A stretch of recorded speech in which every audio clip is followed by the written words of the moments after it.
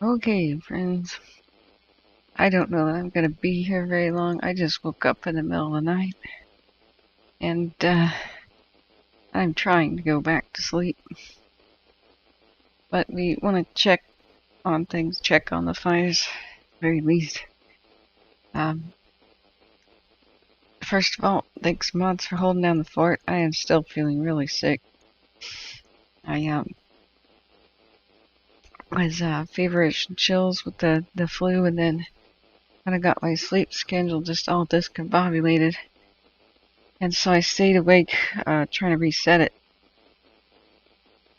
Began the stream yesterday at midnight, and just more and more fires and stuff kept happening and getting big. So I wanted to know really badly what was going on, especially with the Caldor going nuts. And the 7 a.m. update didn't provide any useful info once we waited for the 5 p.m. update. And then that did not provide us any useful info either, which is just a big what the heck. I stayed awake for the 6 p.m. update of the windy and then crashed. And thanks for everybody holding down the fort and giving people their updates today. Hey, Mark. How are you?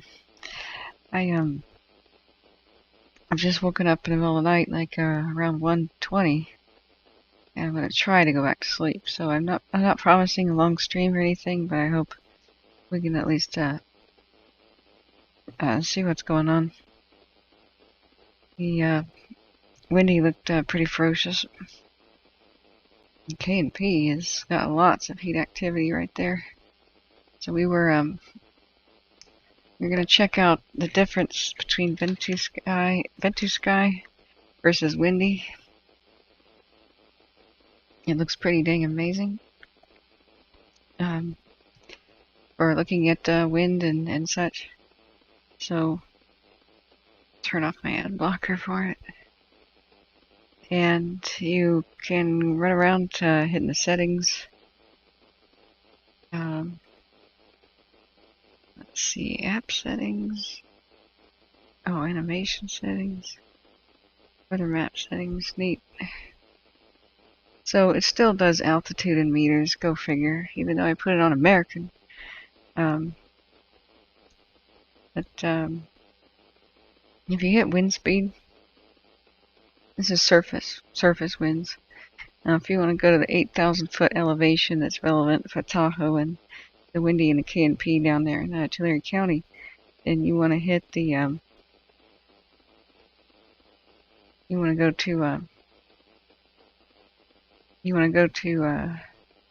2,500 meters. Right there. Changes the whole story, doesn't it? We don't care what's going on at the valley. There's no fires in the valley right now. We care about what's going on at the peaks. And the lovely gentleman, gosh, I can't remember his name, talking about the K&P was explaining what I had tried to explain, but he was talking about it better. That when at nighttime the smoke fills into the valleys, it does moderate the fire there, but these peaks are way higher. And the smoke doesn't have the smothering effect on it, so the peaks go blitz blazing, all throughout the night, while the fire can be reduced to very, very minimal activity down the valleys because of the smoke blanket. Yeah, Mark, I really overdid it, but here's the thing.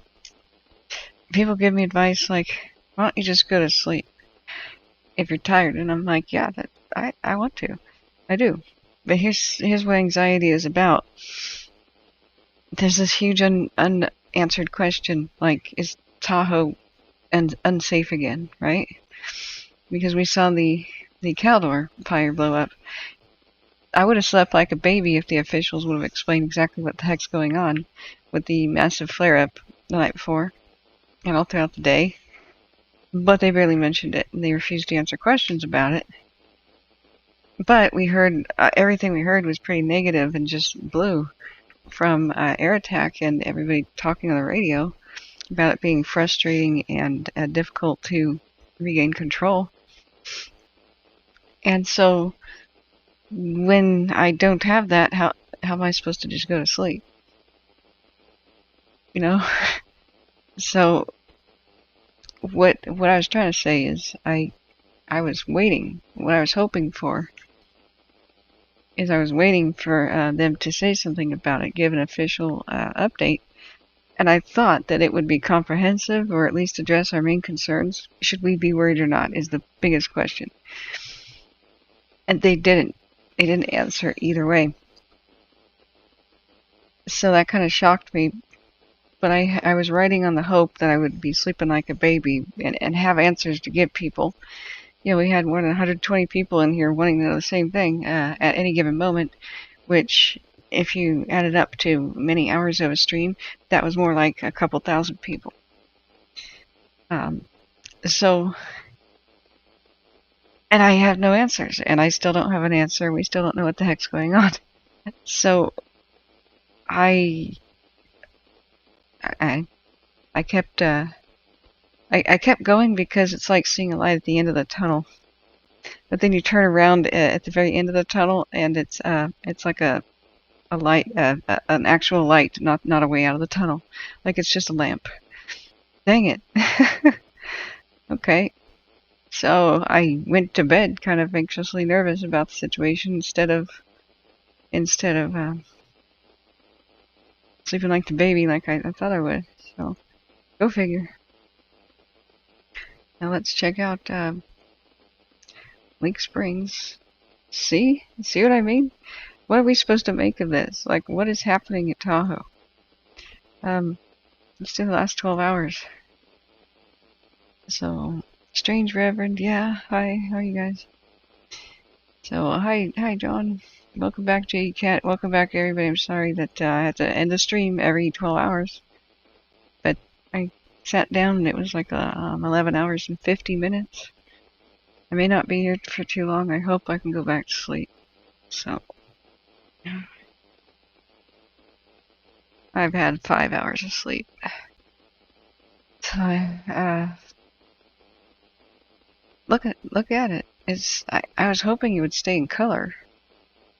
That it had really good nighttime color vision, which was pretty astonishing. Yesterday. Yeah, Mark Scheinfeld says I can't find any info lately and there's no current updates. I know. It's just like, Yeah, so I've tried to explain my anxiety problems and why my sleep is disturbed so often. I did everything, you know. I put on random YouTube channels and just try to listen to that. Most boring stuff in the world, stuff like geology. That worked until it automatically played an explosion sound from an erupting volcano. And then I got off the geology channel and went to boring history channel. But that's our current view of Lake Springs. And here's the thing about nighttime fire monitoring. When people came into my channel last year, especially, before I had too much of an opportunity to train people on what you're seeing, mostly it's light. You know, it isn't solid flames. A lot of it is just reflected. You know, reflected off of the smoke above. And the moment that you go into the nighttime mode, you can see heat in the nighttime camera. You can actually see heat. The human eye doesn't, but the camera does. And so as soon as it goes to nighttime mode, you see, right now it's easy to differentiate between where the actual flames are. You know, these little dots down here. That's actual flames, and then the rest of the pink, pinky orange glow is the light reflected off the smoke above. And then boom, it looks like there's been an explosion, right? But it's actually now the infrared camera just sees heat and light as the same white shade, excuse me. So it doesn't mean that there's a flare-up, but nighttime modes look worse, and it's harder to tell what's going on. So what I also tell people is, don't freak out about that. Just concentrate on looking at the brightest white patches at the ground level. And the flames will be extremely white at the ground level. And you can sometimes differentiate the smoke because you'll see it move in a different swirly kind of a way, and it'll be wispy. The flashes also you shouldn't at all pay any attention to. The camera takes an image once per minute, and if there's been a flare-up that was for 30 seconds, then it died down, well, you'll see a flash of light because just on the one frame, you see the flare-up, and the next frame it isn't. So it's not lightning, and it's not an explosion. People would confuse it with propane tank explosions and stuff, and I'm like, no, it's just a flare-up. But usually when one tree torches, it goes up like that, bam, and the branches burn off immediately, and then it dies down. The tree's done. There's left standing is that blackened trunk, but it just goes. It's done. So that can often be what you're seeing. The last thing is that when you see fires like this burning at night, and people were worried why is it burning so vigorously at night? Doesn't matter if it's within containment lines. As long as there's not massively high winds or like gigantically huge marching flames going somewhere really fast, like in a red flag night, that's usually pretty rare.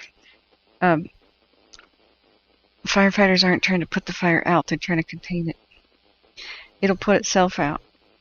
Either winter will put it out, or it'll burn up all of its fuel and put itself out. Just like the stones around your campfire when you're camping. If you don't add any more fuel, the campfire will burn out and go out. It's not humanly possible to actually extinguish it.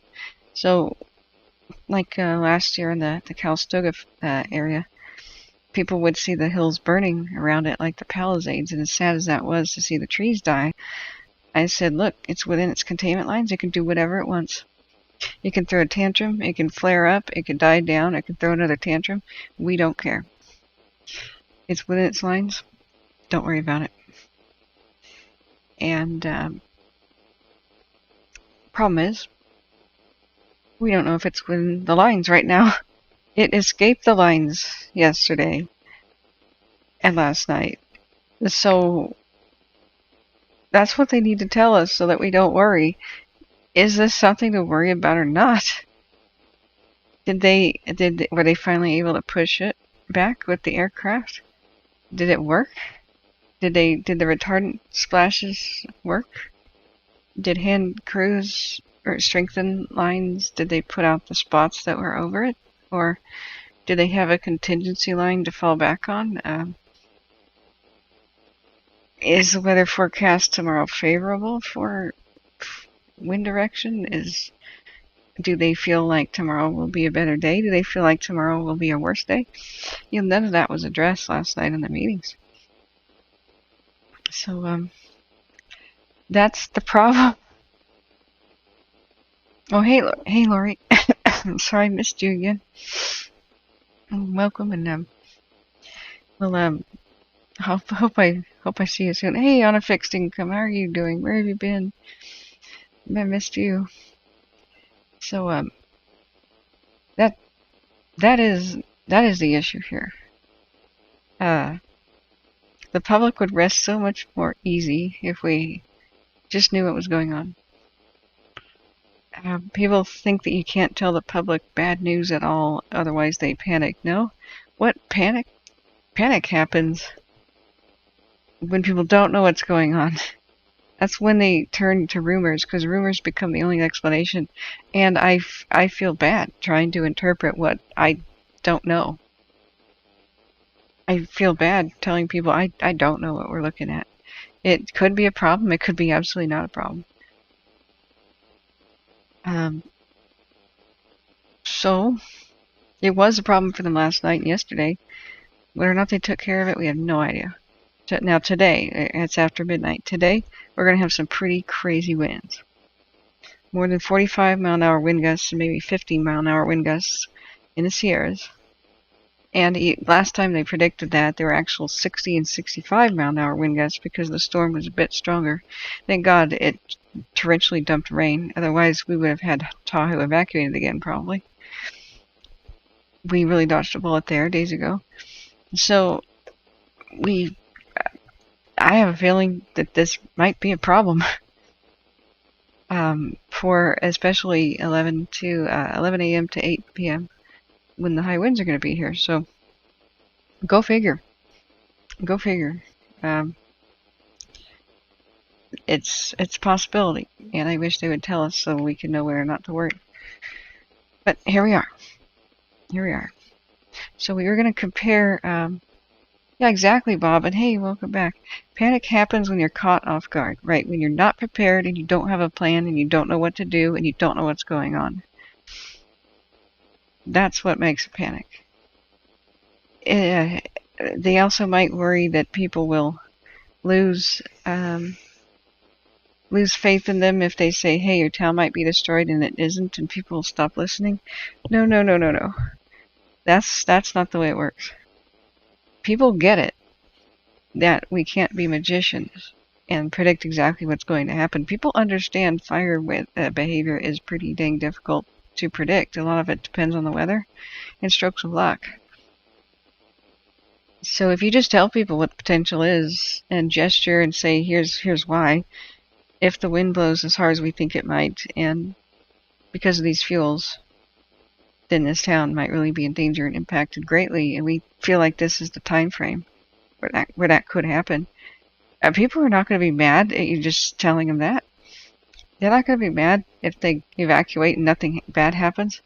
They're going to be pretty grateful in general that they were given enough warning ahead of time to do what they could for the situation, and be very grateful that the worst case scenario did not occur. But what happens when you don't tell people what might happen, and then they lose everything when they could have had 3 days to get their stuff out of their homes, their antiques, their family photos, their precious things, their livestock? That's when they start hating the officials. That's when they stop listening to the officials. You talk about it being okay at your community meeting at 5 and 7 p.m. and then knock on the door at midnight and say get out immediately. That's when they say what the heck. So what we're doing is we're not complaining. We are illustrating the problem. We are identifying the problem so that we can give feedback. That's where they need to improve. We saw excellent communication where the real dangers are communicated to the public, and the public didn't get mad, and the public didn't riot, and the public didn't do anything bad. They just gratefully nodded and accepted it, and we've seen that on other fires. But the Caldor and the Dixie West Zone communications have been just abysmal to the public. Their work has been amazing, but their communication to the public has not been anywhere within the ballpark of adequacy. I do see some signs of improvement, but boy, this is too much of an important topic to ignore and just be polite or be a fanboy and say they do everything perfect when obviously things need to improve. I mean, they are a public agency. We're paying their salaries. We need to know how we're actually at risk. So, yeah. So, let's go and look at other cams. We have more Tahoe cams to look at. I'm sorry, I forgot the Glenn County thing. We should compare the wind gauge to windy, and I'll try to figure out what the difference was and what the problem was. I think it's just looking at the different selection button for the different altitudes. You have totally lazy wind at 10 meters above the ground, like in the valley. You get up to 8,000 feet, it's a completely different story. Now, windy has an altitude slider as well, but it's kind of hard to find. So we'll adjust that and look at a couple more cams. I imagine Hawkins Peak might show us something Wow, is the smoke that thick that we can't see anything? Really? Alright, let's do a 12-hour Hawkins Peak. Let me get up windy.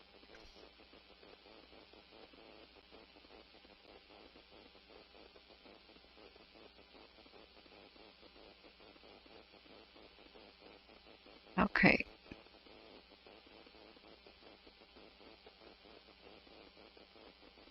Alright.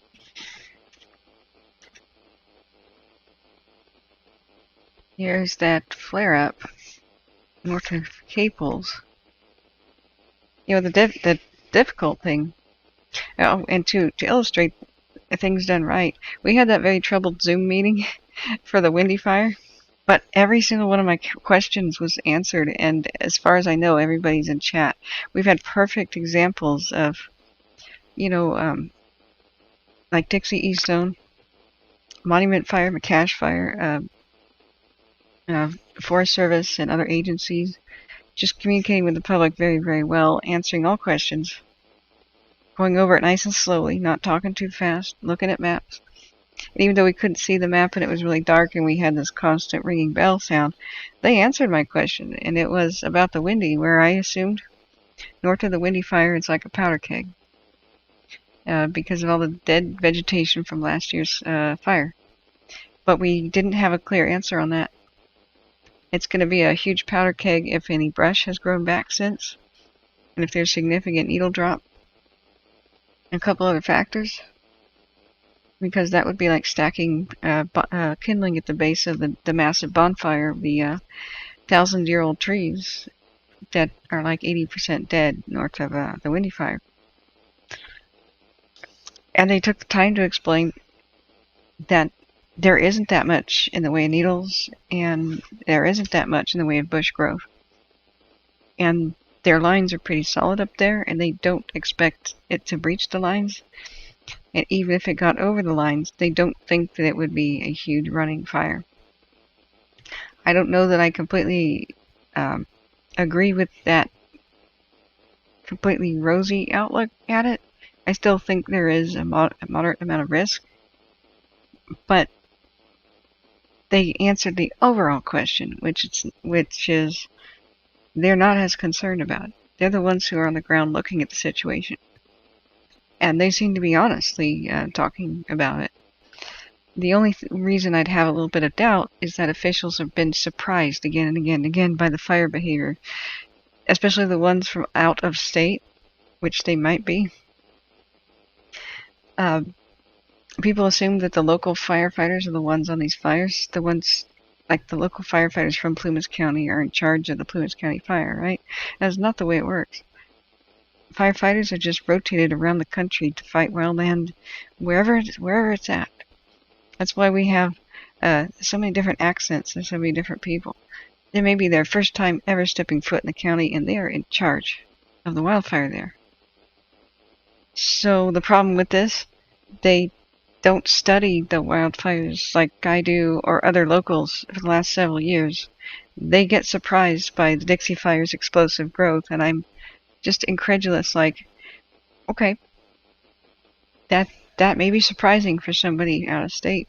It's not surprising for anybody in Northern California who has paid any attention to the wildfires and how crazy they've been moving since 2014 and especially since 2017.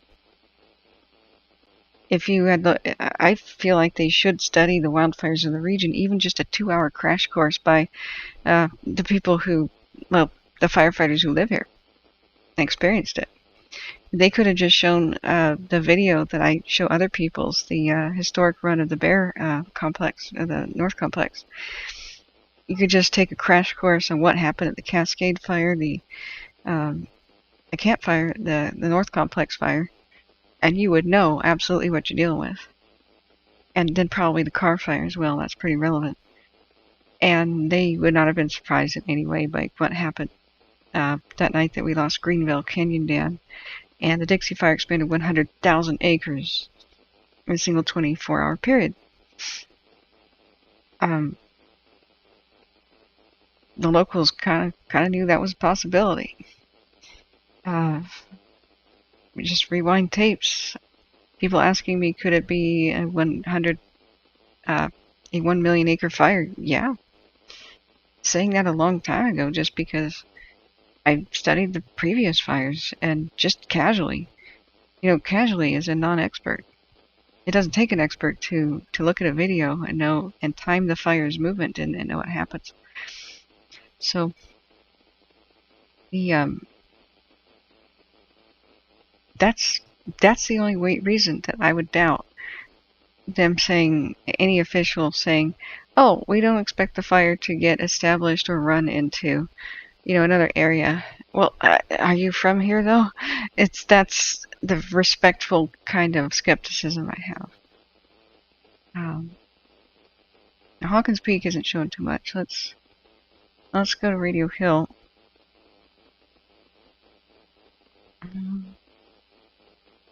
Here at Tahoe, we don't see anything, which is odd. Well, maybe it rotated. Let's do a 3-hour time lapse. See if it rotated at any time to face the fires down there by cables. Oh, actually, that is the fire. That's the glow. It's in the correct position. Okay. Oh. Yeah, Mark is saying, why suddenly no info? I know the air races bring a lot of money. Oh, maybe it's squelched because of the money. Oh, okay. That's one way to look at it. There is a lot of pressure to reopen Tahoe and everything because they've lost a lot of revenue and reopen the routes to Reno, and but I don't know about that.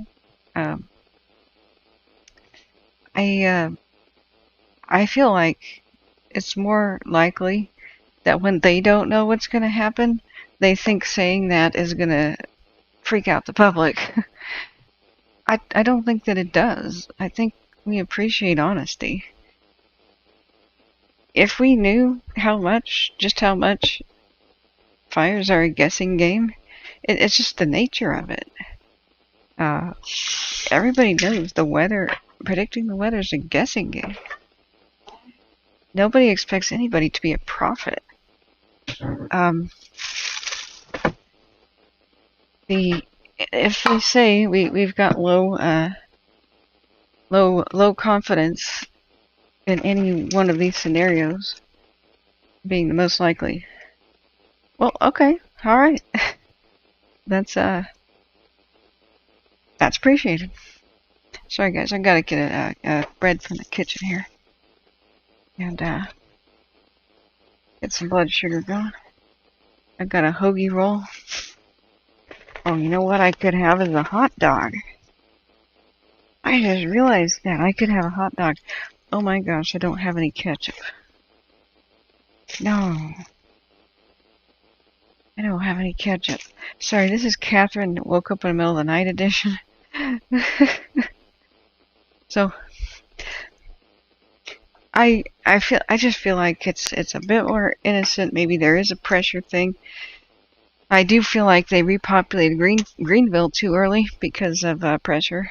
Not the bad kind, like that cat saying, "Open up our town," like in Jaws, Who cares if a few people get eaten by sharks?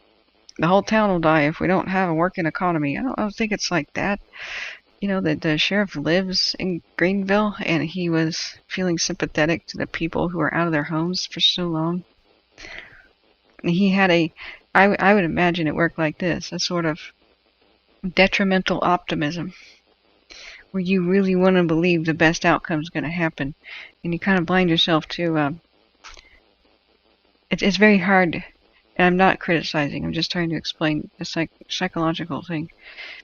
It is very hard to imagine disaster wiping out everything you know, and coming to grips with that being a terrifying reality. It's easier for the brain to just sort of think, that could possibly happen, but it probably won't. So, why would we base what we do on a terrifying scenario that's so unlikely to happen? It's that's why I think somebody not close to a town, somebody completely from an outside perspective with no biases, no emotional conflicts, no economic conflicts of interest should make the call. An outside figure. That might really help evacuation situations going forward. Whoops, that's the Tobias Peak. Because it's a human factor. It's not devious. Even I fall for it and struggle fighting that. When we saw the fire climb up to Lover's Leap and it was going towards Sierra Tahoe, and I looked at the map. I said, guys, isn't Tahoe now in danger? We looked and tried to figure out any which way, anything that could protect the fire, protect Tahoe from the fire from reaching it. I said, okay. Everything in me wanted to not believe that it could go to Tahoe and impact Tahoe. I had that emotional factor of, we've already lost too many good places. My mind doesn't want to accept the loss of something major like Tahoe. And then I just made my own heart calm down for a second, and I just looked at the map. Is there anything that actually protects Tahoe? Are there dozer lines? Is there better weather coming? Is there impenetrable geographic barrier, like a sheer cliff face? Yeah, we can barely see it from Armstrong Lookout. Okay. I'm going to check a few more cams. Big Hill. Did we check it already? I don't think we did. Because everything in me was saying, don't tell people Tahoe's in danger unless it's absolutely real. And I had a hard time convincing myself that it was real, but I reined in these crazy running wild emotions and just said, okay, put that on pause. It's just an exercise for logical reasoning, where you just try to put your emotions on pause a second. Imagine yourself putting on a lab coat, put on nerdy glasses, get a clipboard, get out a pen from your pen protector, pocket protector, and look at the map and say, and just understand, wildfires spread until something stops them. What is going to stop it? And we had nothing. We looked at the map. There were no lines that were completed yet. No impenetrable geographic barrier. No favorable weather. They were understaffed still. Had not completed things. Nothing was going to stop the fire except luck. It'll just go where it wants. It'll go east. So I then had to still consult with experts in the chat. I was like, guys, firefighters, experts, please tell me I'm wrong. Please tell me I'm wrong. And they said, nope, Tahoe's vulnerable. I still had that weird feeling in my heart. Don't say it. Don't tell people it's gonna reach Tahoe. Don't do it. But I did it anyway because I had to override all my emotional instincts. I just made a rule set. I just followed the rules of logic. And I know just how dang hard that is. I failed in the past to warn people about what I thought might have happened. Well, a lot of it was a lack of confidence. But I just didn't want to believe. I mean, the distant past, And now that I've had so much of a fire education, I no longer have that lack of confidence. And I know that I should override my emotions, but it's a very tall order. It's not something we can just expect out of everybody. The best thing to do is get an outside person, just like I had to consult with outside people who have no emotional ties to Tahoe, people who are just wildfire interested people in chat and the educated, and firefighters from just around the country. I sought them out for confirmation. They're the ones who should be calling the shots about whether or not something should be evacuated, in just my opinion. Let's go to Wendy here.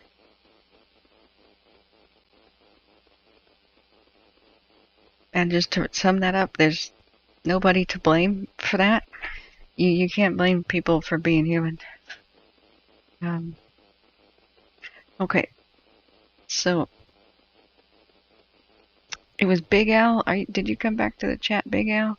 Hot dogs, yeah, Strange Revan. It's hot dog time. How are you, Strange Revan, by the way? It's been a long time. Wait, so Helen says, the reasons burn scars often share boundaries, and fires are often stopped at them. Yep. That's what I was teaching Helen last year and this year. But the problem with burn scars is after 3 years of growth, they're basically primed and ready for a mega fire that's worse. The SQF was just last year's fire. However, there's something called the needle cast. And that amount of dead needles from trees that died but didn't burn, that can be a big factor in things. Not something we can understand unless we go there and look. So, and then Helen says, retardant no longer gets caught in trees and can coat fuels effectively. A recent high-intensity burn, such as SQF, when re-entered, doesn't carry fire as fast, and leading fire edge is not as hot. Large diameter deadwood takes time to become fully involved and add heat to leading fire edge. Live fuels contain volatile substances like resins, turpentine, and waxes, significantly reduced in dead fuels. Thank you so much for that comprehensive answer.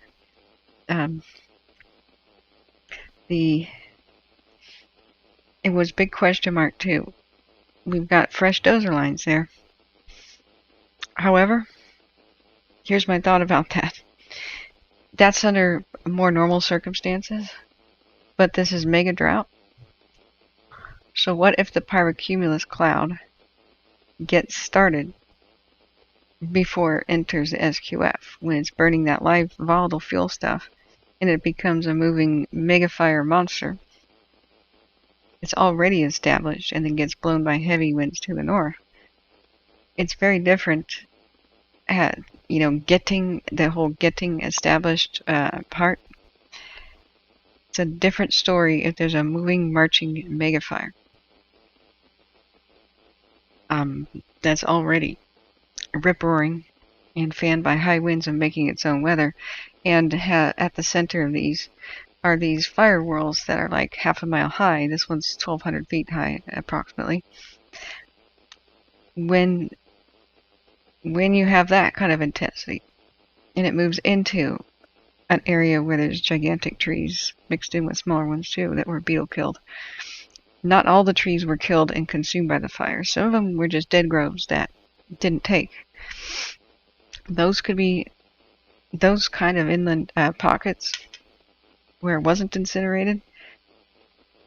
When we saw here on the Moonlight Fire some of the old growth that was burning, it might normally take a long time for a tree to get established and burning, like a tree trunk.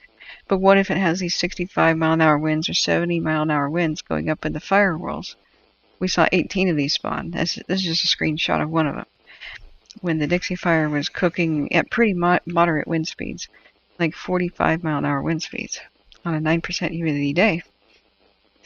Can you imagine a day of like 55 and 60-mile-an-hour wind gusts for some sort of a storm? And this moves into the dead old growth. It wouldn't take that many bushes and pine needles and things on the ground to get this into a powder keg situation, at least in little spots on it. So that's what I was mostly concerned about. If a moving mega fire hits it. I hope that makes it kind of clear, but you're totally right. I'm not arguing. If they're dismissive about it, they're the ones on the ground that can look at the amount of bushes there, the amount of fuels.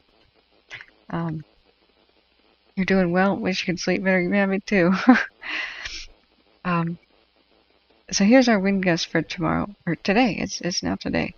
So starting at 8, the winds start picking up, but really it's 11 to 8 p.m. that we would have our biggest winds. So that's the wind. Excuse me, that's the wind thing. You hit the gusts. And that tells the story that's way better about what might hit these Sierras today. Bang.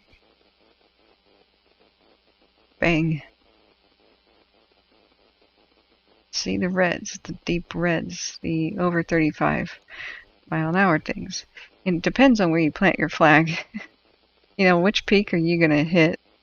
You got 38 miles an hour peak gusts. Oops, that's a webcam button. I don't know how it estimates this. Maybe it's historic stuff. They don't have wind gauges everywhere. But the point is, though, if you zoom out, you can just see the color code that the deep red stuff is approaching or over 40 miles an hour. And as the day wears on, this is one of Windy's forecasts. It kind of spreads over the Sierras, with some deep red going down here by the Windy Fire. And that's just not going to be fun. So we're talking about the slider, and I wish that there was an easier way to do this, but you've got to go and... Which button was this that they were talking about? I think you have to go to... Was it NAM? Which one was it? Sorry guys, I barely slept. With the wind sock. But a button to the right shows up, and it's your altitude. Oh no, I can't remember how this was done. And that gives you a much more accurate picture on Windy, what's going on. And kind of, it's easier here with Ventus Sky, where you just pick your elevation, and you've got your totally different wind speeds. And then you pick your time of day. This is a bit easier interface. It's a lot simpler and clean. So, yeah, Helen, you're totally right. Dixie was curtailed at many locations at burn sites. You're right. Depends on what fire's doing when it reaches. And that's my big concern, Helen, is the fact that it's such high elevation too. 8,800 feet is one heck of a peak height, but that's where the Windy's at, and the pyrocumulus that it's been making. That elevation, this stuff is insane. I don't know how tall it was today, but we rewind yesterday. Excuse me, I forgot it's after midnight. But we rewind this stuff, and this was this is pretty mild wind gusts. We've yet to see anything approaching 50 miles an hour on the Windy Fire. This is what it does when it's like 20, 25. It is burning the landscape in stripes, the way that fire works, and it'll have to run back and forth, left and right, bouncing around from where it's been to consume all fuels. So the clock ticks between how many days are going to go by before there's a big wind event, and then we'll finally see what the Windy and the KNP are capable of, and it's going to be horrendously ugly.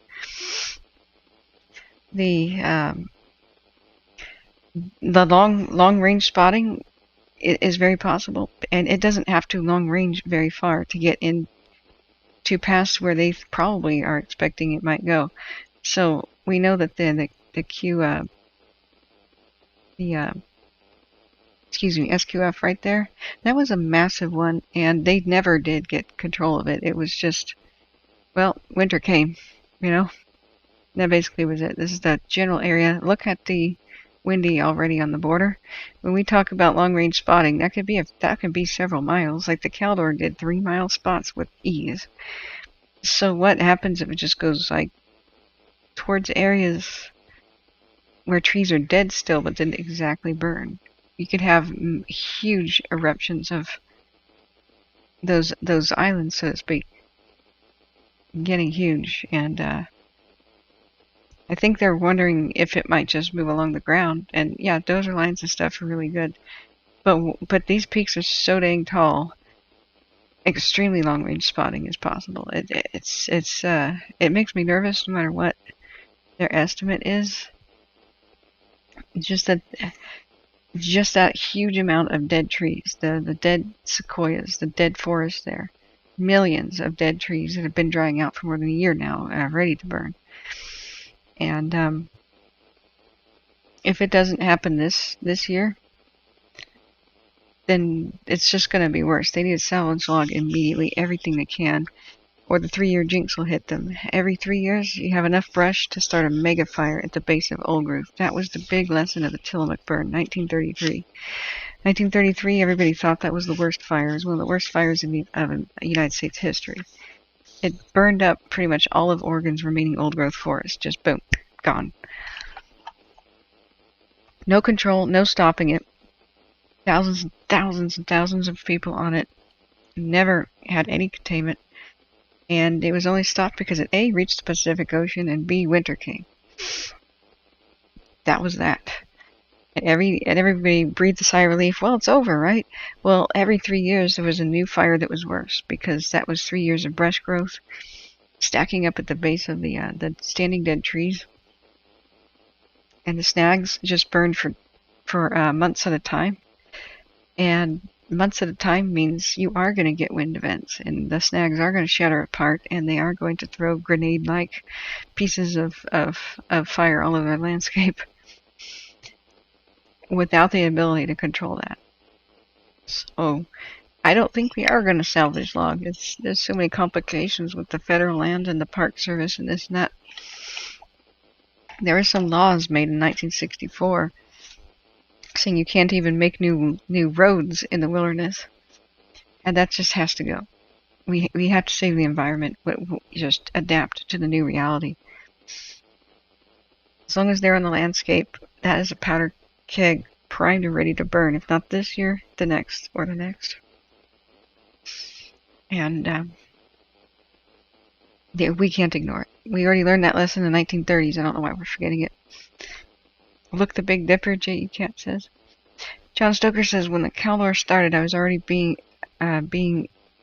connected to Code Red. Oh, you had already been? Okay. My neighbor 500 feet below me got a phone call and a warning evacuation 1,000 feet away up and above us. And I did not get such a call. Well, was it on a landline? Reverse 911 is typically for landlines.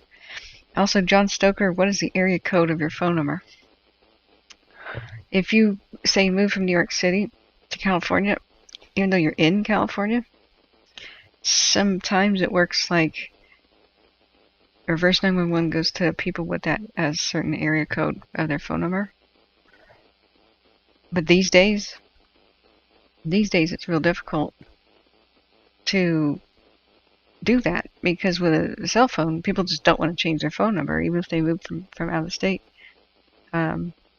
Also, you might have to have settings on your phone that allows emergency stuff, emergency alerts. I have no idea why. That's not always enabled, but when you get a new phone, you have to do that. It's in system settings. Wow, the Windy is going. We'll look at more. Let's go back and look at Tahoe.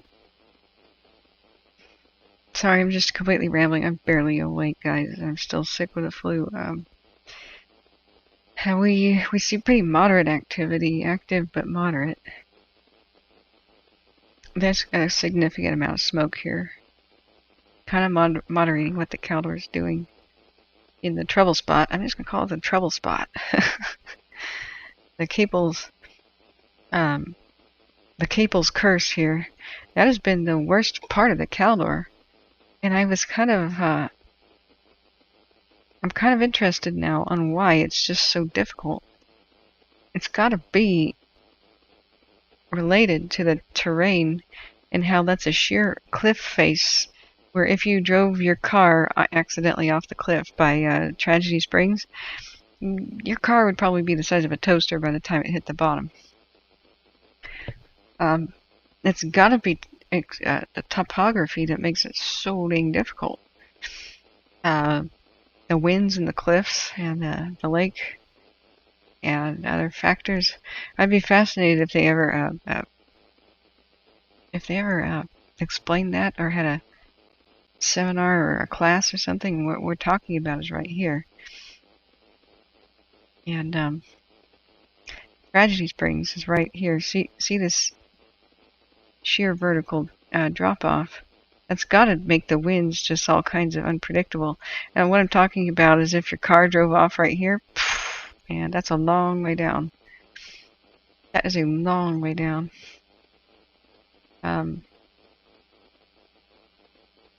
So I don't know how to kind of give that impression, but the highway, that's got to be one of the most difficult highways to have ever constructed in America. Same thing with the railroad. I can't believe they shut down the railroad. It was one of the hardest to keep open, but here's the highway. And I think they had to just blast rock. In fact, when we were using the Google car, we saw the drill marks. It looked like almost like air drills. It might have been where they drilled to put the dynamite sticks in.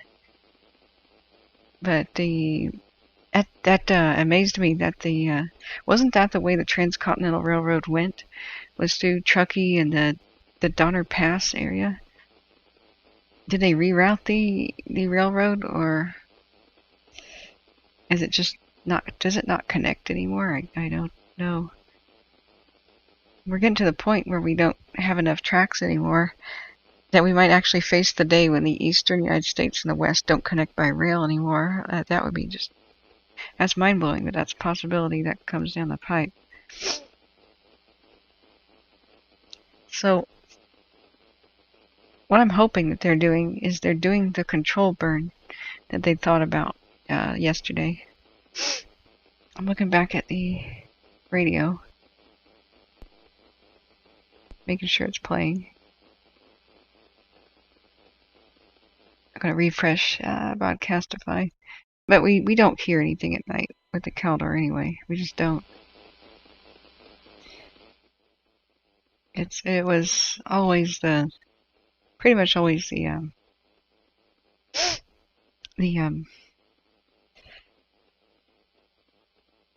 air attack, you know.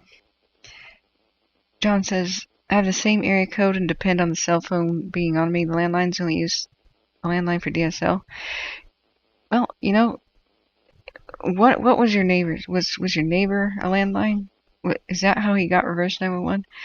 I think one of the points of Code Red, and I have conflicting info, is that reverse 911 doesn't work for cell phones. Somebody said that. Somebody else says it does. A third person said it only works sometimes under some circumstances. Like it's a per county decision. I have no idea what the truth is. But just be on the safe side, sign up for everything. You go into your settings, and sometimes in every phone now, especially Android, settings has a search function. You don't have to dig around for it. Just go to settings and type in the word emergency. You'll have all sorts of these options, and you need to just turn them on. And even if your phone has updated, you still need to turn it on, because to my horror, I found out that the emergency alerts, which I turned on the moment I got my phone, had been turned off by something. Maybe a phone update, I don't know. But my idea here is that I do hope that this red here, which is 2 different heat detections, is the prescribed burn that they wanted to do, but they were worried about doing it yesterday during the high winds. They said they wanted to burn Strawberry Creek, and this is Strawberry Creek. They had sort of a dozer line here. They had kind of a line somewhere around there, and a hand line. I don't know if they connected or what. But this being the margin of error, if this is where the main fire is, it could light this hill. This is a ridge line. It's a pretty big one. And then down here on the other side is mostly rocks. So they were talking about that being risky and not a good option, especially not during the daytime. But if what we're seeing is a smoky situation, which looks like it, with just moderating the fire activity, it's active, but it's not explosive. Perhaps part of that heat detection is them doing that. We can't see it from this camera angle. We might see it a little bit from another. But the fact that all the other cams don't have a clear view of this indicates a lot of smoke. So, yeah, he only has a landline. That probably is why, yeah. So there's also John Stoker. I would get the FEMA app. It's actually good. It's clear. It doesn't crash. It's great.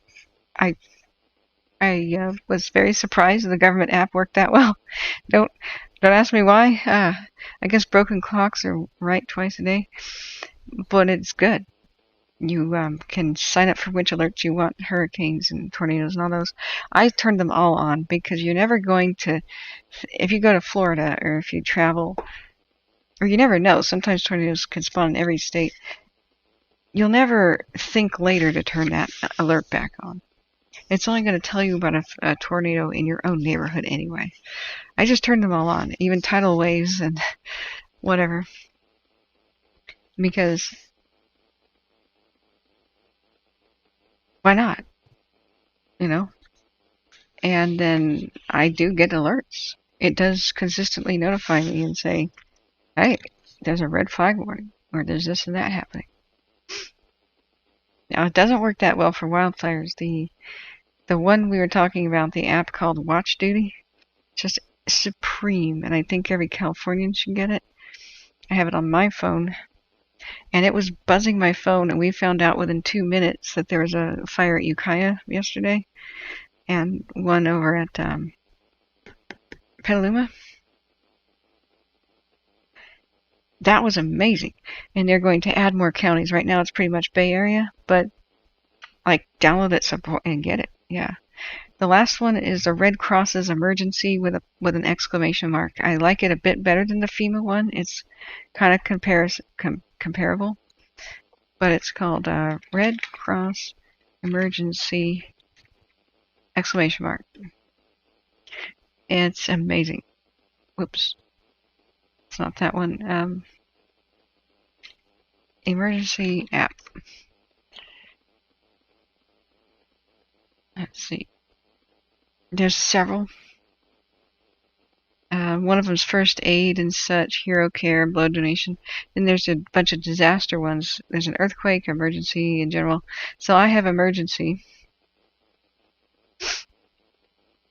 Oh, and if you want this app, there's a handy guide. Get out your phone and text this phone number. The phone number is 90999. And what you do is you text get emergency, no spaces, just get emergency, GET emergency, no spaces, to 90999, and then it will give you a link. This thing is great. So once you figure it out where you set up the alerts, you basically poke your finger on the map, and then you enlarge this circle like a radius, like how far out in a circle do you want alerts. And then you have your different monitored locations, whichever, I think you could pick like 5 in the country. And I put mine at Magalia, California, and enlarge the circle as wide as it would go. And I have pretty much Butte, Plumas County, and all these alerts. Southern Yuba, it kind of expands over towards Tehama. And I click the buttons for wildfire and this and that. I don't need to know about storms and such down there, but I do need to know about wildfire hazards, etc., windstorms, and I put it where my family members are, and it's just reliable. It just works. And the one thing missing is wildfires. It won't tell you a new wildfire has erupted in your area. That's what the amazing app does. That's called. And there's the FEMA one. The amazing app called Watch Duty. Now, I want to promote this especially. This is incredible. This is the one that shows, boom, alerts you to new wildfires like the moment they're seen. I'm talking like less than 5 minutes. And then whenever there's an update, it buzzes your phone. It's amazing. So if this gets popular enough, they'll add more and more counties. So I promote this wholeheartedly. This is the best thing I've ever seen for fire, new fire information, like new fire near you, you know.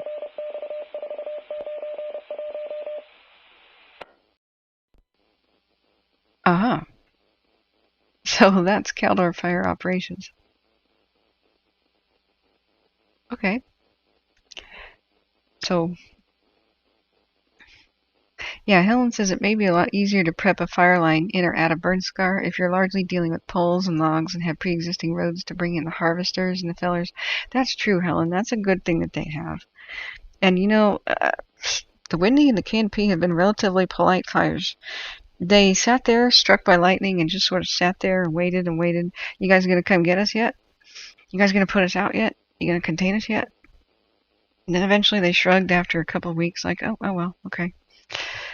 We had a lot of time to respond, and then the wind has been shifting around so much that they haven't marched any one direction. They get going one way, they go, yeah, and the wind changes, darn it, I have to go back the way I came. And then they get going towards the south. Yeah, I can go that way. Oh, the wind changed. I have to go back the way I came. So it's been mostly just kind of enlarging in a big circular radius instead of like marching one direction. That could very much change. It's been polite. It's gonna not be polite the next big wind event. So they've got a lot of time. They've got a lot of time to prep those lines, which has been an insane blessing. We got to count our blessings. We've been lucky. See how round it is? Whenever the wind does push it, you'll start to see it expanding in fingers, you know, in one little area. But see how round shaped they are.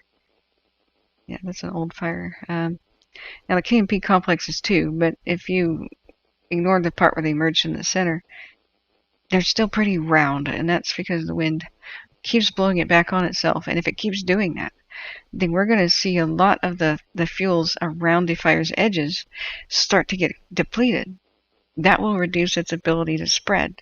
It's kind of like making its own fire line around itself. If it keep here, the picture's worth 1,000 words.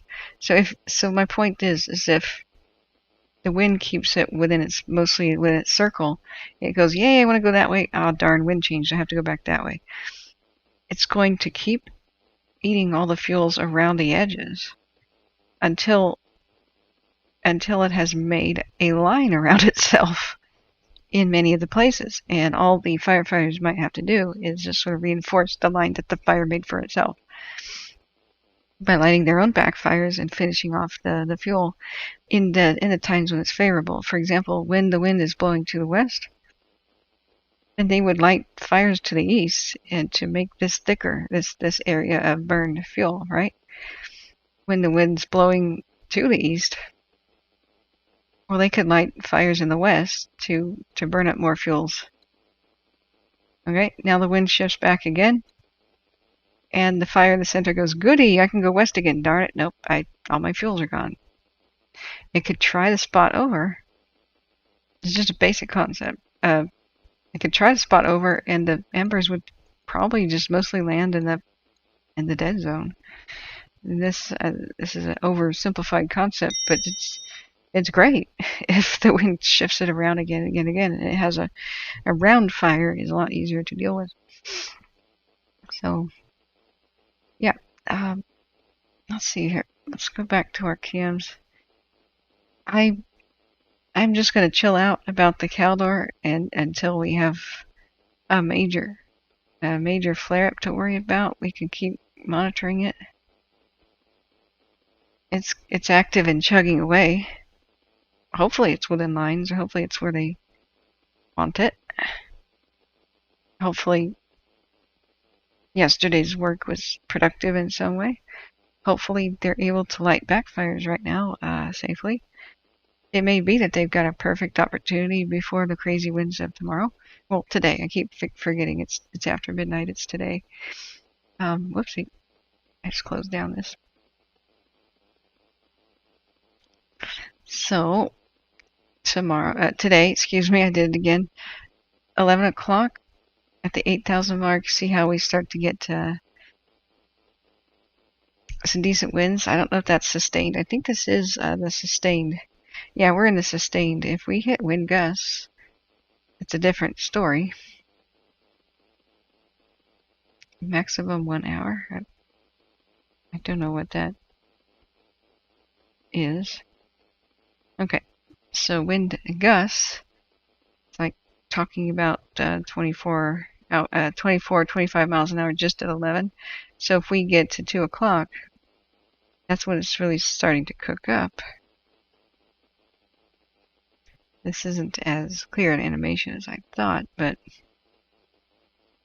2 o'clock to 5.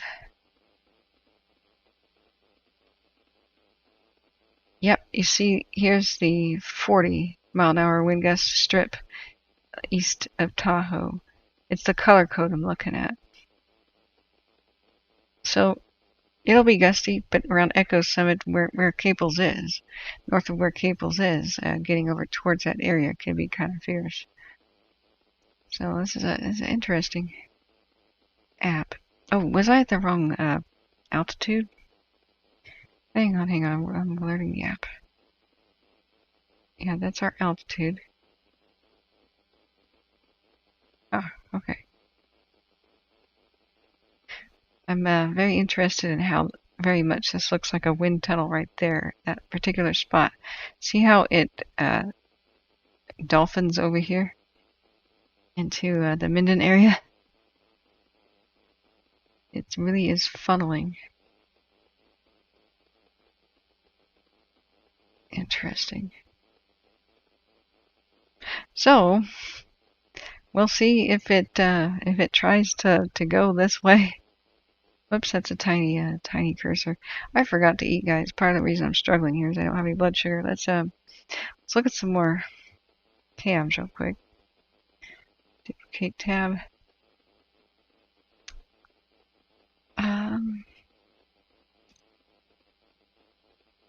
King George Ridge has got a good view of the windy. I'm going to put that on 12-hour. Time for me to go into the let's go into the kitchen and actually get a hot dog. All right. But yeah, the whole landlines not really being that big of a thing anymore. Here's the thing. I tell people, because I teach people about technology, I teach a lot of times boomers and the elderly how to use computers. I get a lot of enjoyment out of it. Sometimes I do a lot of that for free, but I should probably charge more if I don't want to go broke. I like connecting people with technology, helping people overcome their fears. Okay, I need some relish. I don't have any ketchup. I'm just going to roll with it. I'm going to have relish, a hot dog, and it's not really a bun, it's a hoagie roll, whatever. So I've got some beef franks from Oscar Mayer. Uh-oh. Uncured. Is this okay? Uh-oh. Oh. Used by the 15th of July? No. I didn't realize these were uncured. Dang it. Okay, hot dog may be out. Okay, what else can I do? I guess I didn't notice that on the packaging. Uncured means there's no preservatives. Okay, plan B. Now people wonder, why do I talk when I go to the kitchen? Because if there's dead silence, people tune out. They think the broadcast is over. Let's see what I've got. Oh, Costco stuff. I have carnitas.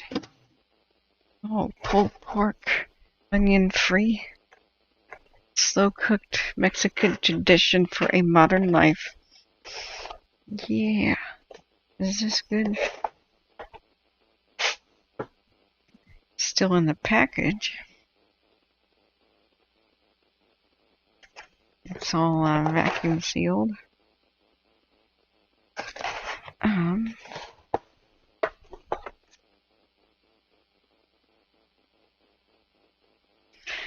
Used by the 17th. Oh, sell by the 17th. Oh, okay, this is still good. Okay, yeah. What do you guys like to eat? What's your favorite meal? Sorry, this is all noisy. I really don't have a lot, like things like hot dogs very often. I like to have carrots and dip them in hummus or bee sauce. I can't even say that on the air, or Google is going to think that I'm not family friendly. But if you go to the store, there's a sauce that's Chipotle, and it's a word that's a female dog in sauce. You know, B word in sauce. I have no idea why that's legal to put a curse word on as your product name, but heck, it's 21st century. And I was kind of shocked to see regular family-oriented stores like supposed to be family-friendly stores like Walmart carrying it. But I have to say, it's the best sauce ever. It's ground up almonds. Well, you don't taste almonds, so it's just not the point. But it's flavored with Chipotle, and it's a nice, just enough zing, like just enough bite, you know. Nothing too fancy. Okay, I have the carnitas, and how do I open this packaging? It's like a super vacuum. Hang on. It's quite addicting.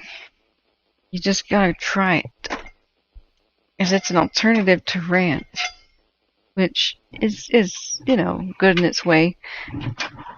But I found out most ranch is good because it has MSG, and that makes me sad because there's a good pizza called the Chicken Bacon Ranch. I think that's a Domino's one, but my friend, who is no longer with us, won a bet, and he said that I have to eat anything that he decides that he decides if I lose the bet, and I lost. You know, he kind of tricked me, but you know, fair deal. So I was like, oh God, what are you gonna make me eat? A hot chili pepper or something? And he goes, you're gonna have to eat a chicken bacon ranch. I'm like, ranch on a pizza? No, sir, no, this is wrong. It's like ketchup on a taco. But it was good. I have to admit, it was good.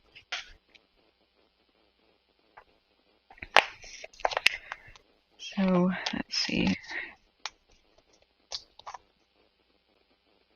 I want to. Come on, open. Food, open. I am feeble. Do you guys ever wake up with weak hands? I feel like I don't have any grip strength when I first wake up.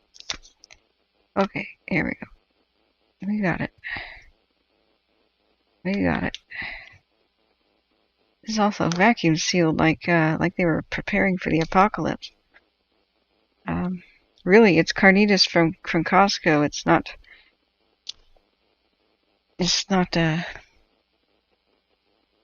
that particularly important to come on, open.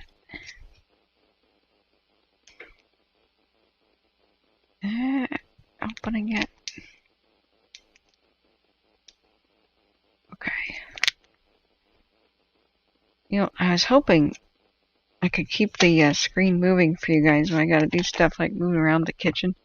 I bet I could do that. I could probably order a script that would move my mouse and just check cams, you know, like go and refresh them. I just don't know if that's against the terms of service of like the websites, but you know, what they don't know doesn't hurt them. Let's see. I don't know anything about programming, or I do it. I've heard such things are relatively easy. You could make a ton of money, like as a programmer, by you would think that you'd make the most money making some lovely app that helps the world or makes life easier for people. Well, the number one way to make money in programming is basically making game cheats and hacks and that sort of thing. And it moves around the mouse and gives you instant headshots and shoot 'em up games. And part of it right now is making bots to purchase things like concert tickets. It'll move, you set it up on your computer, and the moment the concert ticket goes live, nowadays millions of bots just line up and thousands of bots line up and try to buy the concert tickets immediately for scalping and stuff,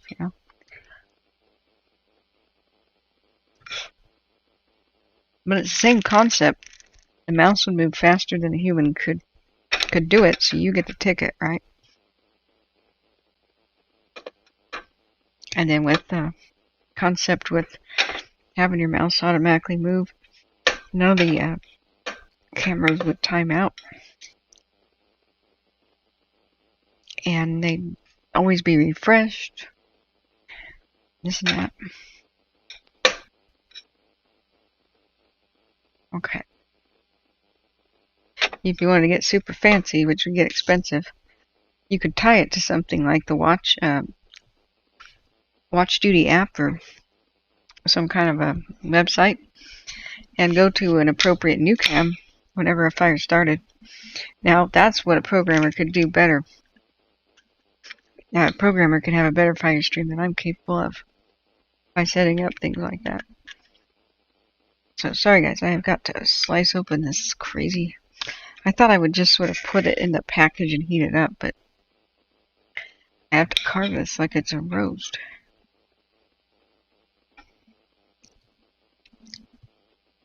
Okay. Should be ready to rock now.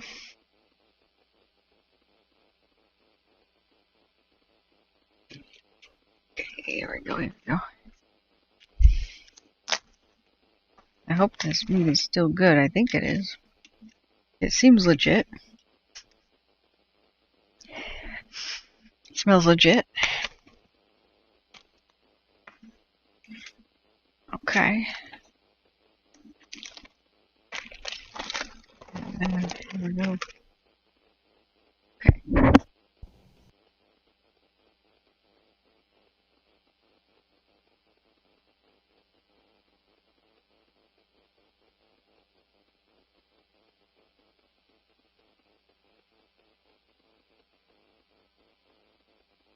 Guys want to browse the cans?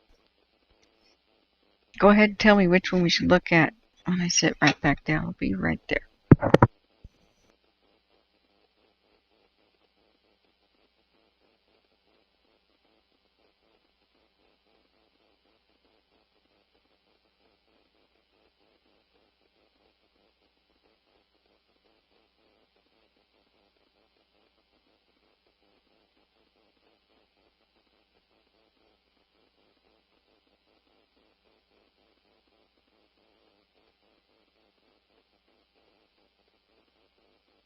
I really like my headset. It's a wireless gaming headset, actually.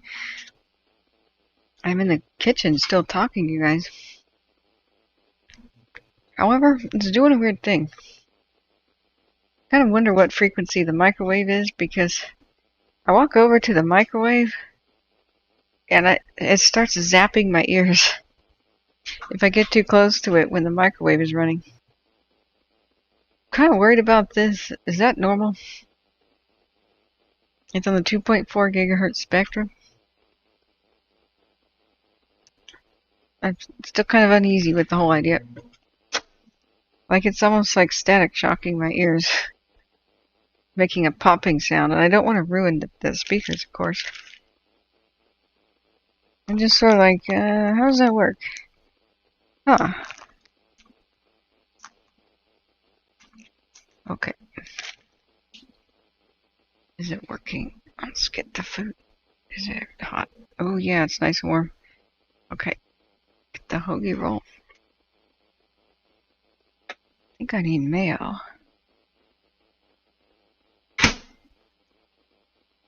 Yeah, I'm putting the relish away. No hot dogs.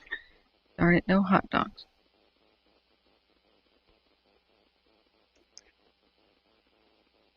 No, oh, not mayo. That's right, the super barbecue sauce. Onion-free Sweet Baby Ray's. Yeah.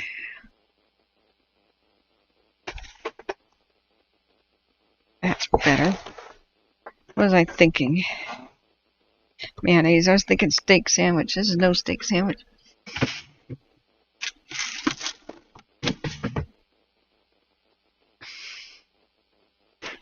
This is a hoagie wannabe. This is carnitas wannabe Mexican food, but I don't have tortillas. I just have a hoagie bun. It's the best kind of bread. All right, we're gonna shovel that meat in there and put in some sauce. And this is gonna be a Kathryn creation of creatively low what do you call it? Oh, don't drop it.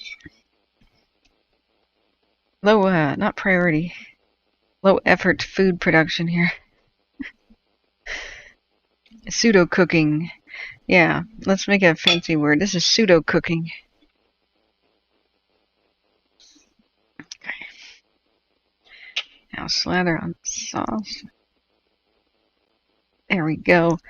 This fair, I reckon, kind of resembles the kind of thing you get at a fair. Like a state fair or something. Oh, that makes me want a churro or something. Oh, why did I do that when I think of fairs? I missed everything this year. The fire season kind of put a damper on that. And I missed everything last year because of COVID, but, you know, I hope next year is going to be better. I'm already thinking about the next one. I don't know about you guys, but the whole 2020 and 2021, that was a little bit rough. It's, you know, I'm ready for the next one. Let's try to have a good Christmas and move on to the good old 2022. That'll be our winner. You know, it's like playing the lottery or something, and we almost had it. Let's just try once more.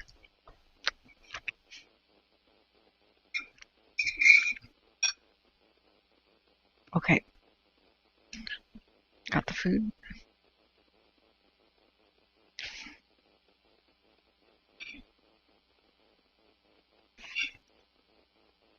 Sorry guys, it's taking me a little bit longer to... I thought I was just going to put together a hot dog, and we had to be a little creative there. Alright. I haven't tried it yet. Oh, I think I should get a peppercini. That's what's missing. A little bit of zing. Don't forget to the mazzetta. Slightly uncomfortable with the vibrant color. I mean, these pepperoncinis are kind of unnaturally yellow and neon green. I kind of speculate on what this food dye might be doing long term to me.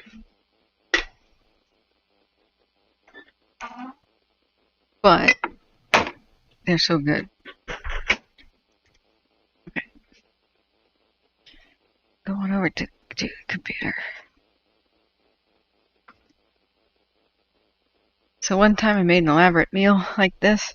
I walk over to the computer and I just spoken and made some funny jokes and all that kind of things on the stream.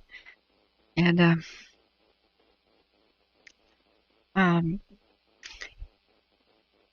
and I was pretty proud of the funny comedy thing I had going on in the kitchen. I walked back to the computer and it said I was muted. I had hit the master switch for mute. Son of a biscuit. Then I came back and 80 viewers were gone because it had been completely dead silent for 6 minutes. Nobody knew where I was. It was like full of hello, hello, are you there? And that's why I talk the whole time in the kitchen. I'm in the kitchen about that, something, anything. So, all right, going back. Primate interface technologies. Hello. Yes, that's normal. A microwave runs at 2.4 gigs. Okay. I feel a little better, but I really thought that the microwave contained its radiation better than that, or the frequencies. It has that special door, Seems to be in a metal steel housing. I kind of scratched my head about that. But glad to know that that's normal. And if anybody has any computer problems with like mice that are on the 2.4, maybe Wi-Fi settings, maybe I should keep on the lookout and say, especially people getting online in their kitchen or something, or in a small break room, don't have the microwave right next to everything. Okay. Shaz, oh hi, I'm making you hungry. Sorry. Here, have some. It's on its way. Now I'm about to try it. I just realized I don't have a knife. Well, I kind of do. It's really small, but that's a big sandwich. Okay, I'm gonna cut this. Okay, for the moment of truth, let's see if what I made is actually good. All right, taking a bite.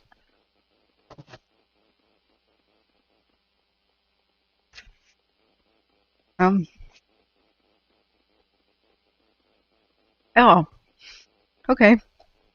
I managed to only eat bread and sauce. I'm gonna try this again. It's a big bun.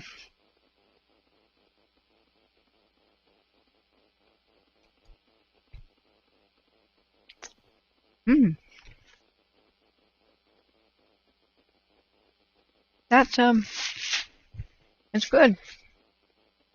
Yeah. I think I like this better than a hot dog.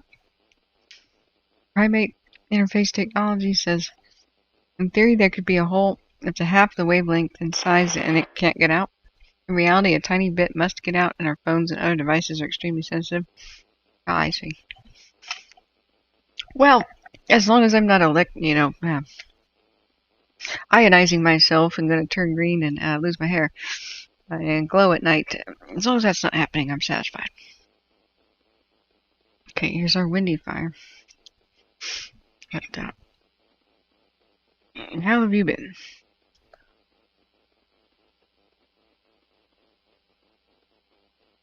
Alright, I'm going up to chat. Seems like there's only 20 of us souls here anyway. Probably half of which are asleep. We'll take a look. We've got the windy being pretty active. There's the King George, the Leak Springs cam on the Caldor. Pretty active. Let's do a 15-minute. Figure out what we lost in the last 15 minutes.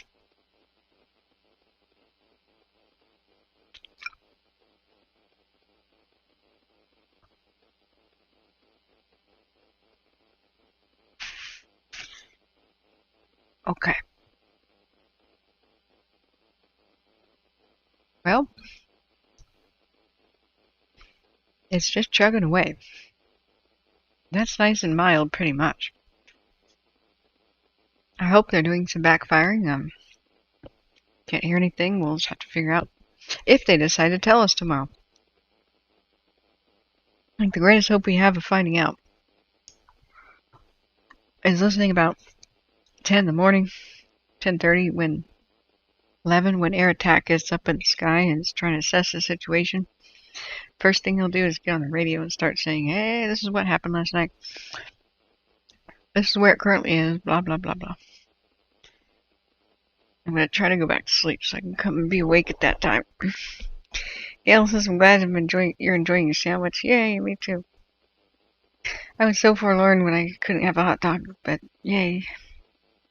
I would not have remembered that I had this meat about to expire unless the hot dog meat had been expired, so the sacrifice of the hot dog meat was not in vain. I'm honoring its brave sacrifice.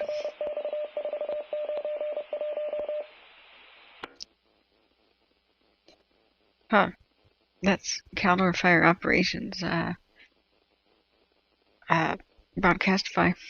We're going to have some decent winds tomorrow from 11 to about 7 or 8-ish. Peaking, 2 to 5 p.m. That'll be very interesting. This is the way it's... Where does the fire want to go? Where the wind blows. Now it's going to be on the edge, and it's got that huge steep drop-off. Is it going to try to make it to Nevada, though? Tomorrow it might try. If it makes it... Wrong colored pen. If it makes it around this edge, or up this edge, around Sierra Tahoe, it could try to do the leap in different directions. Then it would have... If it got established here, it could run all the way to Nevada or wherever it wanted to go, depending on what they've done to make lines over here. I don't know that they've done much at all. It's hard to say. They did some to contain this stuff in here, but it just depends on where it would try to run and leap, and if it could make it to here, that would be interesting. But for the most part, this will be the wind direction, kind of northeast to almost due east, pointing to the east, like a west wind, southwest wind, pushing things to the northeast or to the east. There's a lot of just granite and rock and stuff over here, but we've got all those patches of green.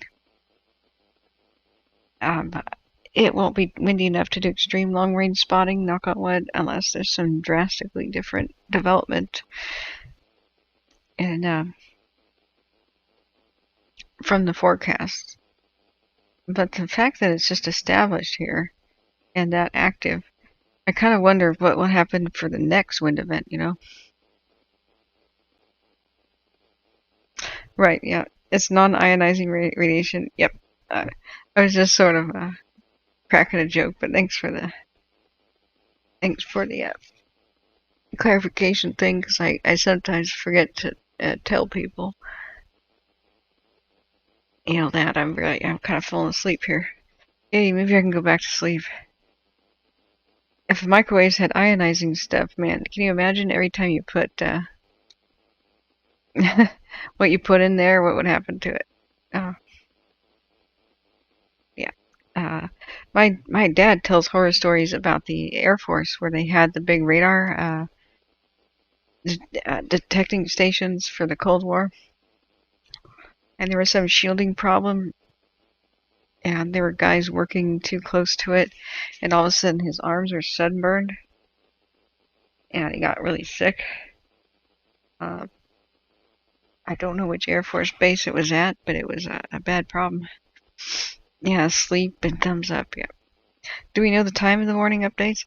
Well, every morning at 7, there's usually every single fire. The crews meet and have a powwow about the day. And it's the night shift kind of like tells the day shift head honchos this is what happened. And then the team leaders then talk to the crews and say, this is what happened, this is what to expect today, this is what I want you to do. But those are morning operational briefings. Those are not for the public. We see them occasionally uploaded to YouTube. Occasionally they're on Facebook.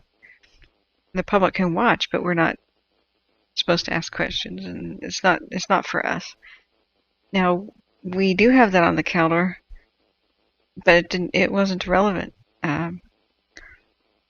For some reason, it was just like, we had trouble over here. They gestured at the map, and they're like, next. And we went, what? At 7 in the morning? 5 p.m. is the Caldor's community meeting. But they didn't tell us anything last night either. And that's why we're just so, what the heck.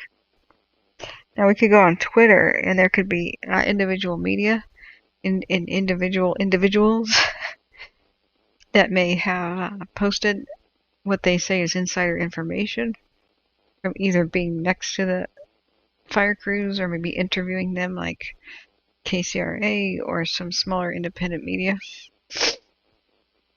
But I would hope to get it from the meetings. I would hope they just tell the public straight from the horse's mouth rather than getting secondhand type quasi-rumor stuff. Oh, hi, Sarah. How are you? Speaking of independent media, wow, speak of the devil. I am trying to go back to sleep. I woke up at 1:30 for no reason. Pretty sick feeling still. How are you doing? Did you know about the donation thing that Bob was doing? He's awesome. I don't know if Bob is still over here with us. I'm trying to check out the cams. It's active on things like the Caldor and Windy. You made it to the Caldor last night? Yeah, do you have any insider info on what the heck this is? Is it a problem? We know it got outside of their lines.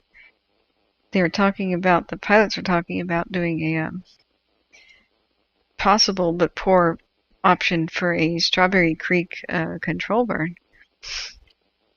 And that's all we heard about it. The community meeting said nothing. The morning operational briefing said nothing.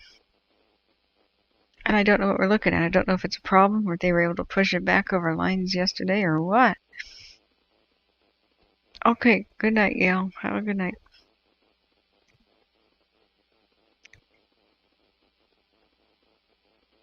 I don't think I'll be here at 7, but we can watch it later. It's now 4 in the morning. If I can go to sleep, I hope I sleep a lot longer than that. Oh, cool, thanks. And mind you, I'm on the verge of falling asleep, so I'll try to understand best I can. I just gave myself a sandwich. It'll be good for blood sugar. Do we have anything to watch? Maybe we have a meeting that I missed or something. Let's check it out while I shovel food. But yeah, thanks for the info, Primate, about microwaves. I think they're amazing piece of technology. There was a Shasta Trinity Monument Fire update. That was 6 hours ago. Hey, there's a there's an incident update with Dennis. Let's just watch this. These are so amazing. These are the examples of great communication. I'm gonna put some more food in my mouth and check my email. Let me do that. Thanks so much, Sarah. And I'll tell you about the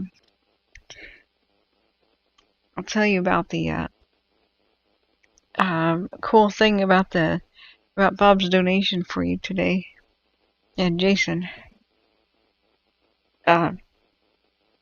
So Bob O'Connor, he gave me money to give to you. He's such an awesome person. Jason came in and said that somebody he knew died of breast cancer after a 6-year battle. So Bob O'Connor wanted to give him money and gave me money to give to him. I said, okay. And then Jason said, give it to somebody who needs it. So I said, why not Sarah?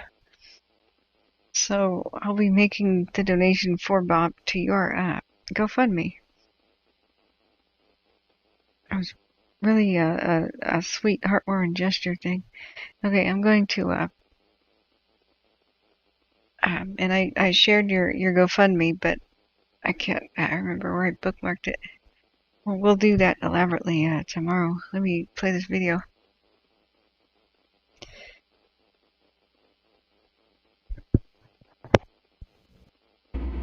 Good afternoon, Dennis Burns, Fire Behavior Analyst for California Interagency Incident Management Team 2 with your River Complex update for the afternoon of September 21st. Starting up at Cronin, like I mentioned this morning, we had 2 engines out here looking for accountable property and backhauling that back to ICP. Just got off a flight, no detectable heat out here whatsoever. jumping down into the Cecilville area. This whole north side of the fire going all the way up into Division Lima. The only heat that I saw was well interior, well away from the line. You know, maybe some of these islands, and not any aggressive fire behavior by any means. There was one little smoker in the middle of this, but again, no factor to the line. It wasn't close, and it looked like it was just a smoldering stump hole. See the crews out here. We have one crew coming up the slope, one crew coming down the slope. The hope is that they're going to meet in the middle somewhere and get all this gridded out, and you know, that's all mopped up and working it this way, and then working it this way. So looking good there. No visible heat anywhere across the top till we get down past drop point 66, Little Mill Creek. We have the hand line down in here. There is some visible heat. It's pretty far up the slope. It's not real organized, but it is slowly moving down. The big concern is rolling material coming down, but we have the creek and the hand line, and they're in a position to pick all that up if anything does come down. Coming down to the Tango Blue spot, it was relatively active, but there's a couple of copters working on this spot, kind of holding it in check. It looks like they're about to this point, so maybe a quarter to a third away with hand line, direct hand line on the spot fire, and they're just going to keep working that out until we can put this one to bed. However, there was 2 visible spot fires that haven't showed up right out here. Suspect that they probably occurred on Friday, and then we got the rain Saturday. We didn't get infrared, so they couldn't be detected. And then today, being the second warm, dry day, they've showed themselves. Those are also being worked with aircraft. Neither one was very large. Both were well less than an acre. Coming down into Division November, when I was on my flight, the crews are using that combination of direct and indirect attack that we've been talking about. They did put some more tanker drops in here to support those crews, and then once the tankers leave, they come back in with copters and are working that to keep that edge cooled down. Same story in here. They've almost got the corner turned and tied into an area that's already burned. That's what we call hard black, no heat detectable, and the fire has no choice of advancing. Coming down through Coffee Creek, no detectable heat. Everything's looking good. They continue to work out this little bit of section. It's on a very steep slope. Again, I didn't see any visible heat, but sometimes the crews can find stuff that we can't. Coming into this big horseshoe area, there is still heat in here. Again, not real organized. Depending on how many warm, dry days we have, this fire will continue to kind of back down through these little drainages. Again, no possibility that that fire will ever get past this point. It's just too much rock. I mean, there's almost a mile of rock that it would have to get through, and then up over the top of that. So everything's looking good. Coming along the south, again, no detectable heat up here in the rocks. The only heat that I did see was almost right here on the break. It was actually below this little parenthesis mark.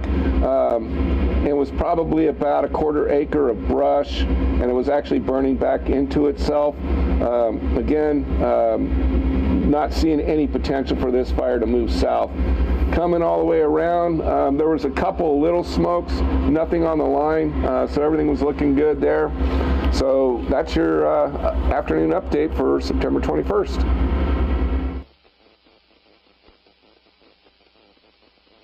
Now, that is an example of excellence. That's one of the reasons everybody loves Dennis. But really, Forest Service has done just an amazing job in general. Wherever they are in control of speaking to the public, we get good information like that. Oh, that's so sweet. Thank you, firefighters. I have no idea why the Caldor just isn't like that, or it's a Cal Fire thing. You just have different rules on communicating to the public. What the heck? That looks like a giant sausage. Erosion runoff thingies, barriers. So, sorry, excuse me guys. I'm barely clinging to the edge of consciousness. I need to go back to sleep. Sarah says, Caldor was quiet when I got there last night. from my vantage point on Highway 88, it was all pretty much stuff that's already been burning. Well, yeah, when they got to it to work it with the airplanes, they were smoked in and they couldn't do the VLATs that they hoped. No big retardant drops really happened. I mean, I went to bed about 6:30, but they just weren't there. And they tried some helicopter drops. They were so socked in with smoke. The wind was going so much that on the Caldor, they were missing their targets. They were painting rocks red. They were talking about, and it was funny, the webcam that you linked us showed red painted rocks at the actual Caldor Sierra Tahoe cam. And they've tried water, and water just kind of went into a mist. And they said, well, one of our ideas is we could try firing the Strawberry Creek drainage. And they said, oh, that's not a good option. That would be difficult, meaning probably difficult to control. And yeah, the it's active and vigorous. We're looking at the Windy too. The Windy is also active and vigorous, but not explosive right now. And we waited, and the morning operational update just said we had some issues here. That was it. They didn't explain what happened. And the 5 p.m. Community meeting didn't explain what happened. So the last thing we heard, though, was the pilot sounding really depressed and frustrated and sending most of themselves home. We could hear something around 11 when the pilots show up on the scene again. Sarah says the inversion layer really got everything laid down while we were there, and there was almost no wind. Yeah, there was a moment of time for a couple of hours where it wasn't going to be as windy, and then it picked back up at 11. And most of the winds pick up between 2 and 5. That's their most robust, craziest time. And then they eventually start going down by 8. But today's going to be a worse wind day. It's significantly more intense than yesterday. So let's just go to this. See how Wednesday 4 p.m. we got the reds, the 45-ish mile an hour wind gusts. So over the K&P it's around the 30-ish, 35. The Windy will have a 40-45 mile an hour gusts, and so with Tahoe. And we just don't know. So you said you heard the air attack around 5 or 6 debriefing of the radio? Oh, okay. We were watching a couple of meetings at the Caldor at the time. We may have had it muted. So, but whether or not it's over their lines, whether or not they got it under control, whether or not they expect it to breach again is a big question mark, because they just didn't tell the public. That meeting was one of the shortest I have ever seen in my life. We were all flabbergasted, like, what? They took like 2 questions, even though like about 50 were in the chat. And I had hundreds of people back in the chat again. It's the first time in a long time. So you also didn't see any personnel on the ground? Not a single soul? Wow. The radio's clicking, but nothing's really happening. So weird. Nobody was at Sierra Tahoe, like the plateau, or like at the camp or whatnot. Sorry, excuse me, guys. What is that in the distance? What's that? This is our latest Leak Springs cam. Is that the higher elevation behind it?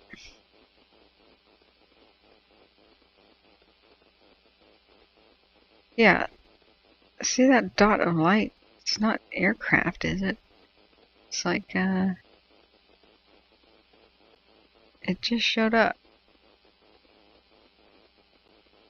That.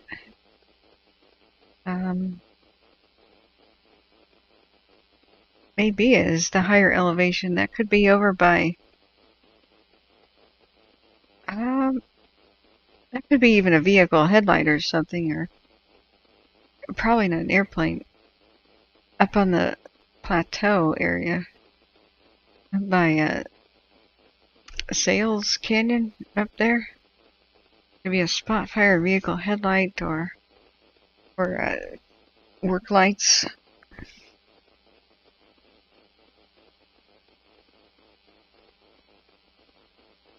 Huh.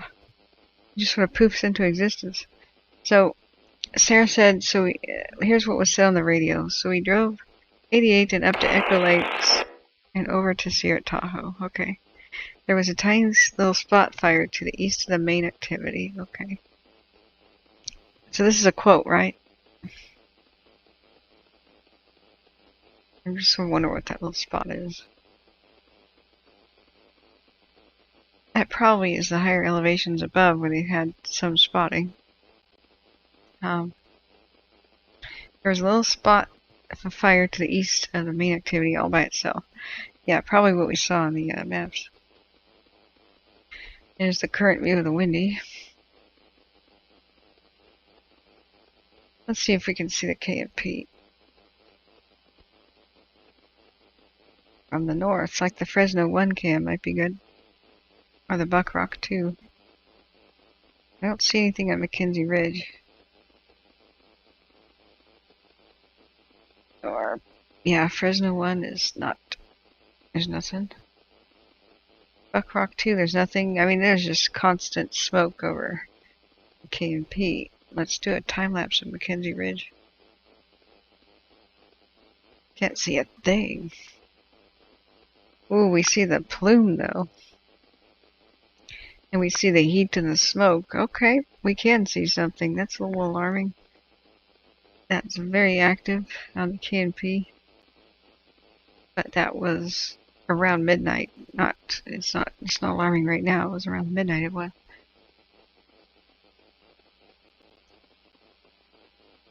Oh, okay. So everything not in quotes is the quotes, and everything in quotes is your commentary. Okay. Alright. So, they said on the radio, we drove up to 88 to Echo Lakes and over to Sierra Tahoe. There was a tiny little spot fire to the east of the main activity, all by itself. Fuel is back and front-loaded at fire's edge. Oh, okay. No, everything not in quotes is your commentary. Okay, see how tired I am? I'm barely hanging on, guys. I gotta go to sleep. Can you tell us what is everything okay with it? Did they get it back within lines? Are they satisfied? Is there anything to be concerned about?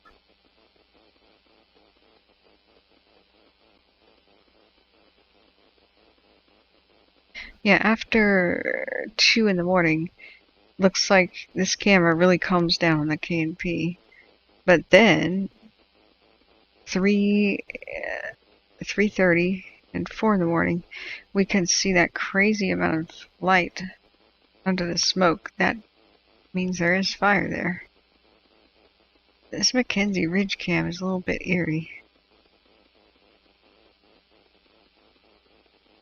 Let's look at the KNP's heat signature. Yeah, that's quite active right now around Yucca Mountain. So KNP is vigorously active. It's just you can't see much through the smoke. That's eerie. Let's try the Fresno just in case. The 6-hour Fresno. See what we get.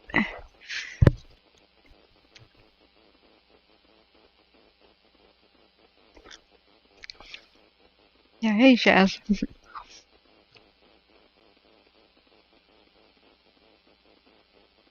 So they said the fuel is back and front loaded at the fire's edge. So on either side of the line, heavy fuels. That's why I interpret that. It's just ready to burn. Worried it's going to see single and small group tree torching this evening. Because if that happens, it's set up to start making a straight run. Oh, okay. That's interesting. Which direction? To the northeast or to the east?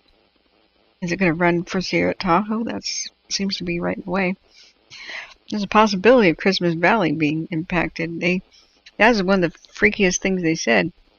is they said, why, they took a, I think it was a question from the audience, why is Christmas Valley still under a warning? And she basically sidestepped the question like a politician and kind of said, well, when we feel that it's 100%, it won't be in a warning. Okay, but what really is the threat from? If they had just said this recent activity, I think people would be satisfied, but it's just sort of an alarming kind of a statement.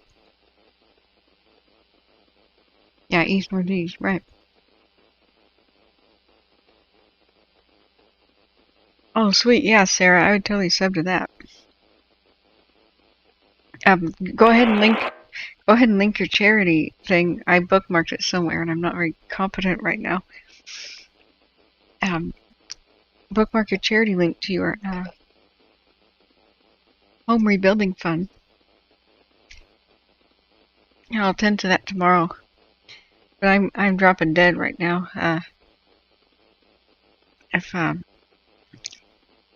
Sarah says, when we were on Echo Summit, I saw visible smoldering on the side of the mountain over Christmas Valley. Really? Wow. I was hoping that they'd kind of elaborate on that. So here's the Bear Mountain Fresno. It's showing the incredible amount of heat in the smoke and that light from the fires. The fires are invisible in the smoke, but you can see the flashes of white up in the sky. That's the heat of the fires going up. So the KNP is actually active right now, and kind of a little frighteningly so in this amount of smoke. It's still less active than if the smoke wasn't there. But it did not die down. We got lots of new heat detections right now on the satellite by Yucca Mountain and especially. So the wind plot, that's an interesting wind. Northeast wind blowing to the southwest, and the nocturnal winds. What? What's that? Why is the KNP over here? Is that new? What the heck is that?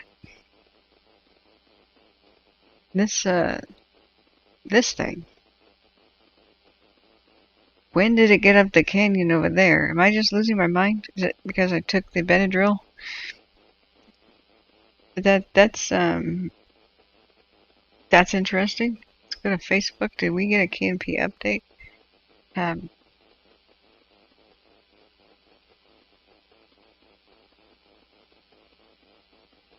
The weather update for 12 hours ago was looking pretty sobering.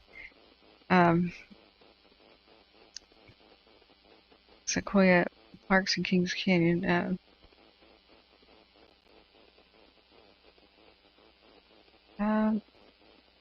Community meeting in Pinehurst tomorrow night and in Three Rivers. Okay, 7 p.m. The event will not be live streamed to Facebook due to poor reception of the location, but a recording of the meeting will be made available on Facebook and on InstaWeb in the videos section after it concludes. Aww. That is something that needs to be bettered for the community. High-speed internet has to go to rural communities. I'm very glad that California is getting that. The governor signed that. Even a broken clock's right twice a day, right? I don't know if it's a good bill or a bad one, but the concept is good. Small towns not having good enough internet just to simply live stream an emergency meeting, that has to change.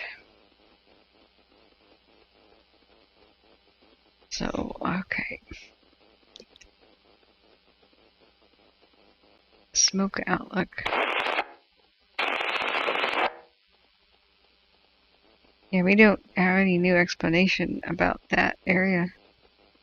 But I didn't think that was on fire before. I think I am just too tired and need to go to sleep. No, it wasn't on fire before.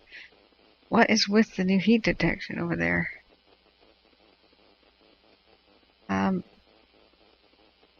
Okay, I think it may have finally kind of come over here to the ridge, but and then that could set off a square for something like that, and maybe the north wind pushed it up that way.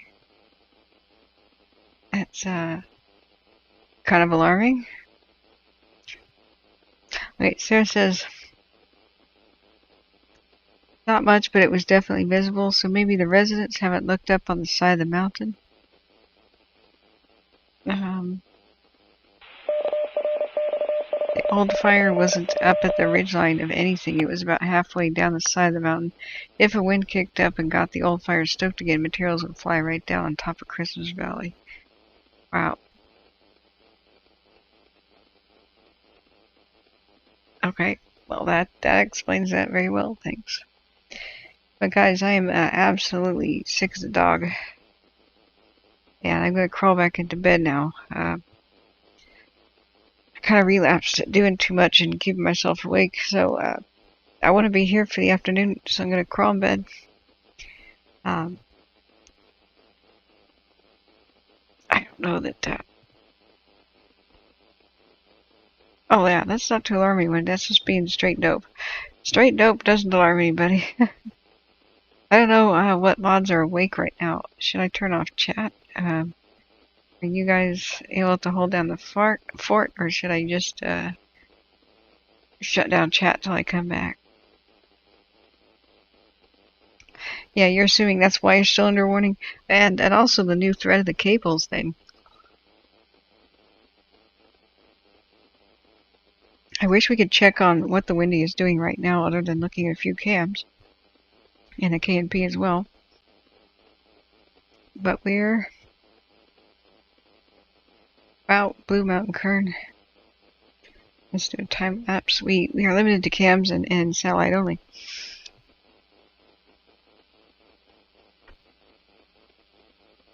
Yeah, thanks, Strange Reverend. I'm doing my best here, and I'm still kind of failing at that, so it's best to just go rest.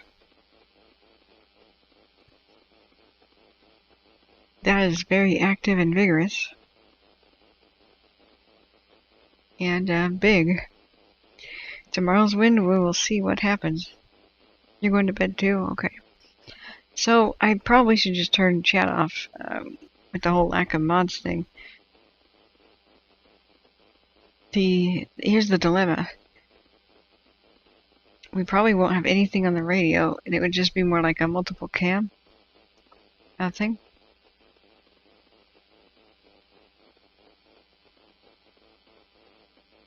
I'm used to interacting with people where they say goodnight if they come and go. I guess maybe some of the mods just fell asleep. Last thing I heard from John was, Dennis is great. Last thing I heard from Smitty was a long time ago. Yeah.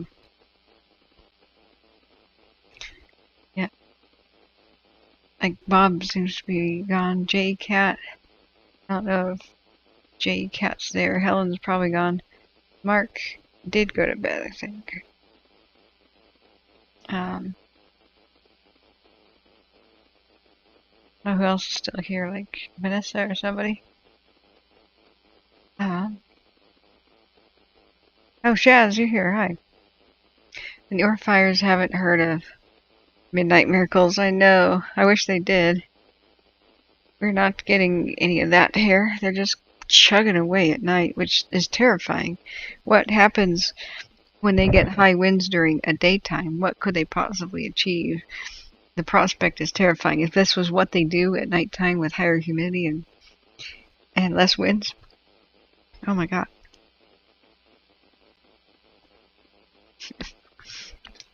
Least I could do, Sarah.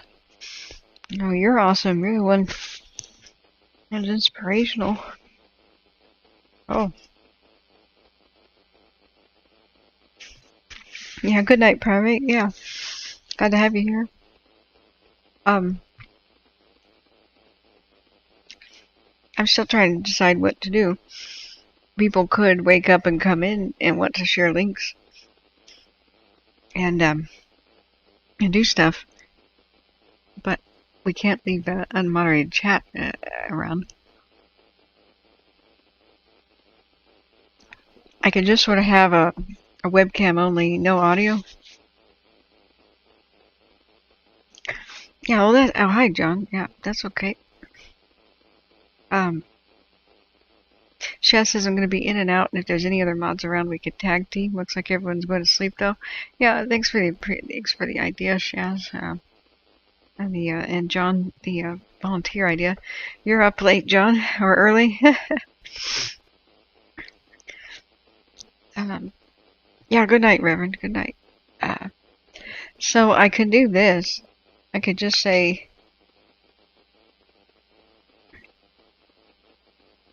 camera time, and people could check the multicam. Maybe that would be beneficial.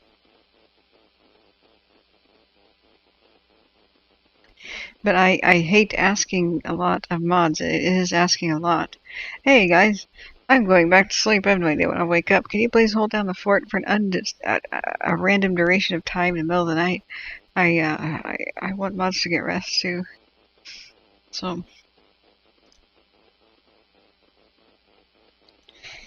Oh boy, look at the windy go. Let's just check cams in general to see if there's anything looking wild.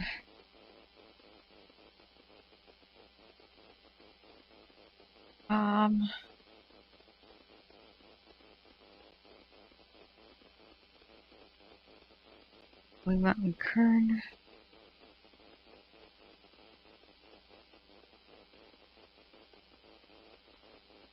I don't see anything crazy. Except, you know, Tobias Peak 1. Well, Breckenridge Peak is, wow, that's a long way away. That's further south than Lake Isabella, and it can see the windy. Whoa. Let's do a 12-hour on that. Yikes. Shaz says it's useful, some of us being in a different time zone. It's midday here. Yeah, totally. And I appreciate you guys so much. Like 3 Winters is in Australia. So he was holding down the fort quite a lot. John says I never ever sleep well with pain. I sleep whenever possible. My pattern's never the same day to day. I understand. I understand exactly. Glad that you got something to work with your hands with and keep busy. Let's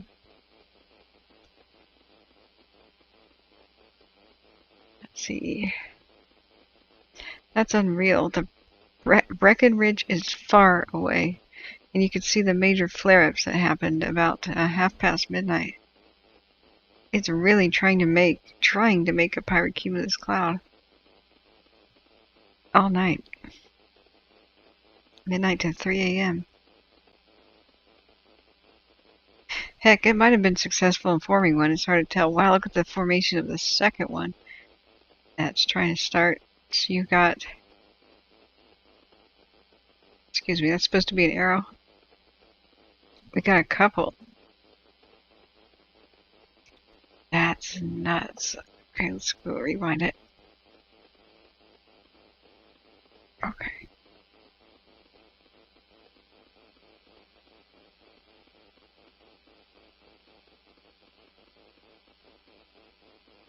Right, let's check this out.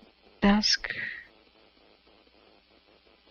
Yeah, Shasta says the windy's been the main one on my mind. Yeah, the trees, perhaps? Is that what's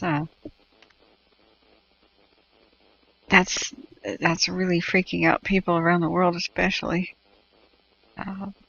We've kind of got several different spots to kind of look at.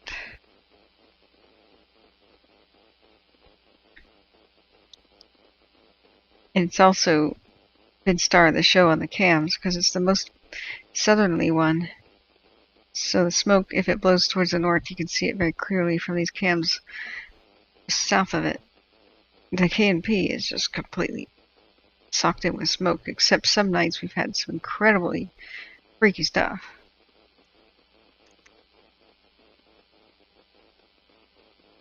Yeah, sleep well, Reverend. See you soon. Come back and see us.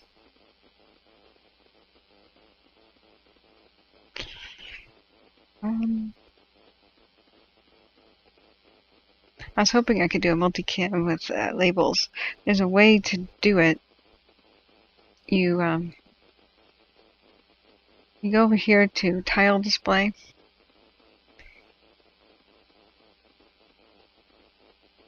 And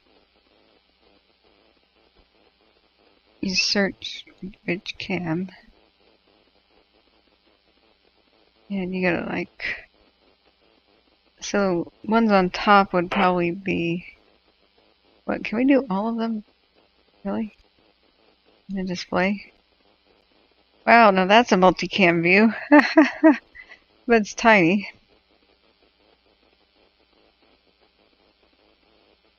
And then you can click on it and go enlarge it. Thunder Valley Casino? Wow.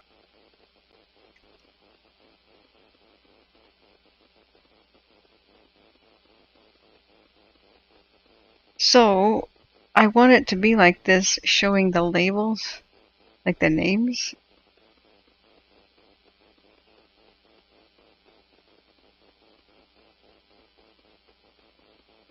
Oh. Oh. Maybe this is the way I can arrange it. You click on the names like this. I see. So I could... Huh.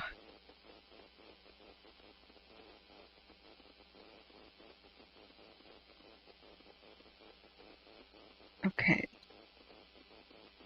I could put just the cameras that I wanted in a row if it was from the same region.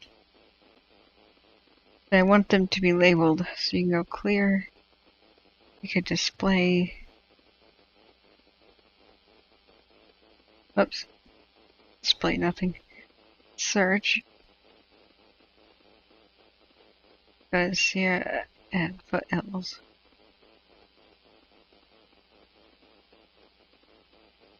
And then go.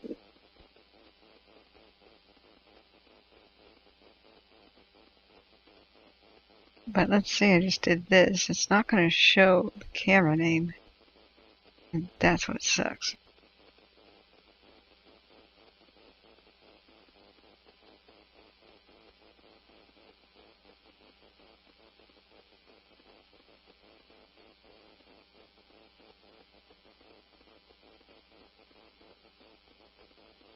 Well, actually it does. But when I hit display, it doesn't. Darn it. I want a label. I want a label.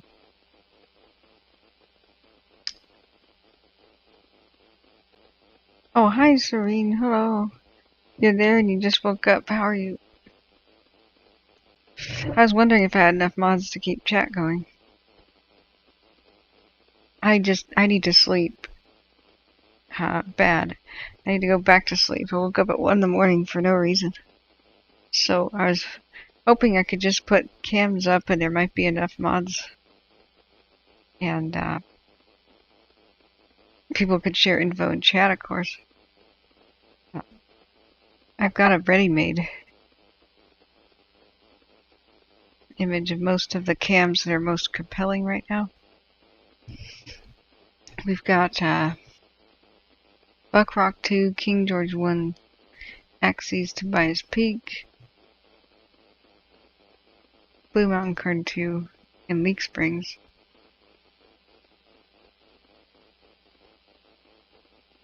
Bear Mountain 1, Fresno. I could do a layer of 3 more. We could do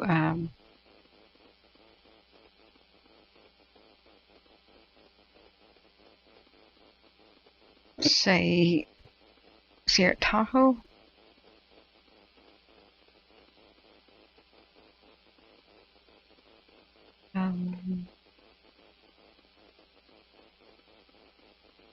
And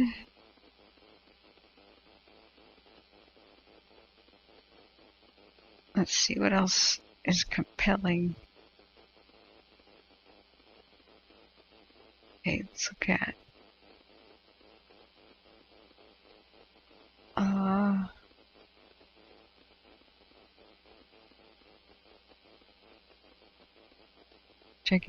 checking.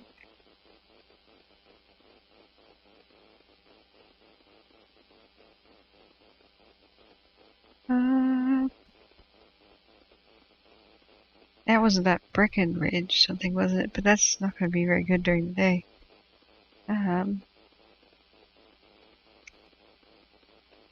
King George Ridge 1 has a good one.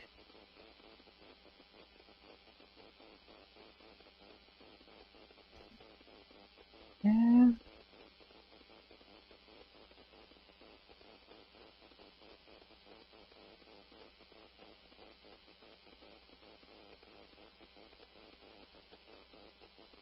Yeah, I got crawling, but I got the flu.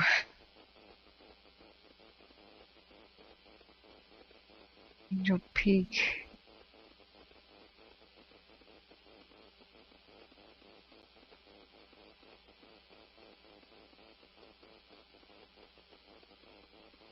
That's Nevada. No wonder I don't recognize anything. Like, what's Delano? I just clicked on Nevada. Yeah, I gotta go to bed.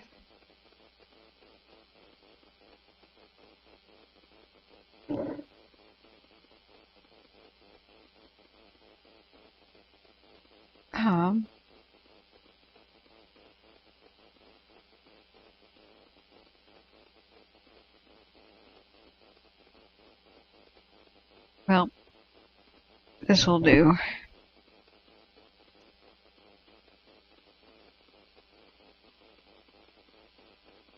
Let me see if it'll refresh correctly.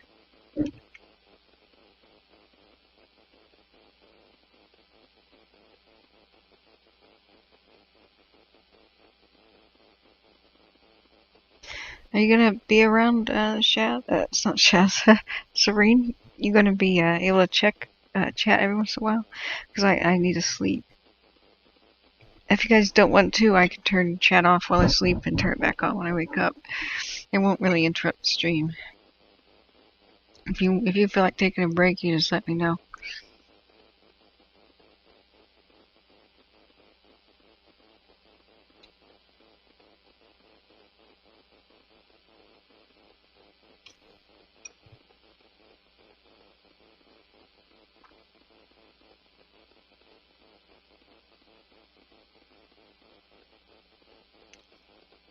Okay, the refresher is good.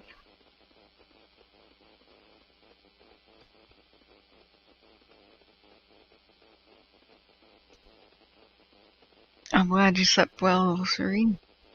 That's good.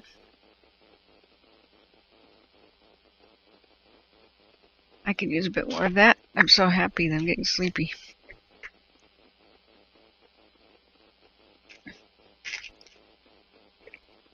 Okay, take some vitamin.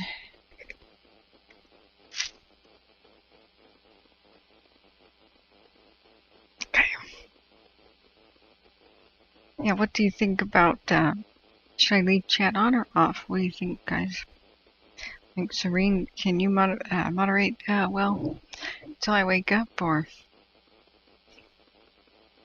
John's and Shaz are kind of off and on?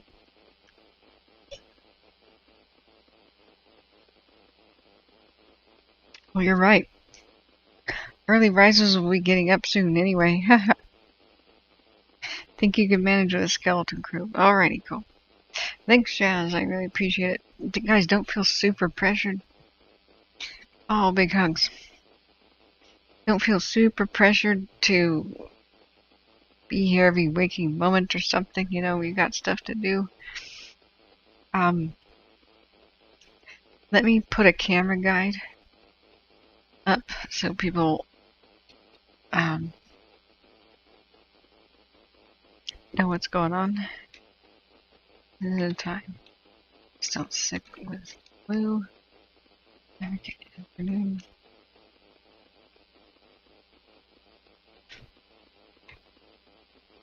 Okay, so hands. Buck Rock 2.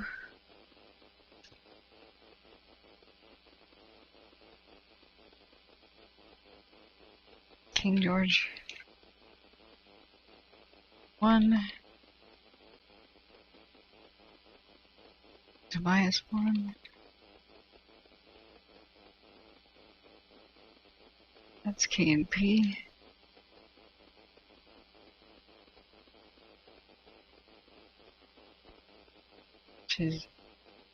That's windy.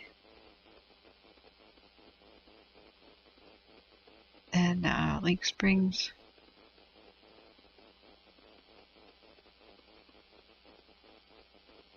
Actually, you know what? I could say the left one top is K&P. I wish I could arrange it. I can't move it around.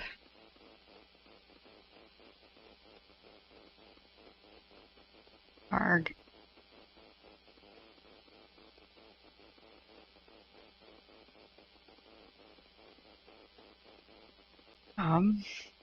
Wish I could say top K&P, bottom is windy. Done.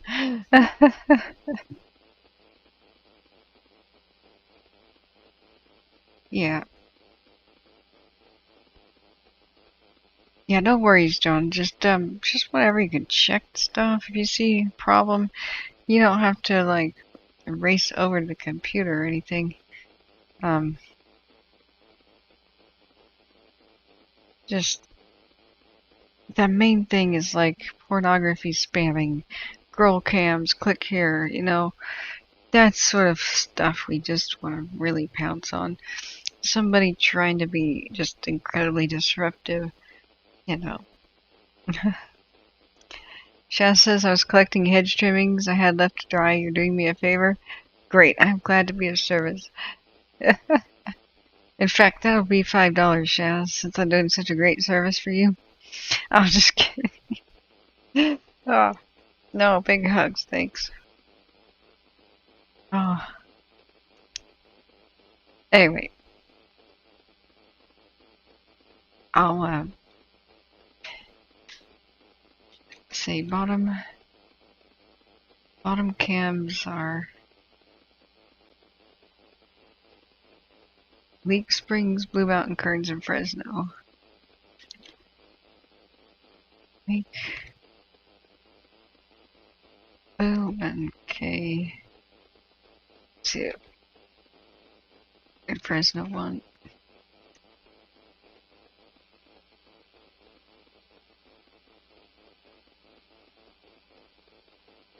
You know what I could do is I could just say windy fire.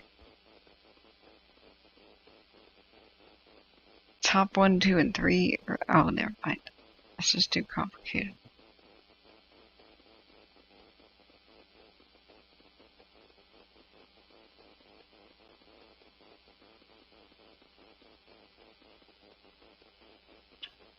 Leak rings.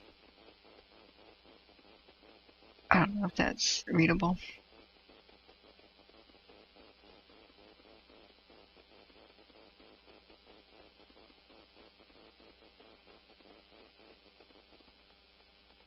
Is that text large enough to be readable?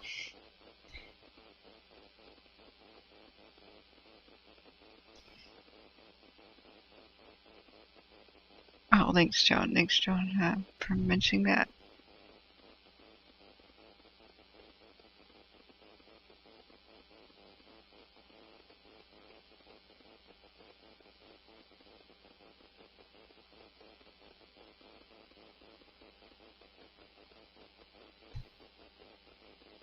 I'll say that the K&P is very active in smoke.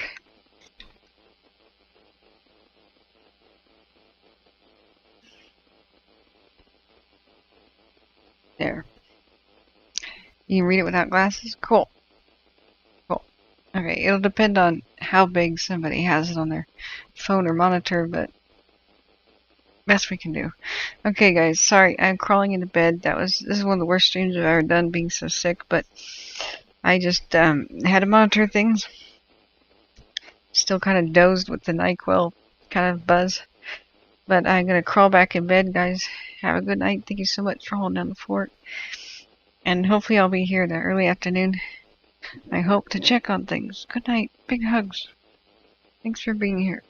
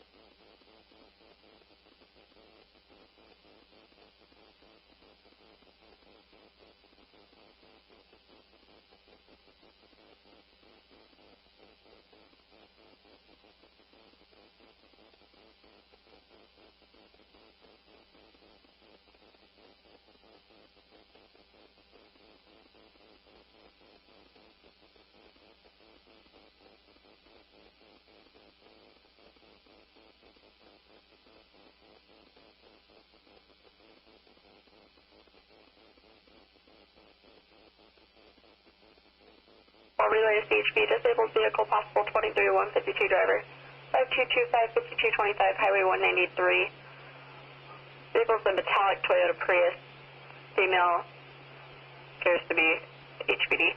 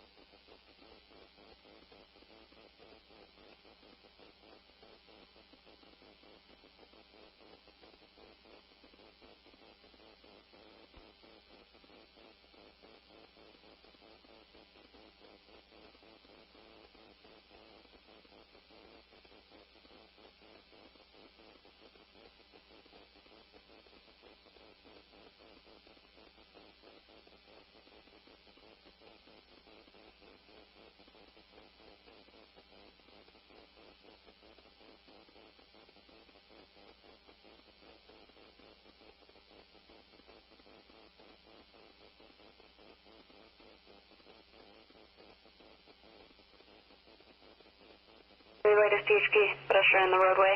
Cedar Ravine Road across the Texasville.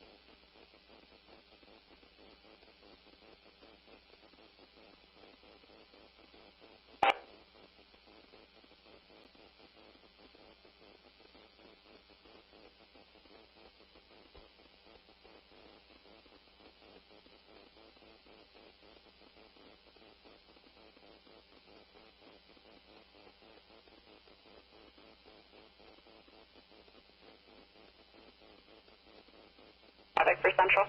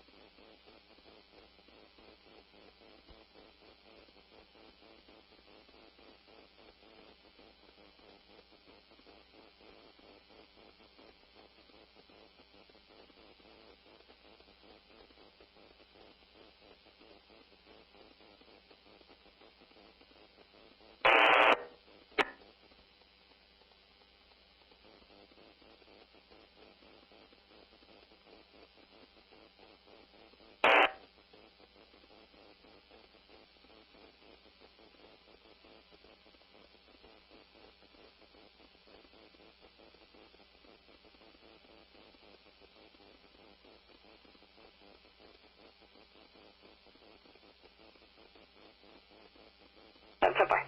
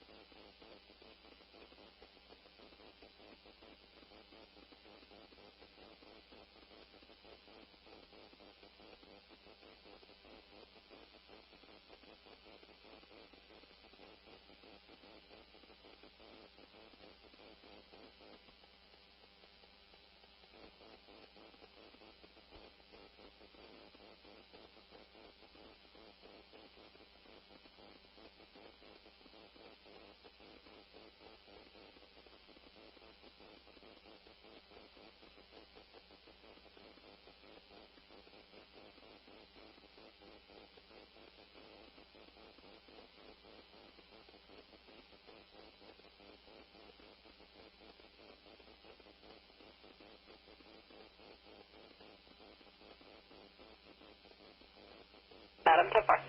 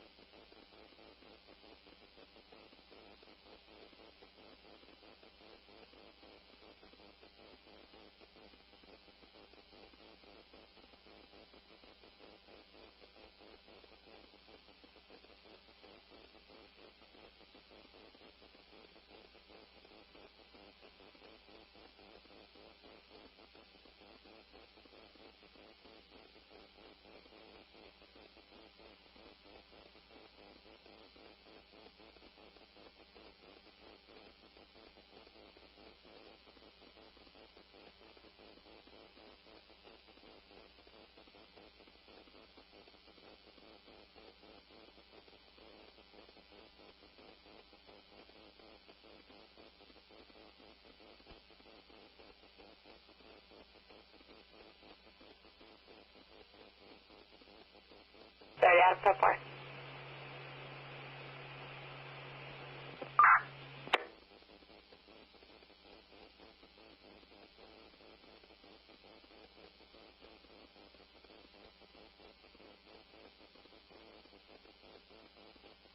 Adam confirming 26 Pony Express Safeway.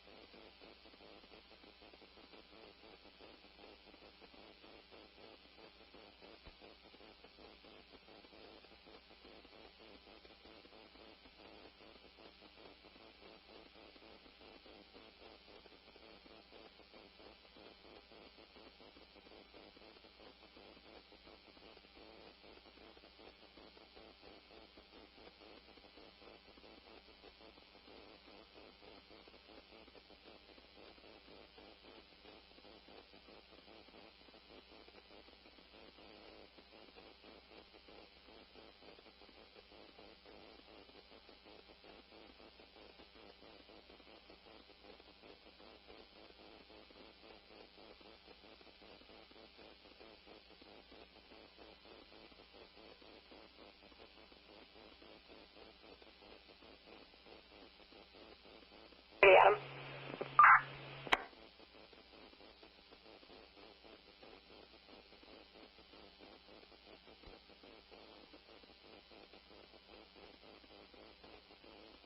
Adam 10-4. Suspicious subject 4035 4035 Big Barn Court, RPA Bay. Prior to them leaving the residence, they saw a female appeared to be transient walking towards the front door. There's a gate code in the narrative.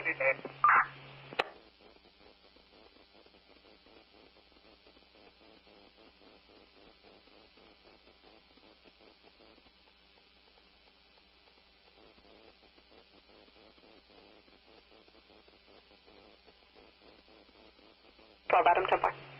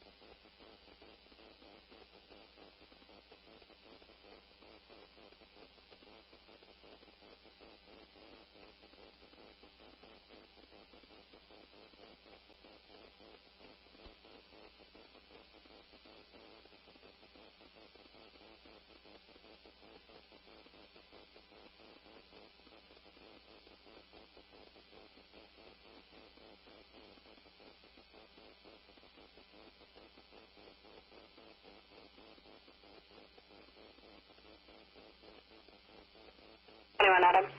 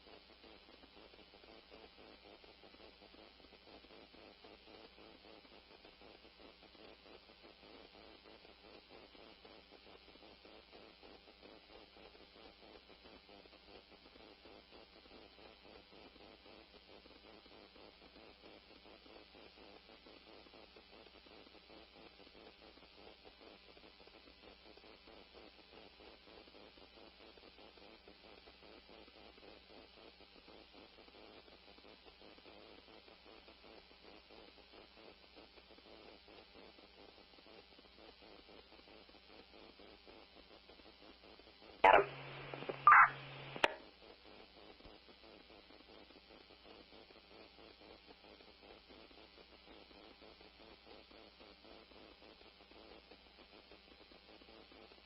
Adam. They were advised to handle the deer in the roadway. They requested us to handle the dispatch animal for the deer stuck in the fence.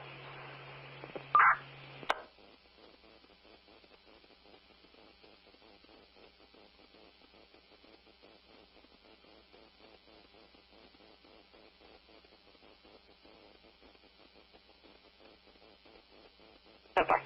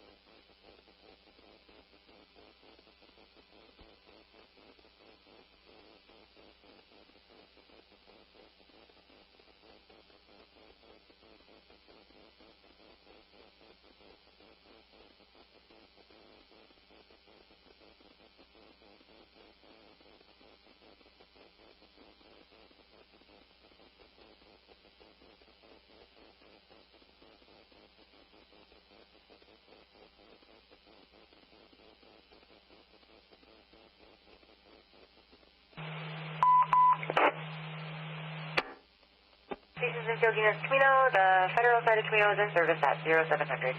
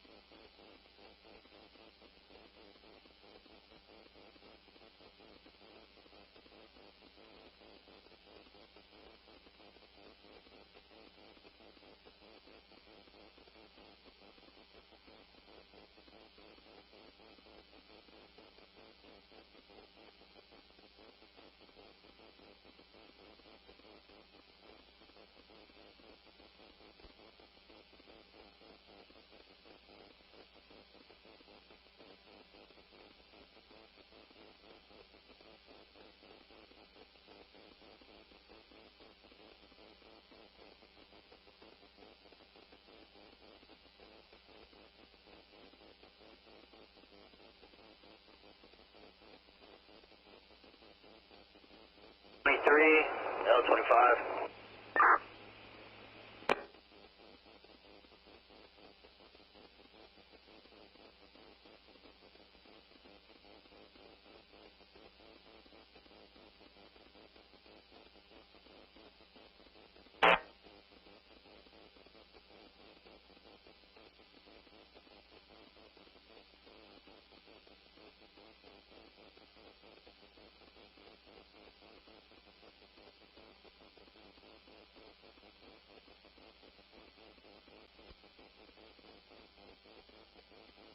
I'll pull over in Winters, that way I can show you where to go to the stockpile.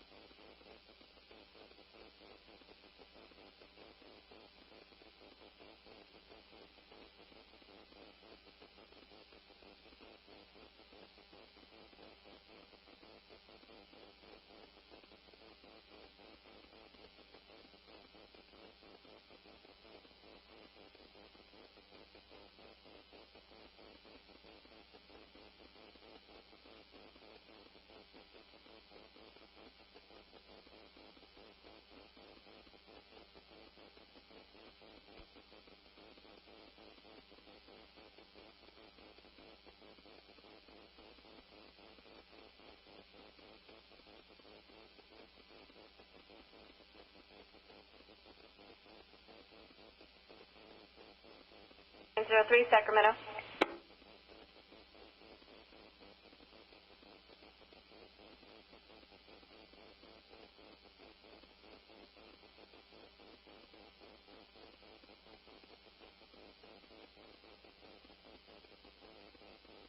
The 903 Sacramento copy 0727.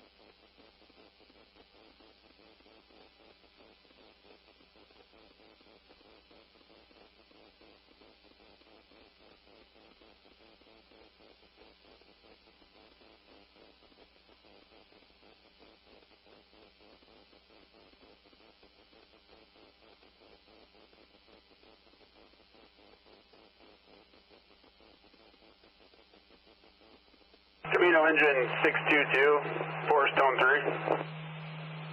622, Camino.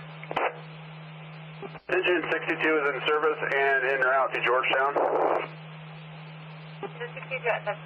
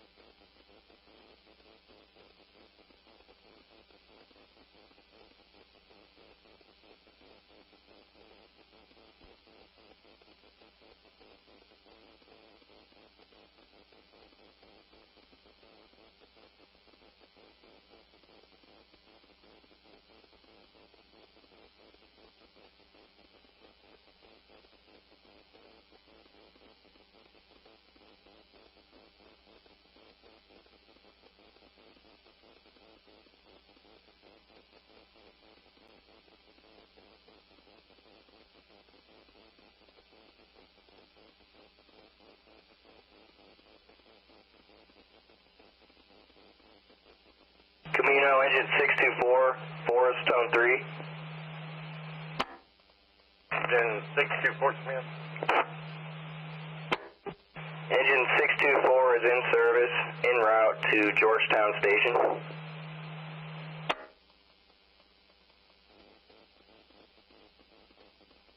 624.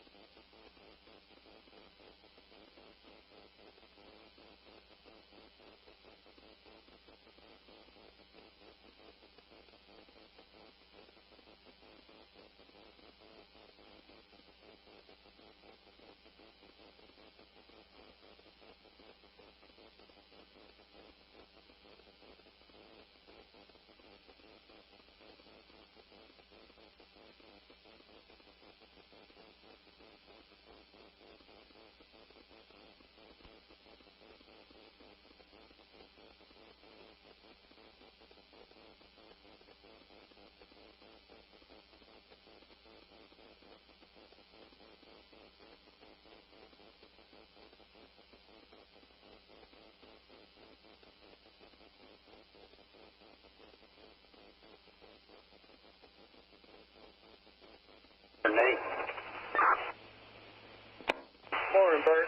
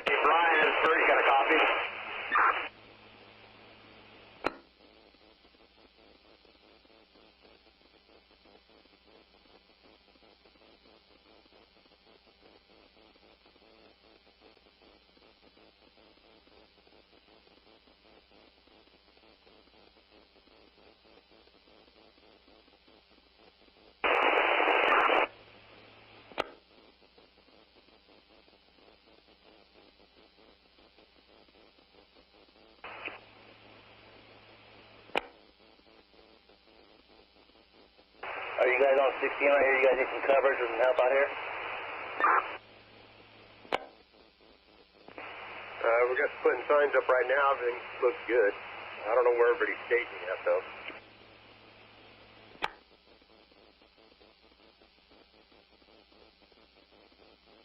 Want to be a little careful once it starts getting a little later. It gets pretty busy out here and people fly down here.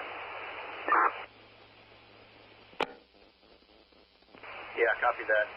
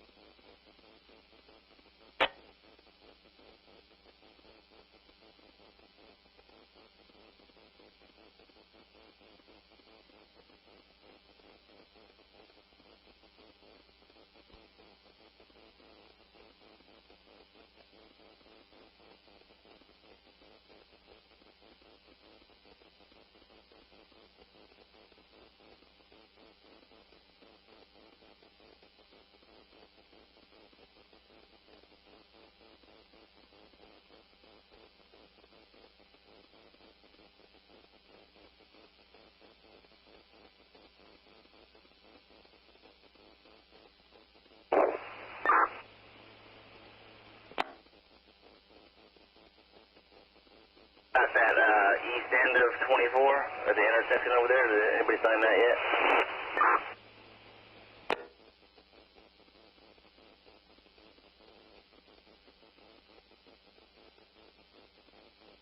Look.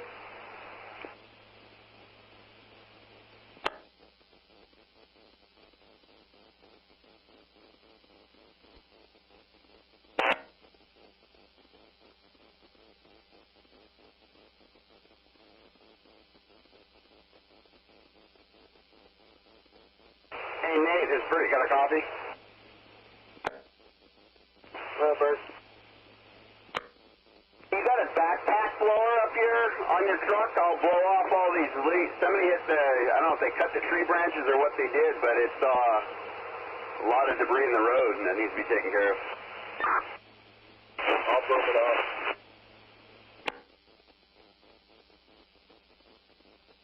Well, if you can't get it all with the broom, I'll get out this leaf blower if you got it.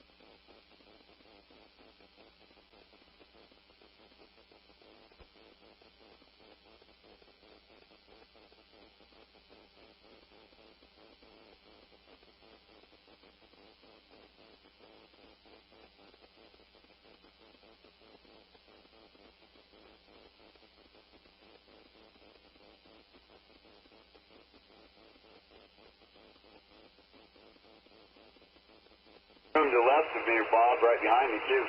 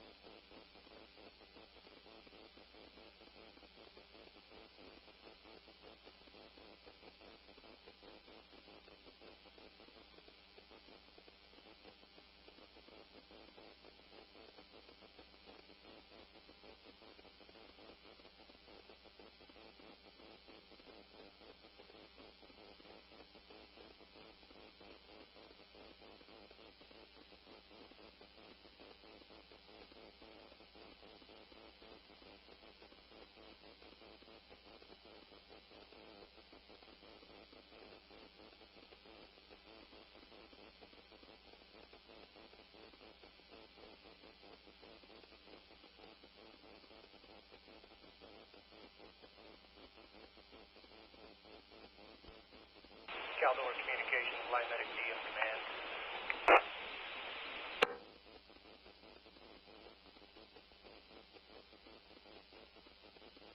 On command, you were broken. Repeat.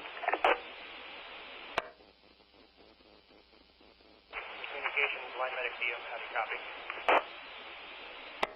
Line medic DM, I copy. Go ahead.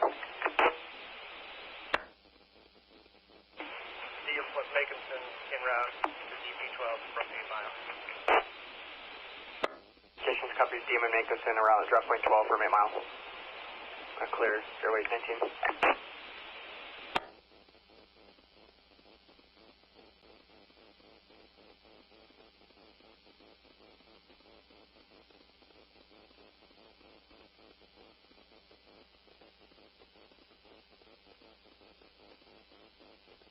Coverage on this stretch 24, and I don't have tape.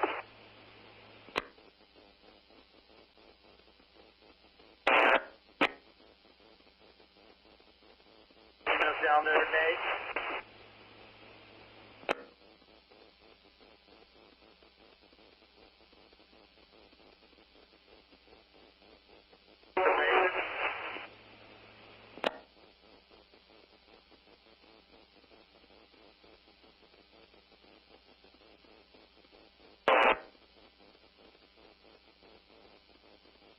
Got a copy?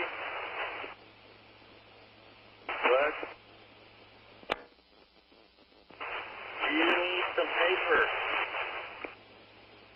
Yes, I need tape. Copy that, I'll be right there.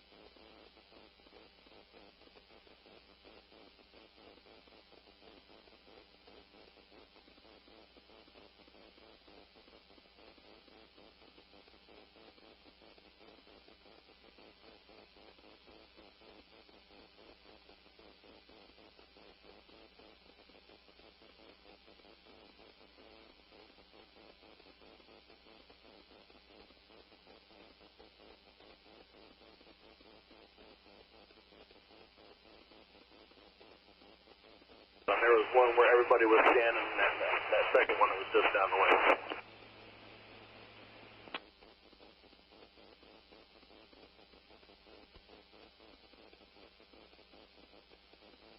They hit this stretch again, we're going to need helo. It's pushing up a lot of traffic.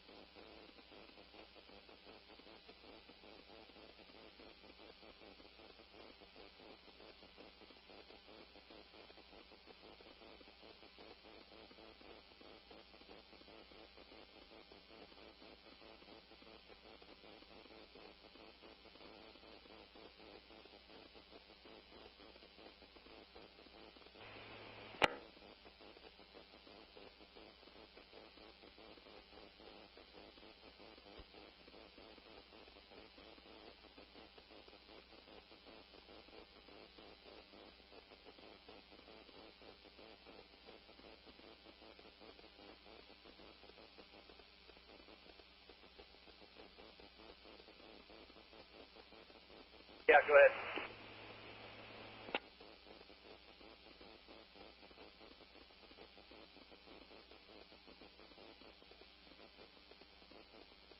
I'm going to go down there right now and get him going.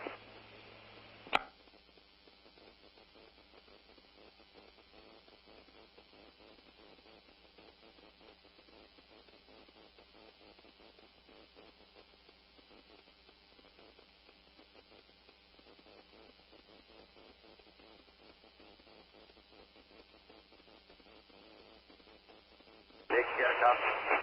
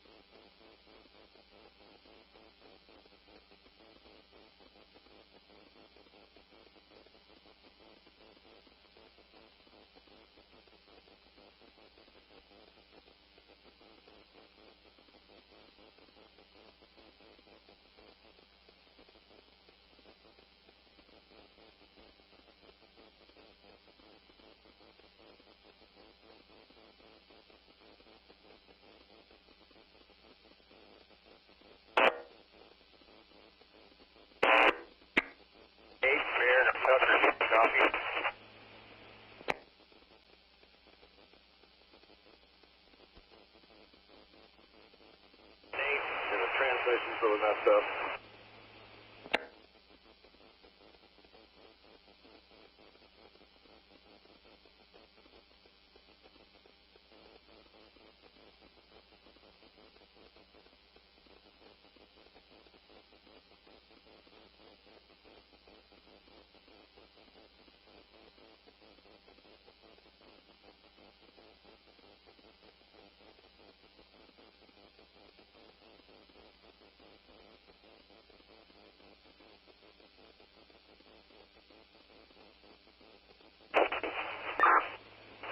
Yeah, good.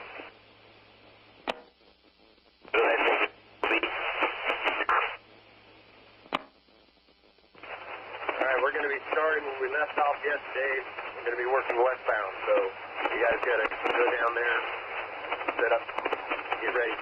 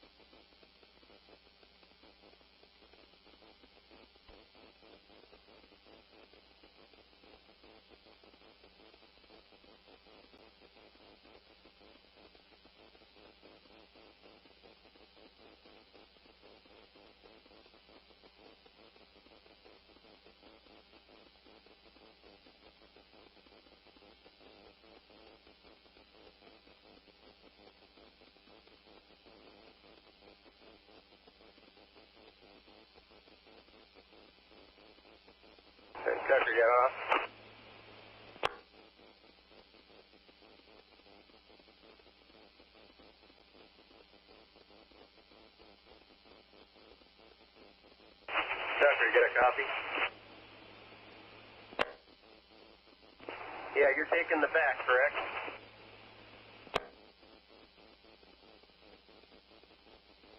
Copy that. All right, Steve, you got a copy?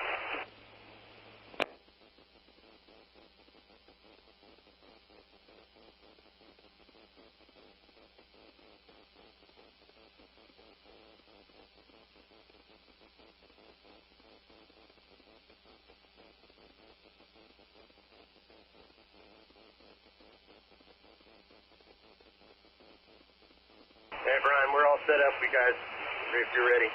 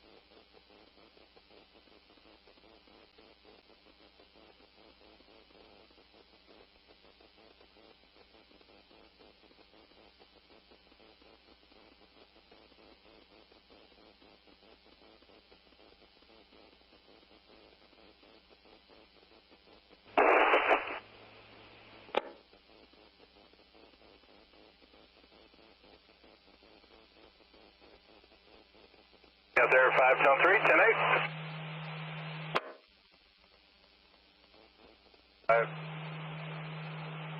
841.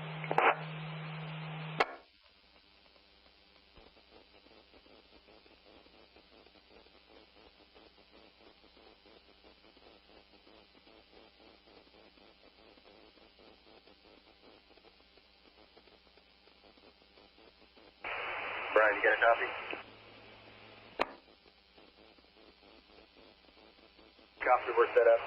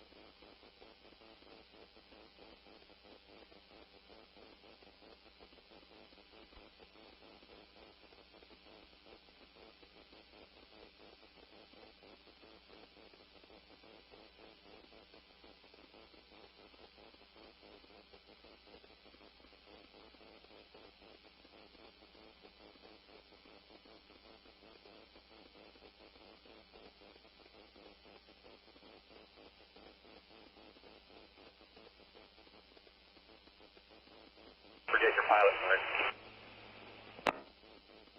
Copy.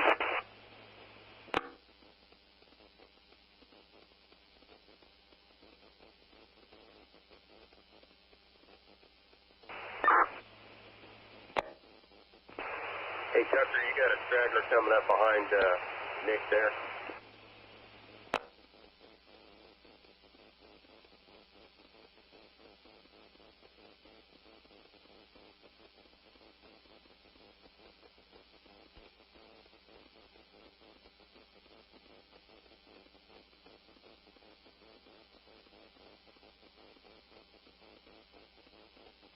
We're rocking and rolling.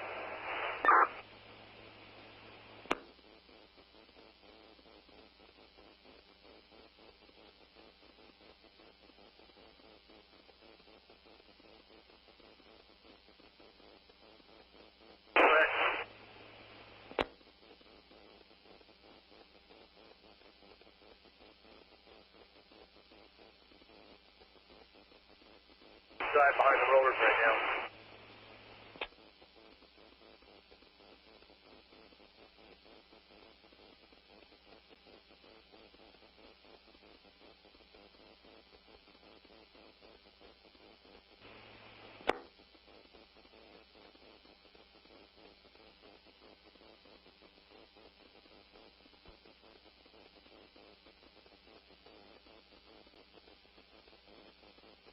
Right over here on 94B, I'm going to send it behind you when you turn around.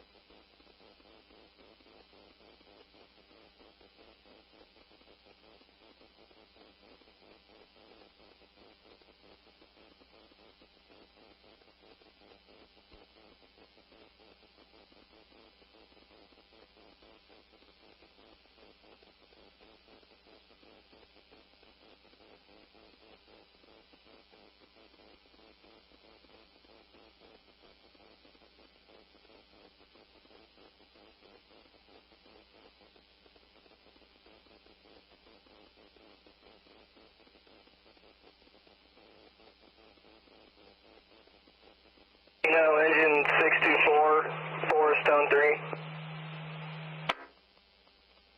Engine 624. Engine 624 is in quarters, Georgetown Station. You're in the tire tracks, Brian. Maybe bump that right up a little bit.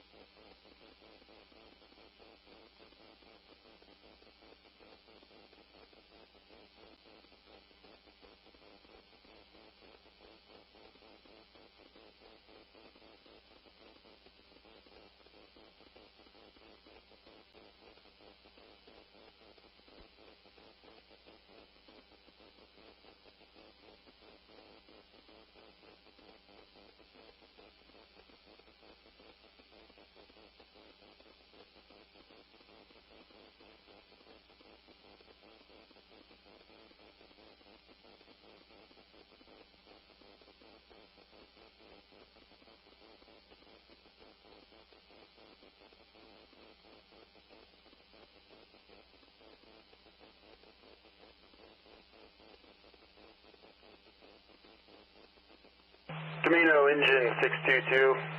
Force, repeat, tone 3.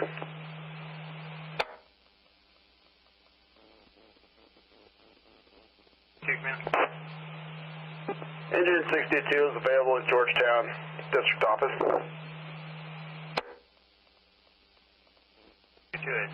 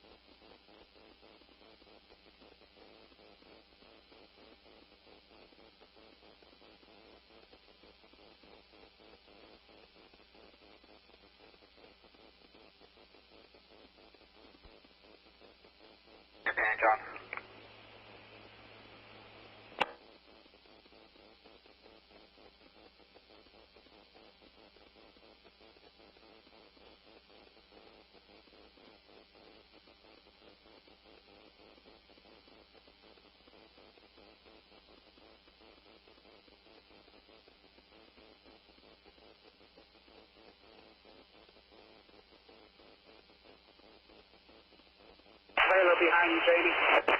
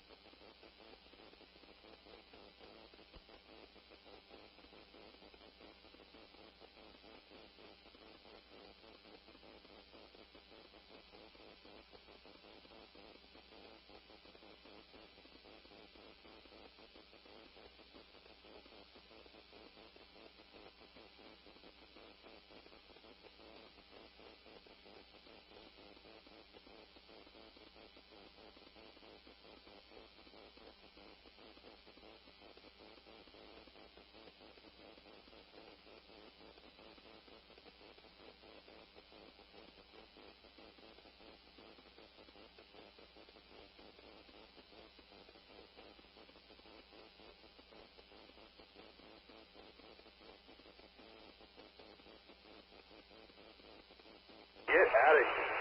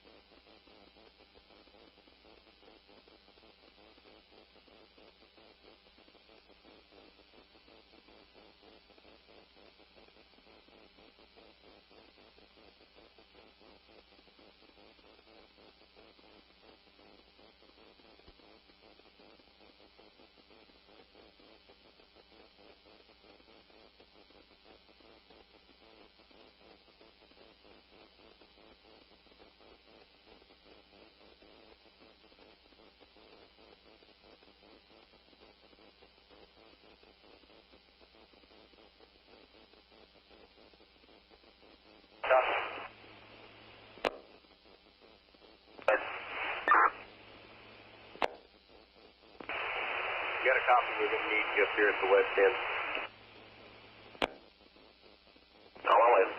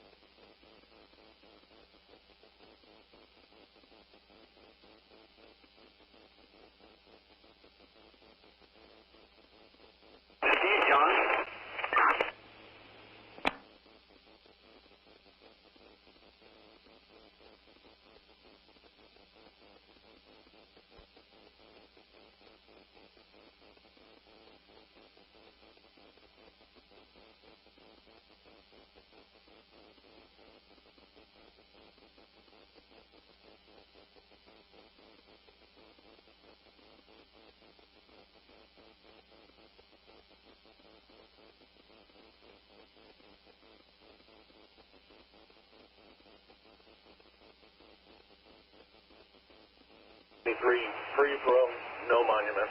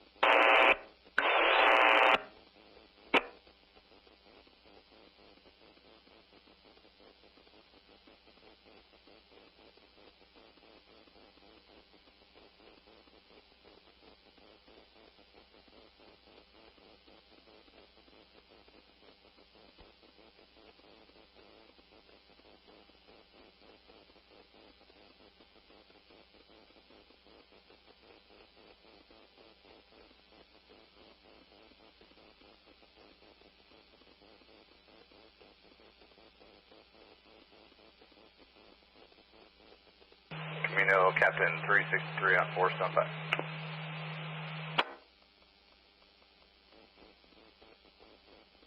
Three, Captain, go ahead. Myself plus 2 in service to the Amador District Office.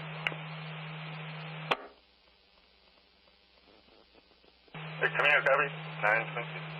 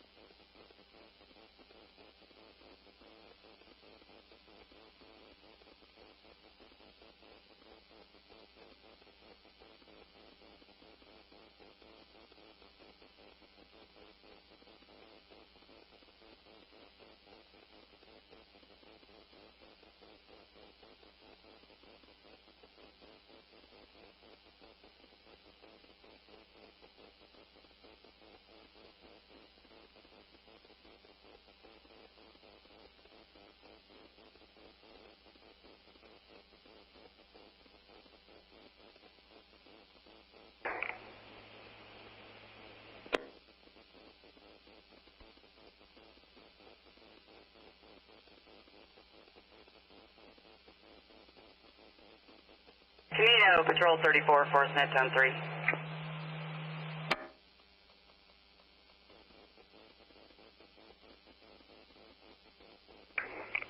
No. Show me in service. 34, 932.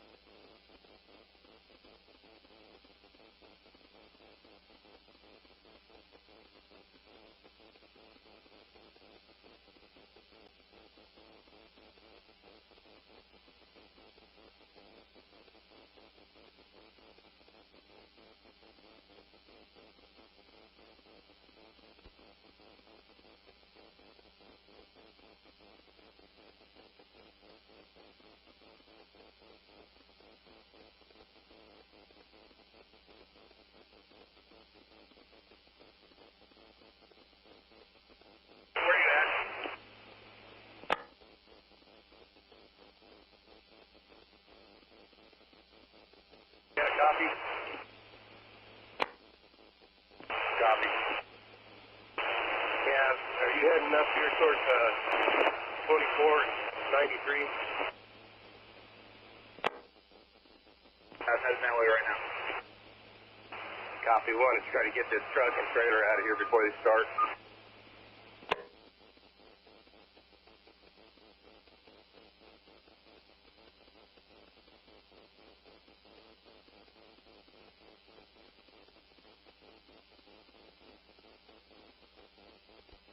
Go ahead and turn around right there if you can. I'll send them that way.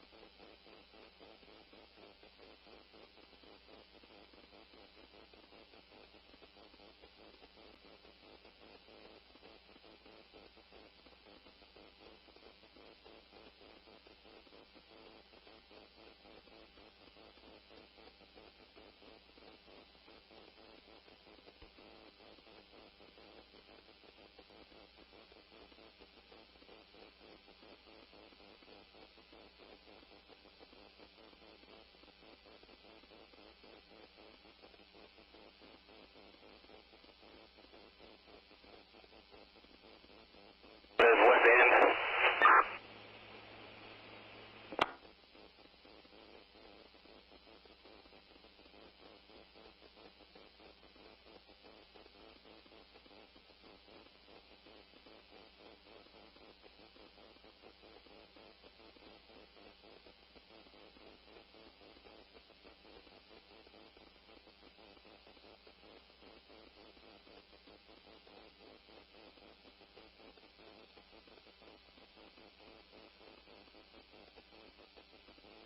Is he going straight through, Gibbs?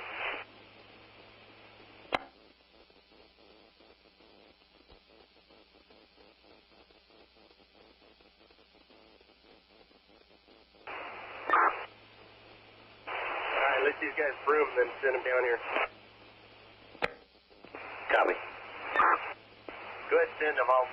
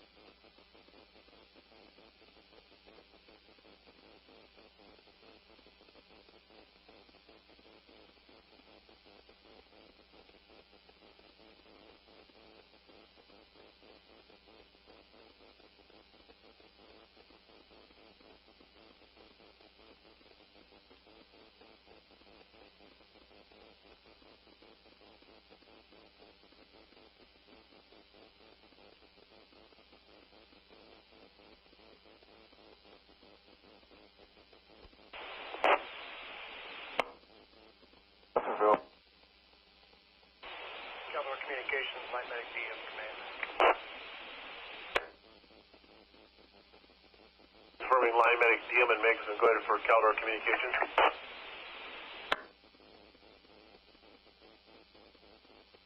Big Hill in service.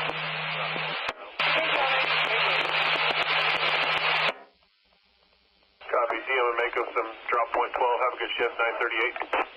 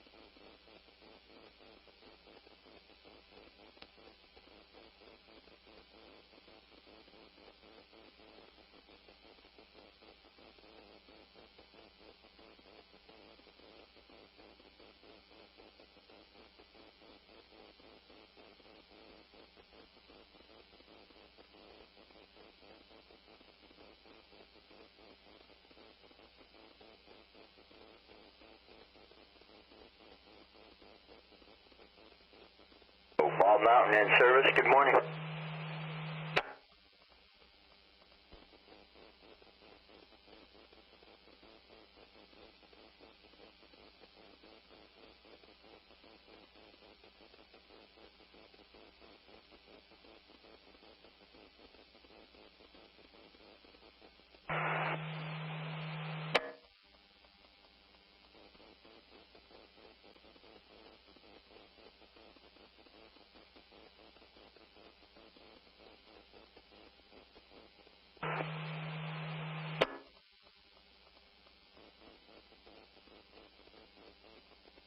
Bald Mountain in service. Good morning.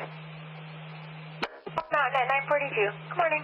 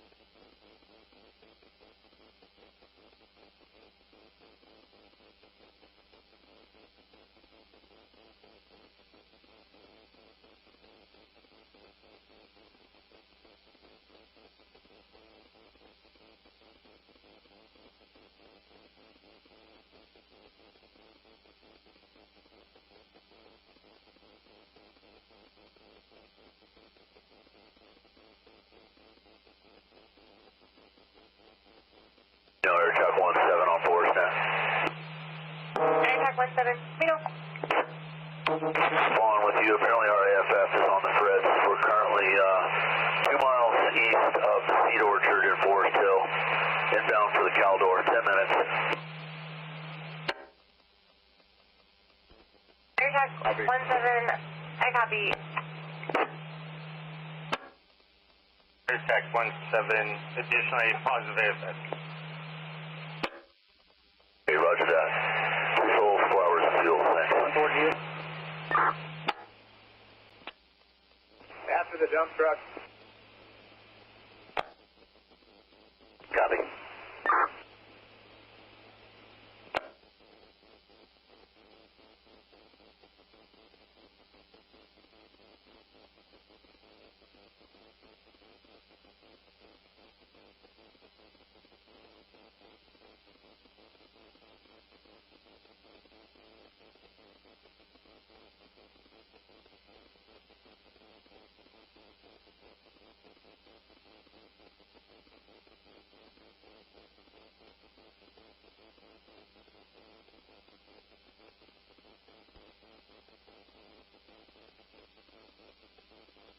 Okay, got it on.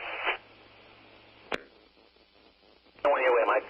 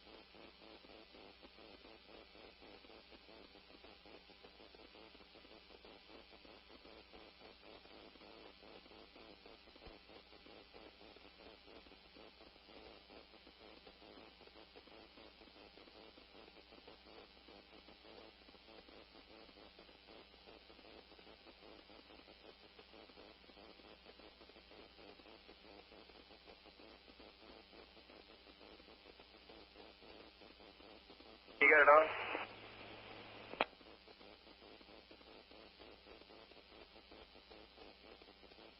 Who are you trying to get hold of, Mike? You down here at the intersection of 93 and 24. We got a lot of rock out here. 7-4, I'm headed that way.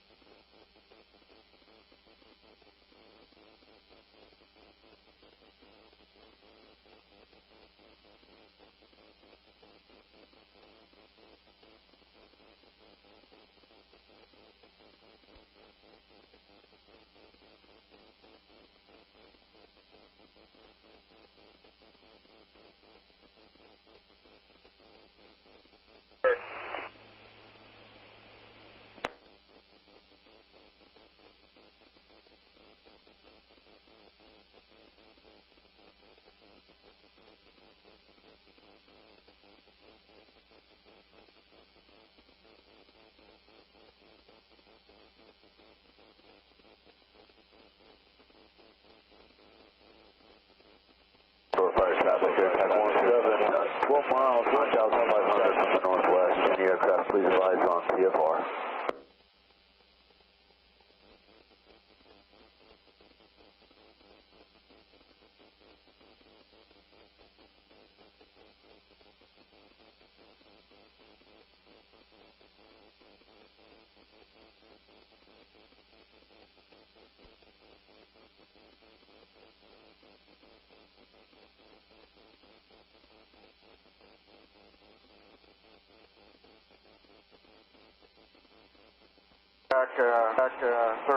Survey 9 on CFR. Zulu, aircraft 17. Oil west of the CFR will be working. Southeast, northwest line, west of the CFR will remain clear of the area. No conflict at all. Roger that. Just be advised, we occasionally get recon platform. See that? We'll see that. We're looking at Placerville as well, and we'll announce our intentions otherwise. Remaining CFR. Reach out to you if you're still up and give you a tail number. Roger that, and we'll let you know if our situation changes. We'll keep an eye out off Placerville and announce otherwise. Yeah, okay. You bet. Attack 109, CFR. 0917. Give me a shout, we'll see you. We'll see you. Mark, stay right up to Reading. Maybe see you back here again. I don't know. Let's hope for both our sakes. Let's hope not. I feel the same way.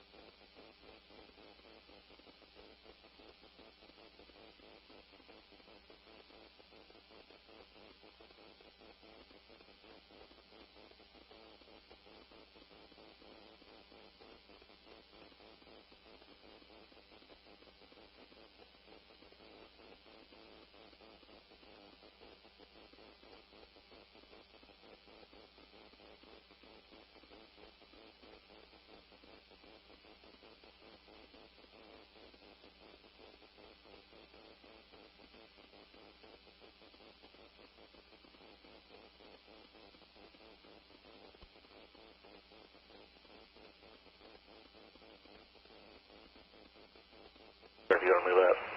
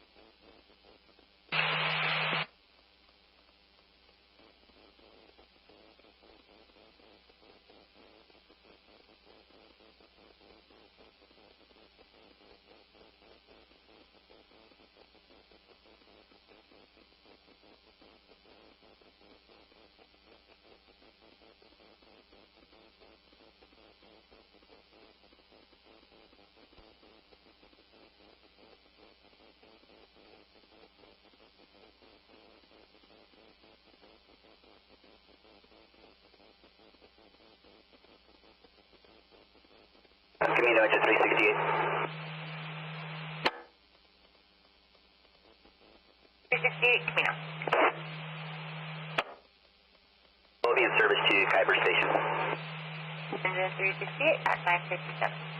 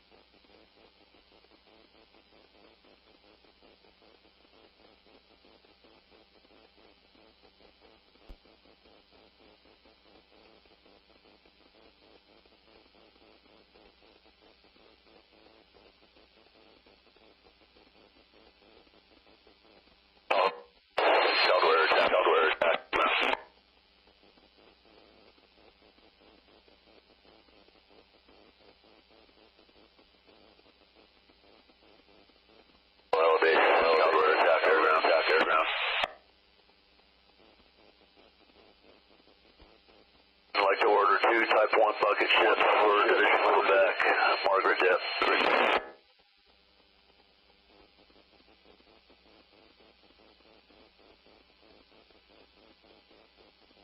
We're attacking around. Ben, hey, what's your take on this objective today? Are you guys in?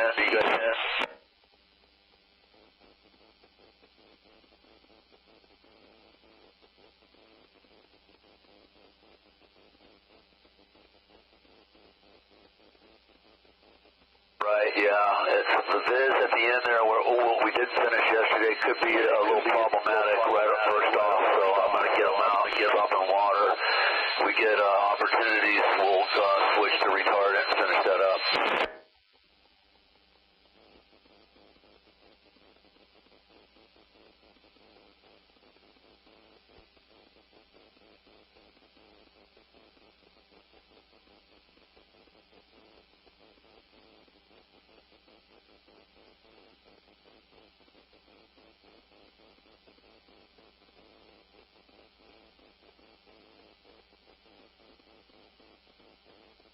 I like it.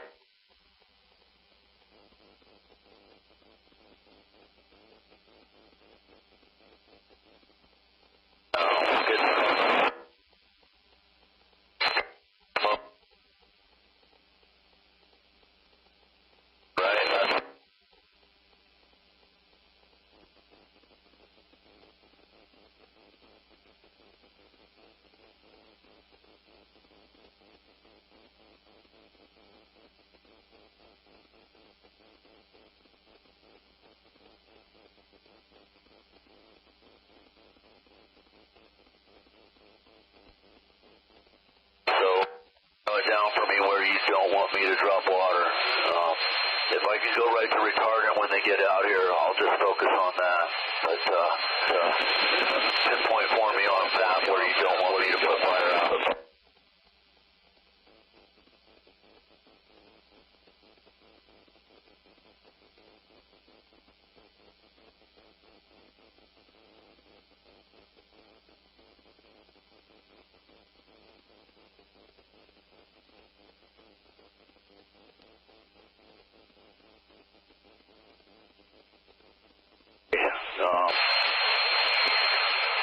Well, in that case, I don't think I'm going to put any fire out.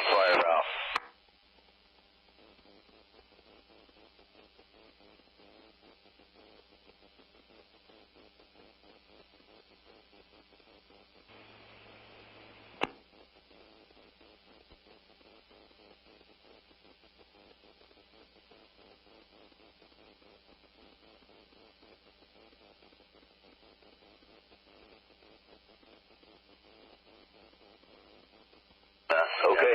We'll let it come out of the hole and hope it behaves when it does, and we'll try and start putting the final touches on that road. If you guys, do you have anybody on the road? If you have dog legs or certain stretches of that road that you want double wide or something different, do you have someone down there that can direct a retardant rotor?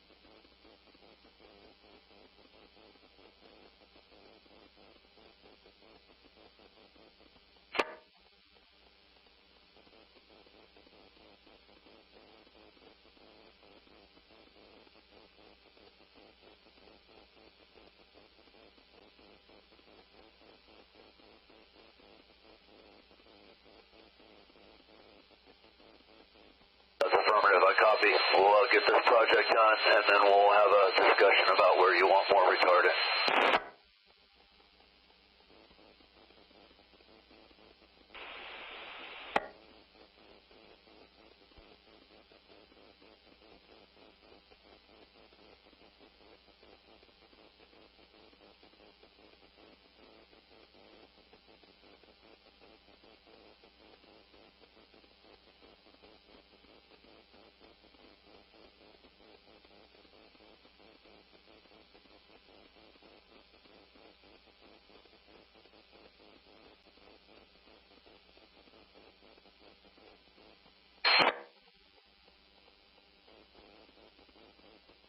3344, zone 3.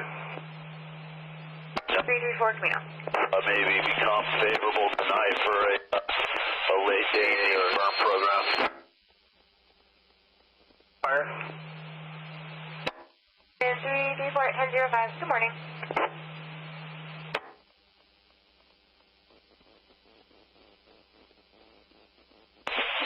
That'll get in the way of air support if that comes to pass, but we'll take advantage of the conditions we have right now. Things done for you.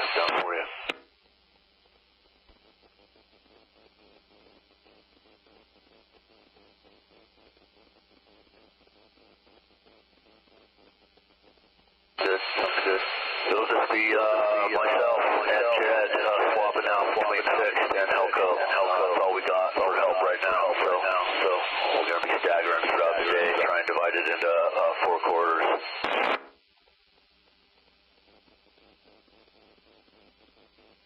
He'll be a 407 today, or an A-star, not sure.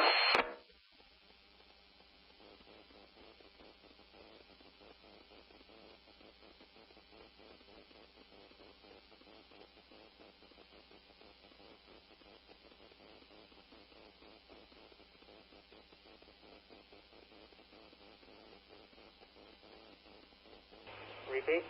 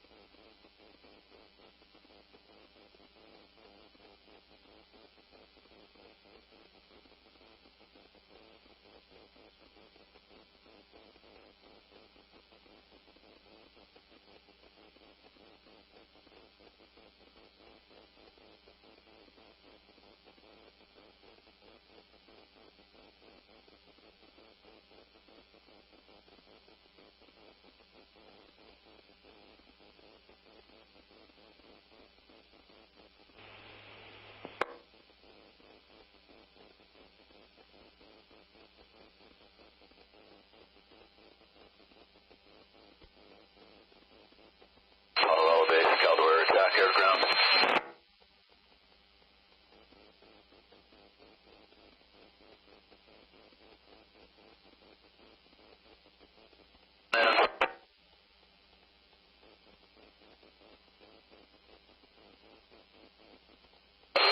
Picking up where we left off, retreating the road between drop points 69 and 73, green side, retarded off.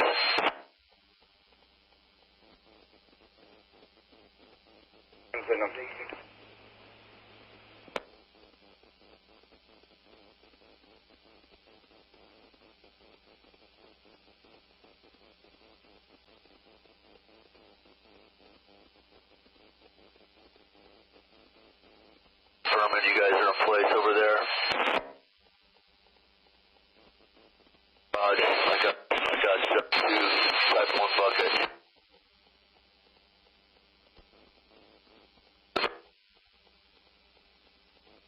Empty out your reserve today.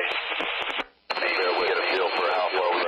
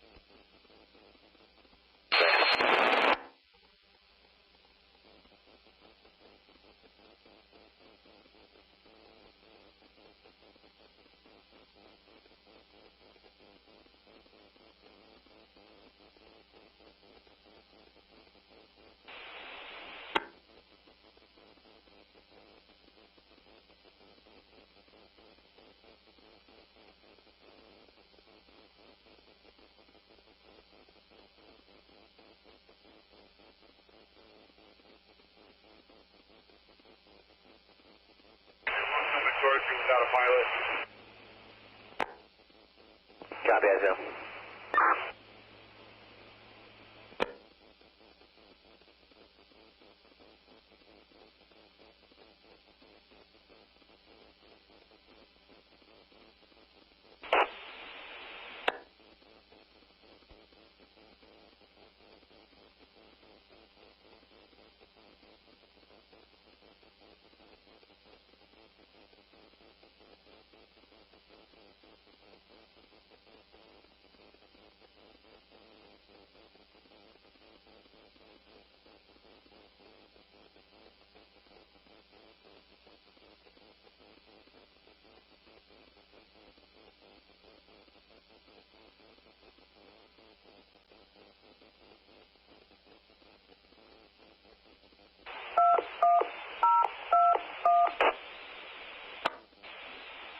Powered from alkaline 13.9 volts. Open circuit. Solar 0.0 volts.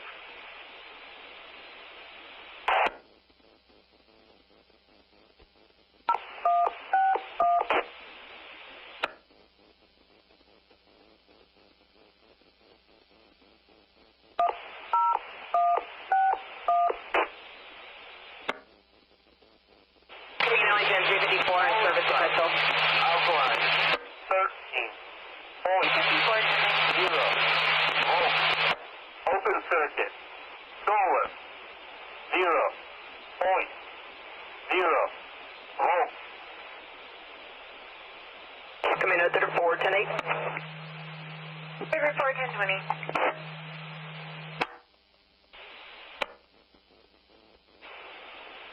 Powered from alkaline 13.7 volts. Open circuit. Solar 0.0 volts.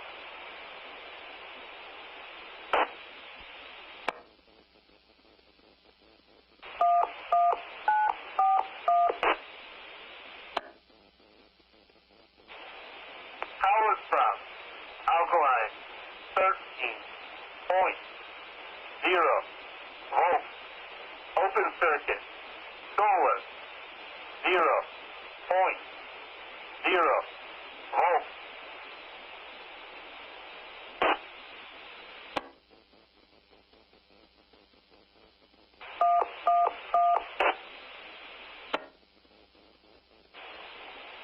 Powered from alkaline 12.7 volts. Open circuit.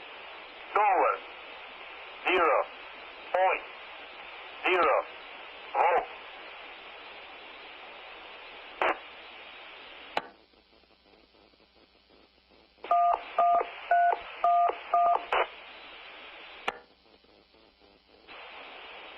Powered from solar 13.3 volts. Open circuit. Alkaline 15.8 volts.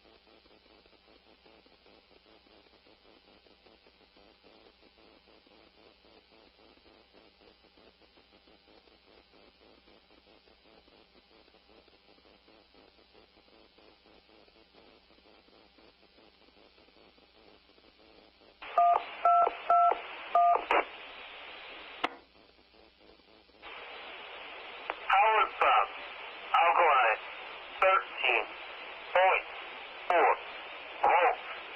Open circuit. Solar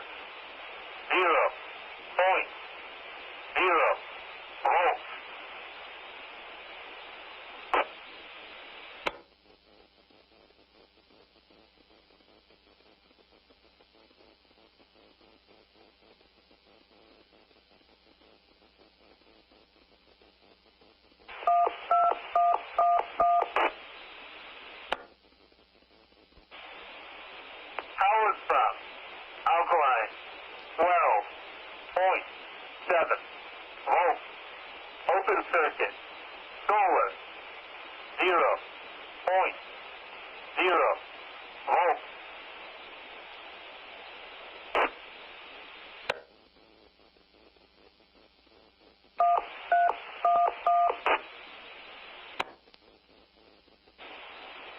Powered from solar 13.3 volts. Open circuit. Alkaline 15.9 volts.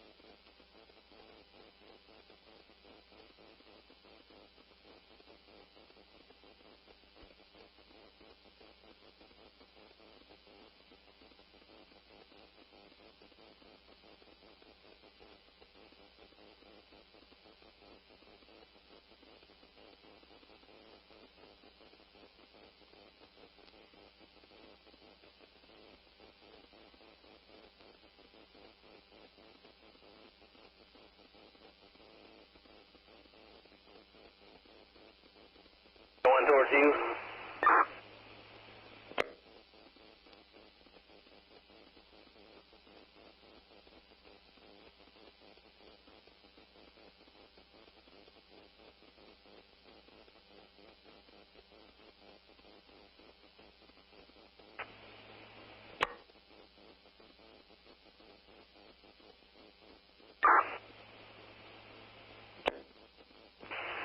Hey, Baron, you can go get set up on 93.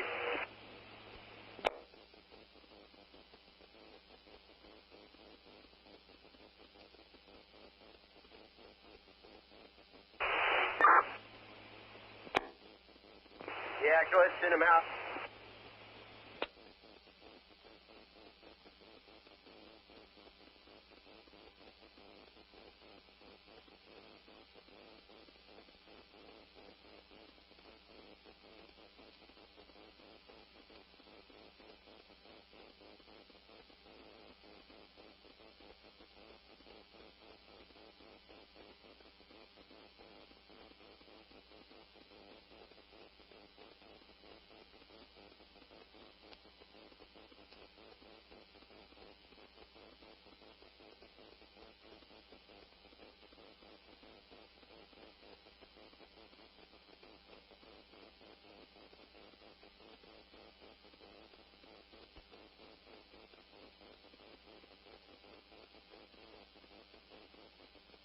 Engine 353, 4 cents, down 4.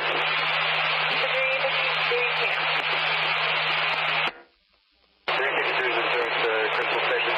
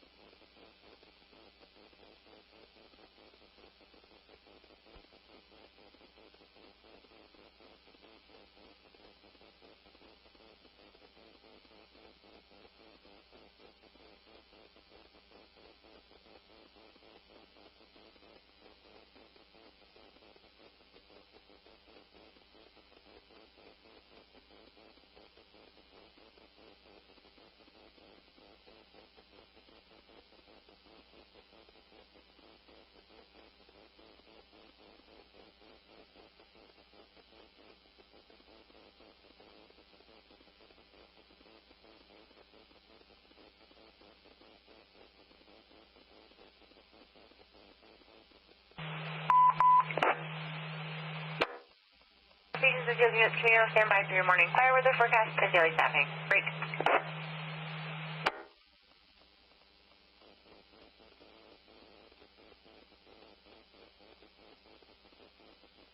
Conditions will continue through this weekend. Enhanced winds could produce locally critical conditions east of Susanville.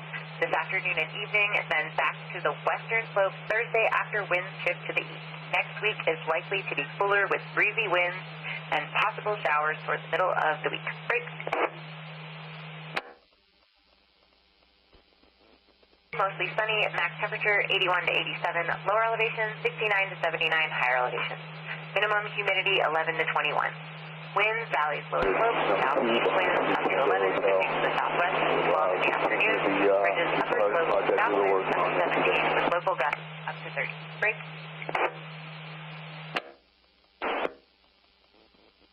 Mostly clear, minimum temperature 56 to 63, lower elevations 42 to 52, higher elevations. Max humidity 31 to 51. Percent except 55 to 75% in the high mountain valleys. Winds, valleys, lower slopes, southwest winds up to 12, shifting to the northeast after midnight. Ridges, upper slopes, southwest winds up to 16 with local gusts to 30. East up to 12 after midnight. Break. Thursday, partly cloudy in the early morning, then clearing, max temperature 81 to 87, lower elevation 67 to 77, higher elevation. Minimum humidity 13 to 25. Winds, valleys, lower slopes, southeast winds up to 13. Ridges, upper slopes, east winds up to 15. Local gusts to 30. Break.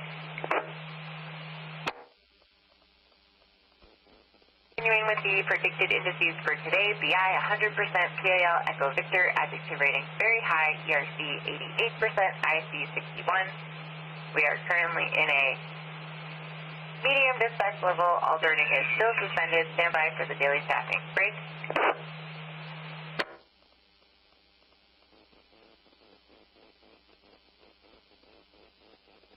Duty officer today is Chief 2. Amador Duty Officers Division 1. Placerville is Battalion 61. Pacific is Battalion 31. Georgetown is Battalion 31. Resources available include 8 engines, 1 water tender, 3 patrols, and 2 lookouts. This concludes the morning fire weather forecast and daily staffing at 10:34.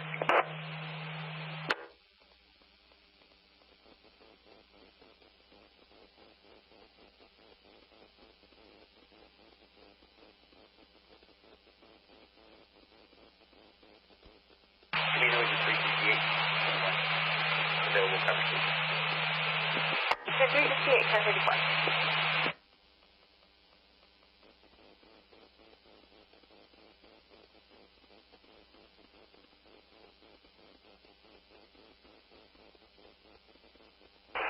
Copy.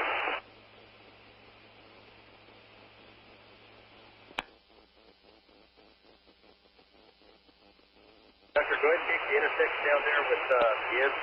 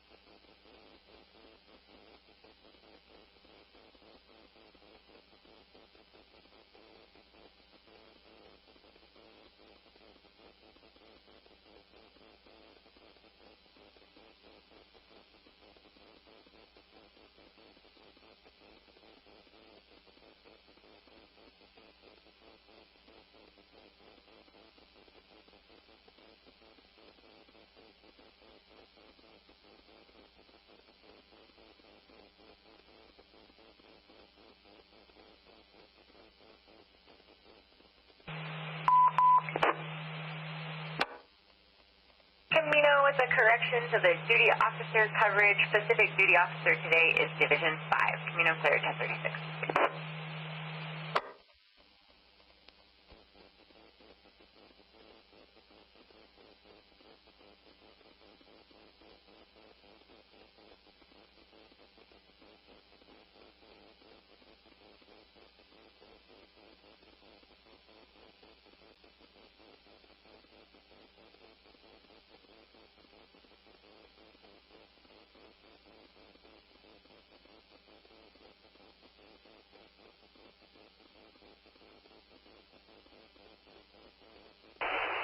Here's the box. You go ahead and start running traffic now. Just keep an eye out. Let me know if you see, if somebody comes off of that highway out there, go ahead and let them down here until we get all set up.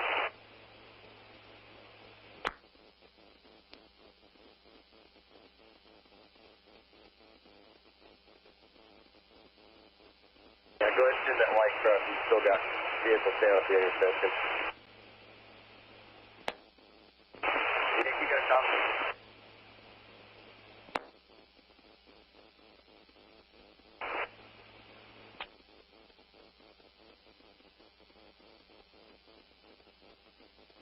Go ahead. I got 2 big traffic coming towards you, Tucker.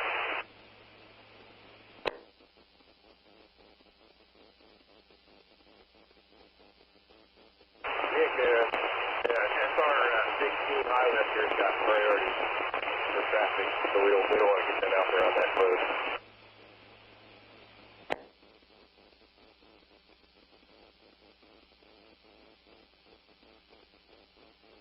Again.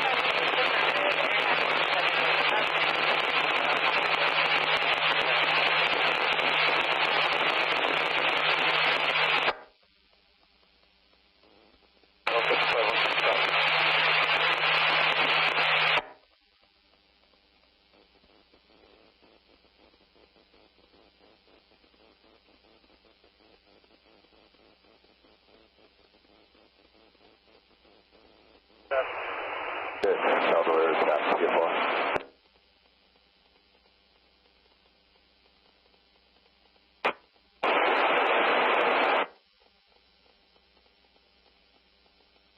Good morning. 3040. Take what you need to get into the price. Let me know when you're complete. Two rotors for that.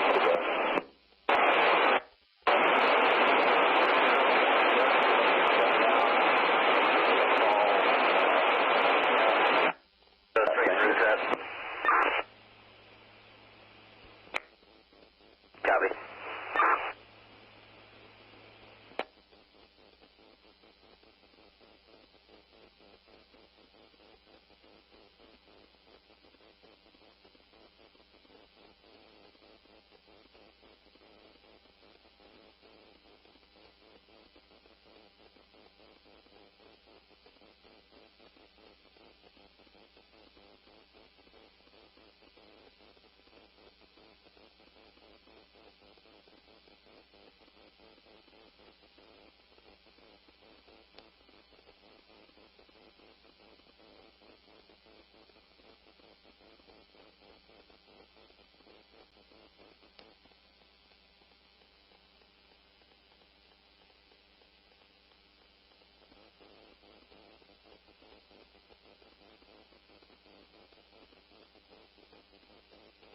And 3 Tango Hotels, first one inbound with retardant, and then the second ship shortly behind them will be the Chinook 8 Charlie Hotel.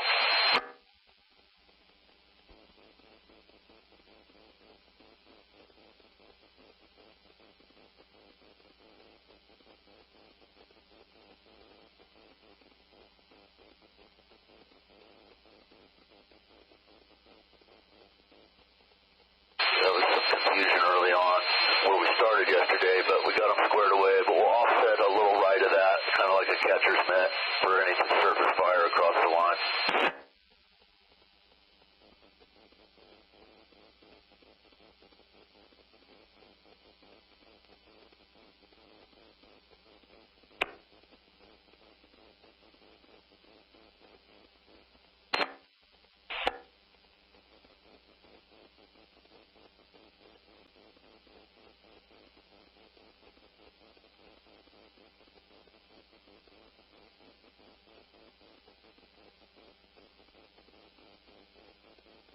Head down now and get out on 16.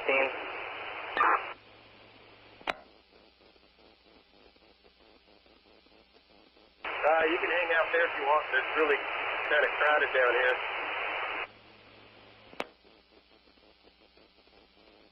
If you need me to come down there.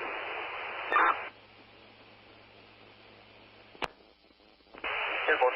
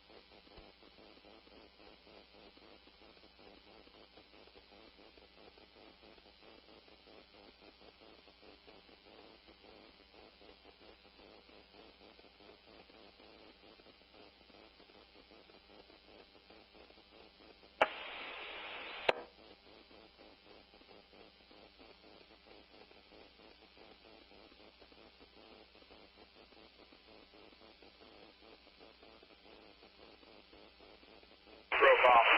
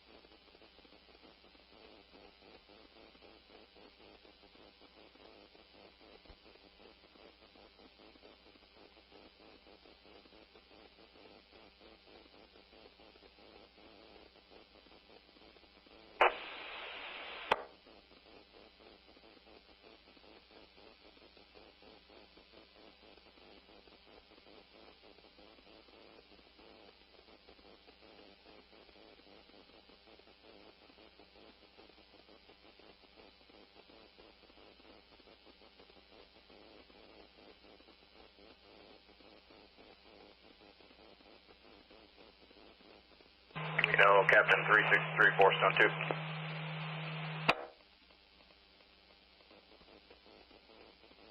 Captain 363, coming on, Tone 2.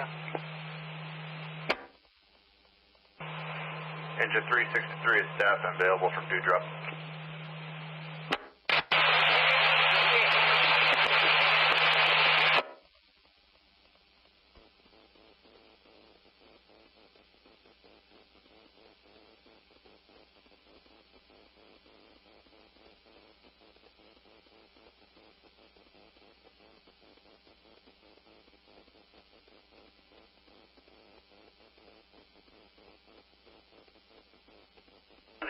Task Force Ward.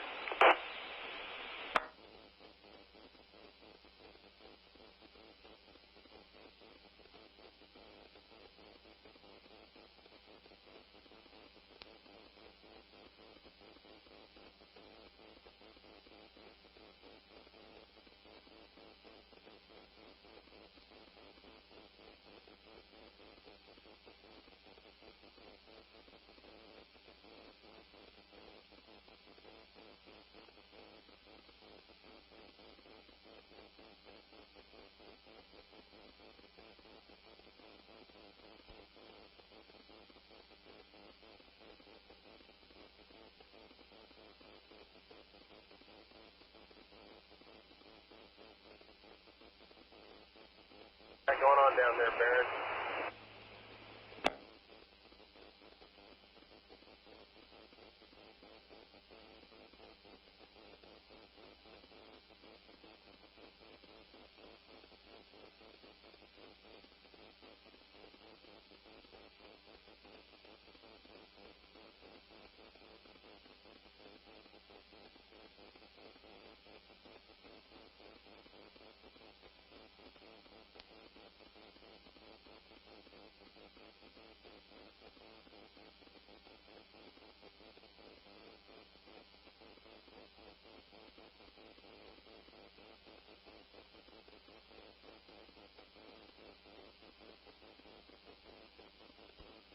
This truck right here, Brian, to finish this lane, you want me to get turned around for the other directions?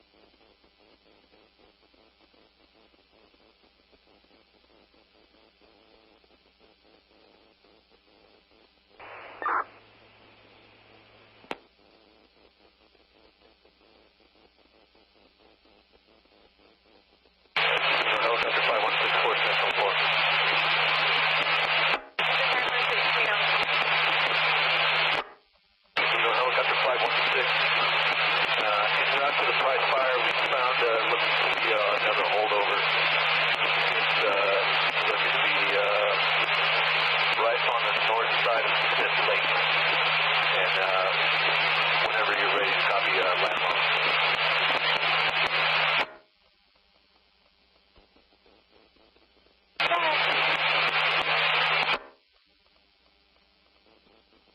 Thunder 516, the fire got a lat long of 38 degrees, 51.590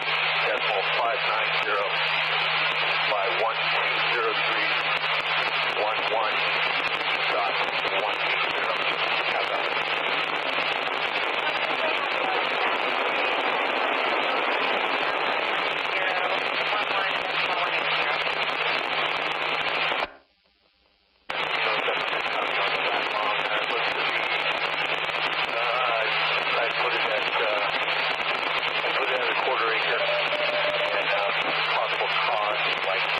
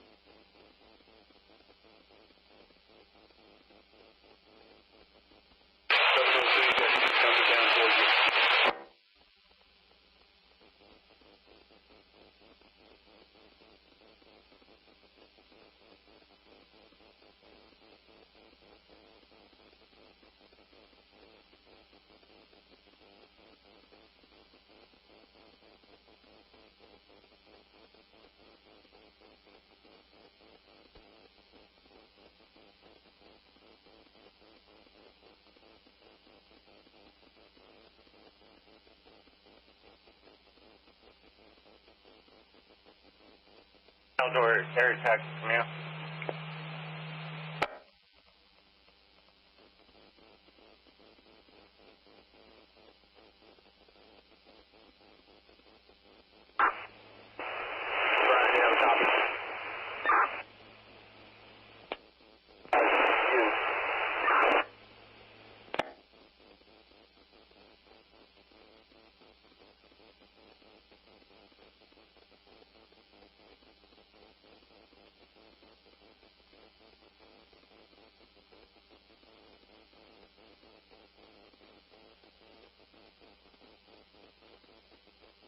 Caldor, air attack to me on Fort Snatchstone 2.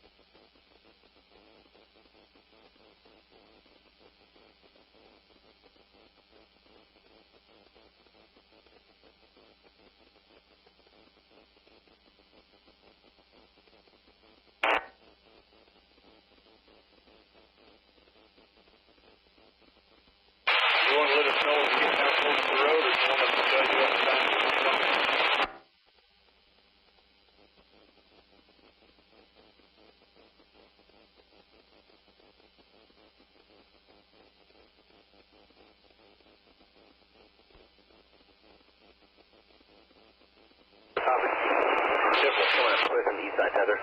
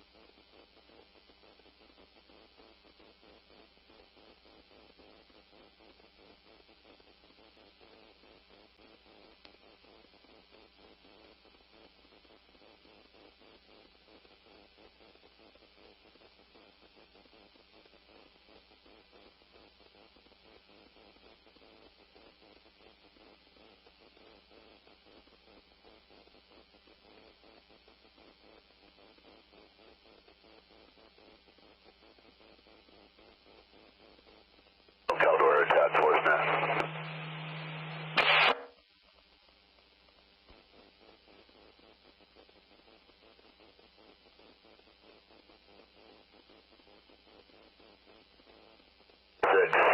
Caldor attack on force now.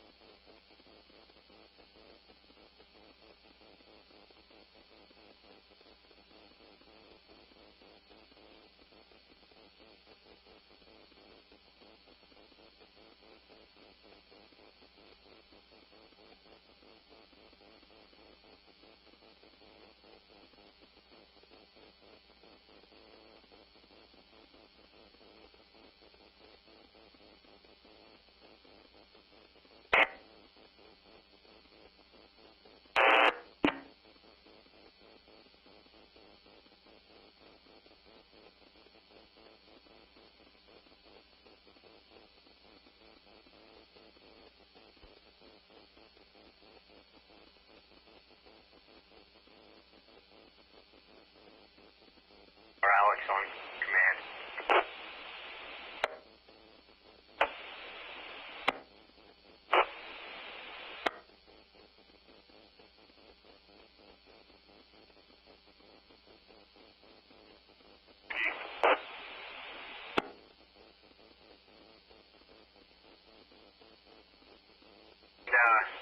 On that section of road we talked about yesterday, get started here.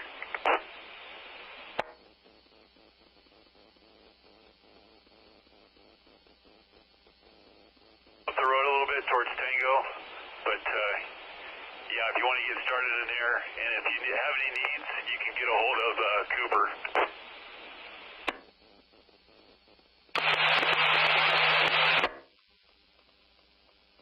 traffic. Big traffic.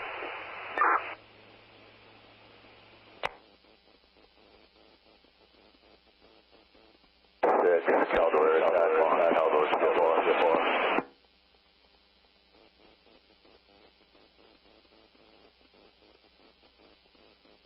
No worries, I know you got radios. I guess there's a holdover out here somewhere.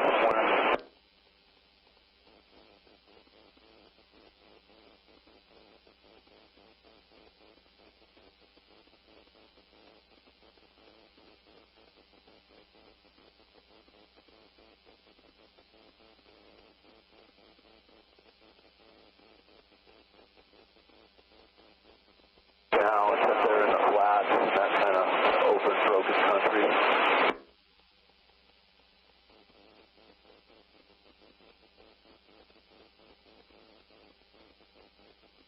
See the cold black at the heel down low, and then just a little residual smoke up top.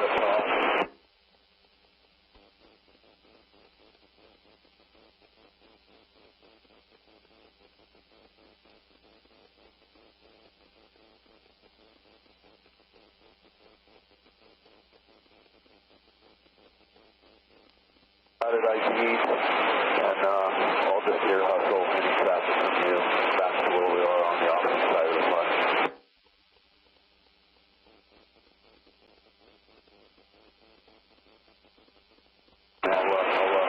Between Forest Neva, Camino, and then I'll always hustle. No known traffic down here.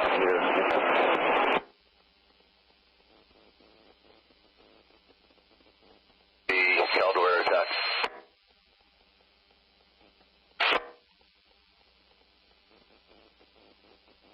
5,000 gallons. Just start on the north side. I'll be back to the south side here in about 5 minutes.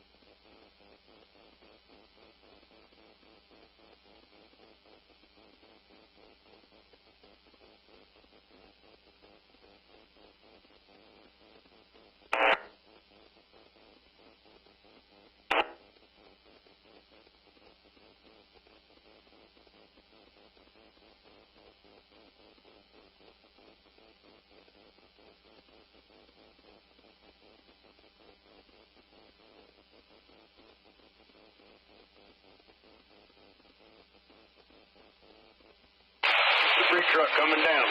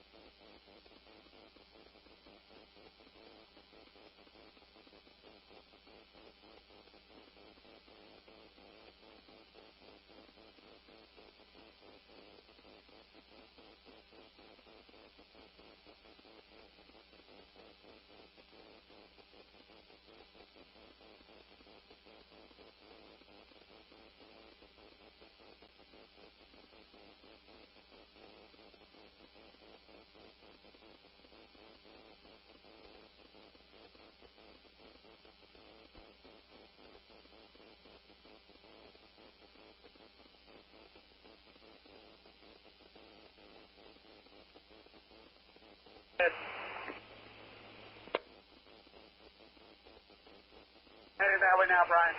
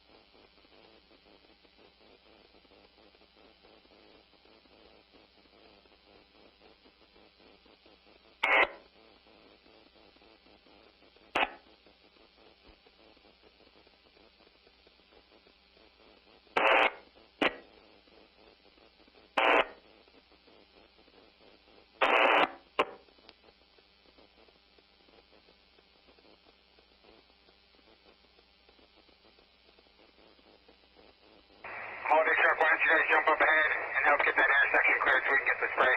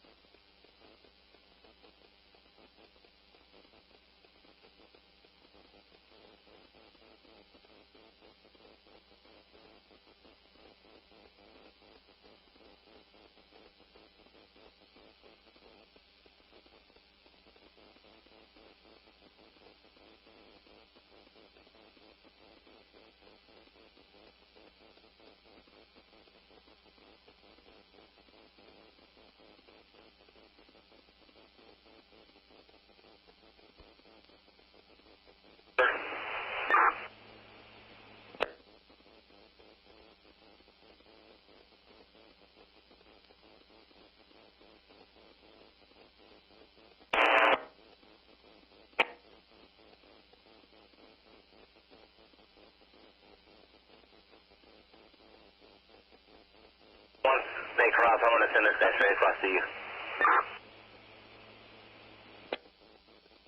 Go ahead and send it.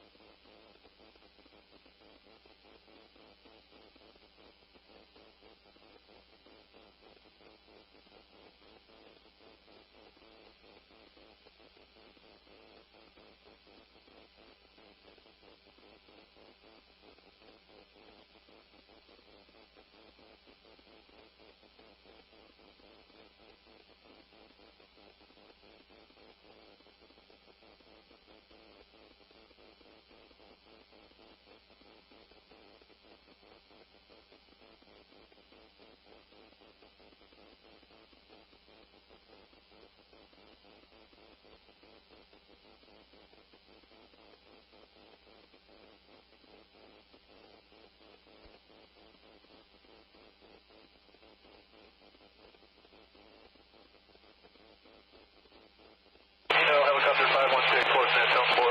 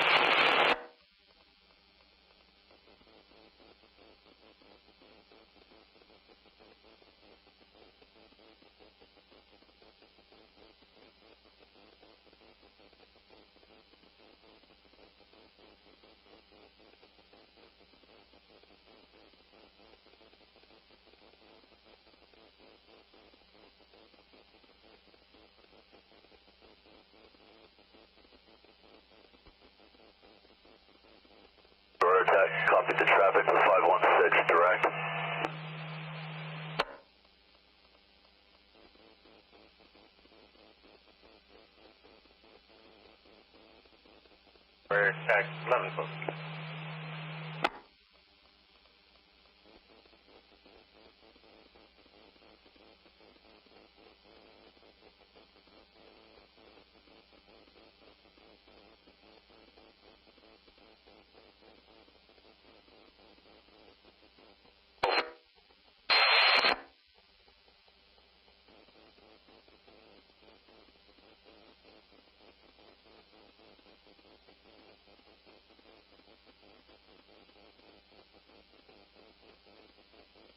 Go ahead with your traffic. I'm back in position in Mission, Quebec.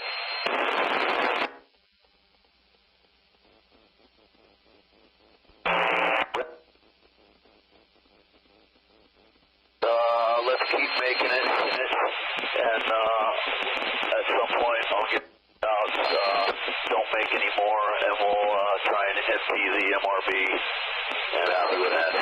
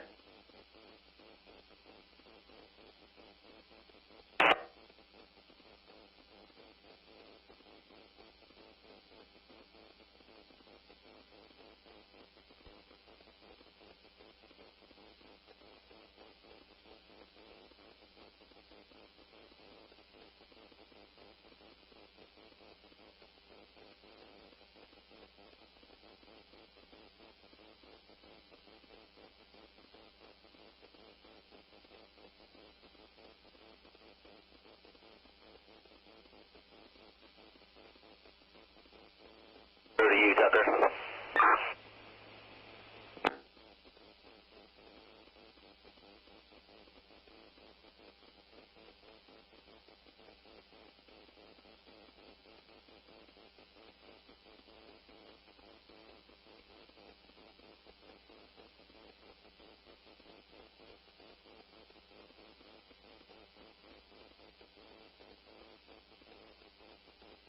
One going straight through.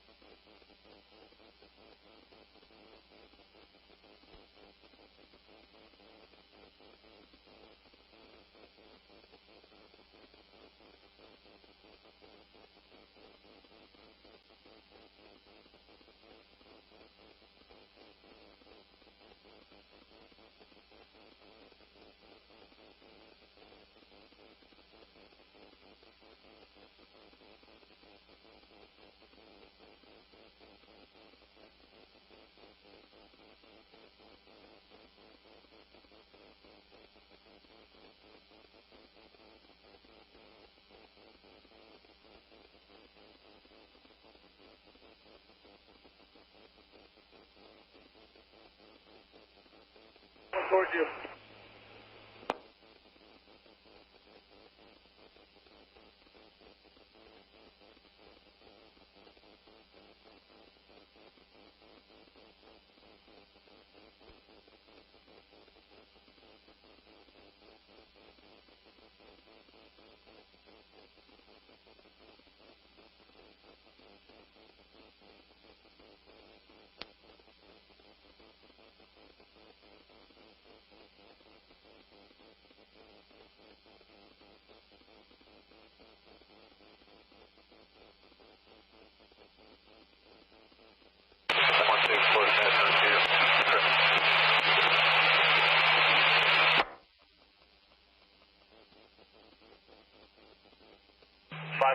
Was that you on Force Net Zone 2?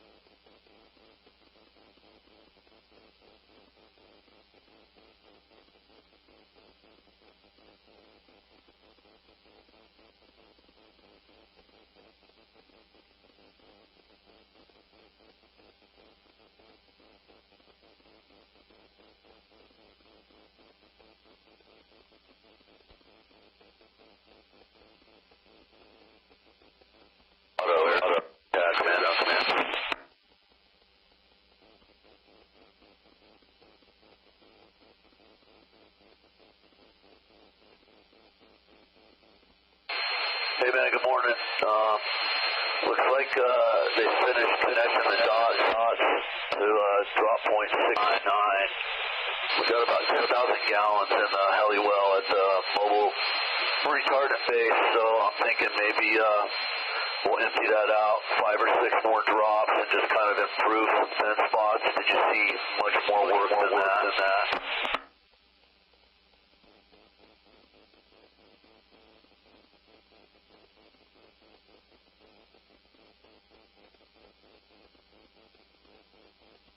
Okay, man, couldn't copy much of that, but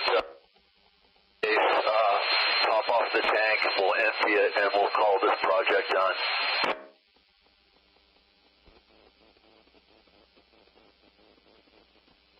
Have any?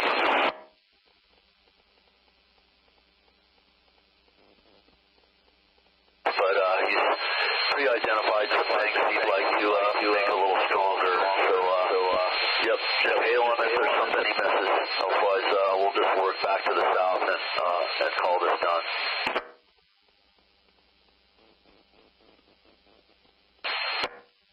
Hope MRB, air attack, air ground.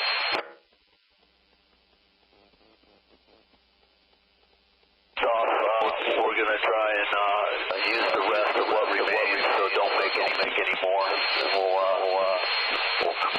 empty it out, and then if we have a new project, we'll start over again later in the day.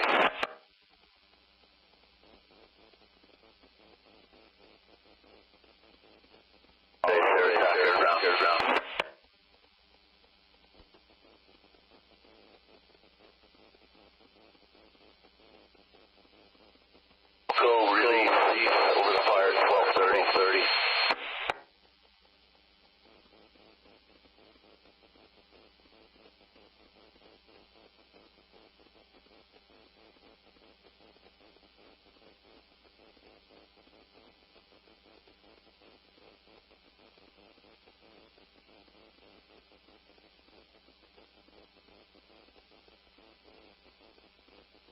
On your way.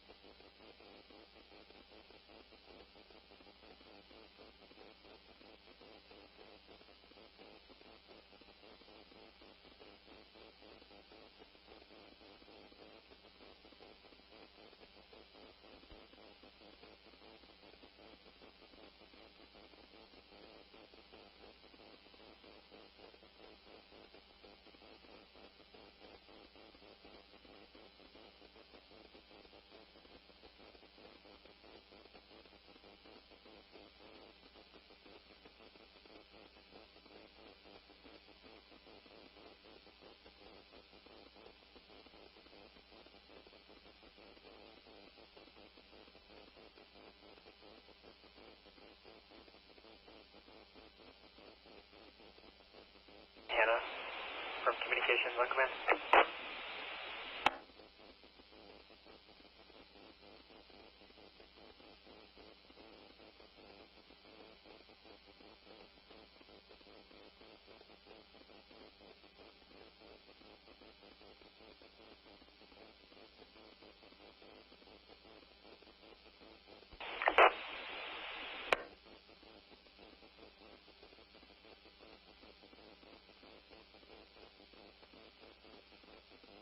Let them know it's going to be a few minutes to get oil down.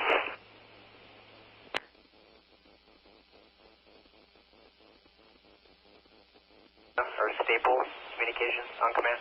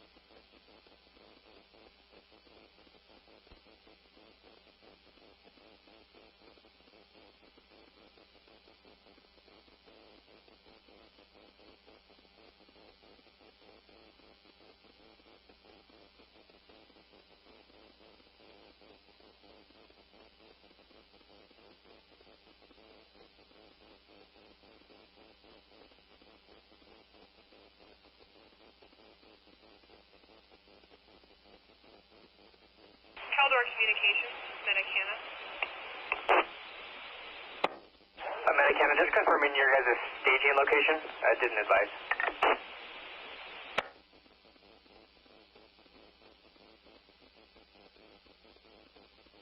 Staging location for Medic Hannah and Medic Staples is drop point 1616.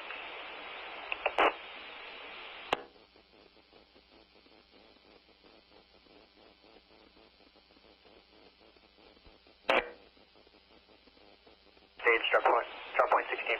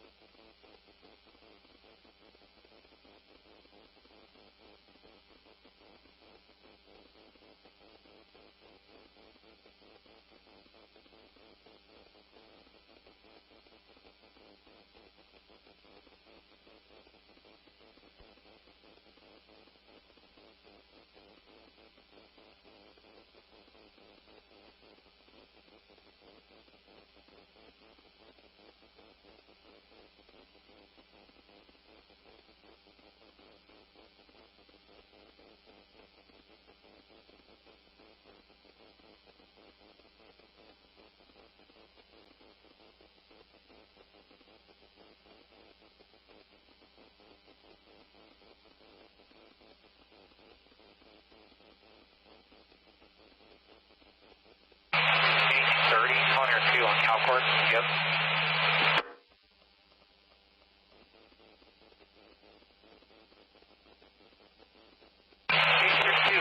We're just coming over the quarry on the north side.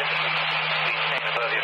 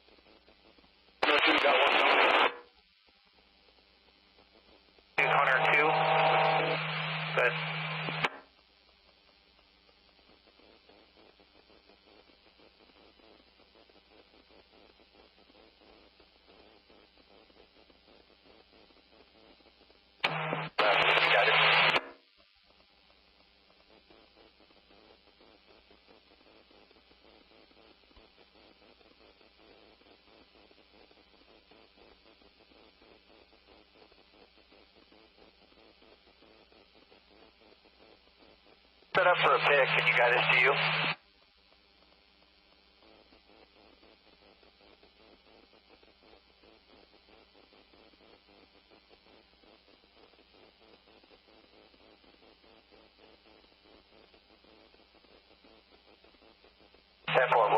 We'll work on that when we're set up for the pick, so we'll convene at the lower lot or the upper lot.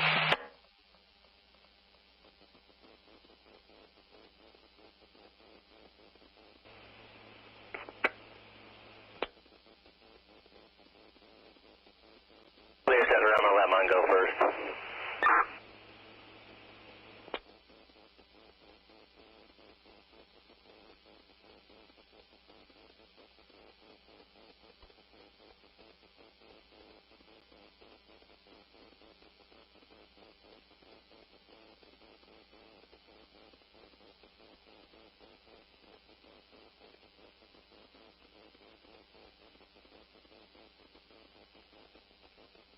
Go ahead and let this dump truck out. He's got to...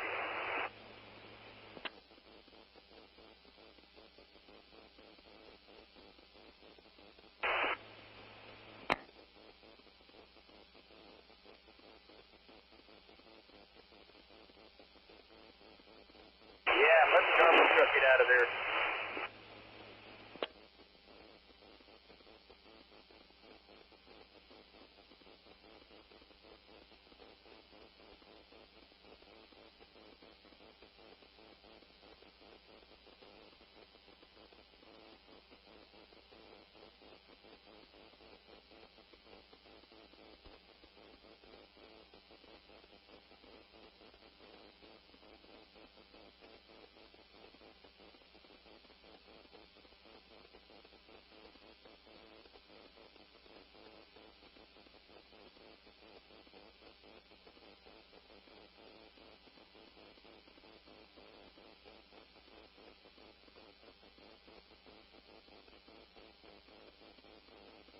Yes, go to get off the road.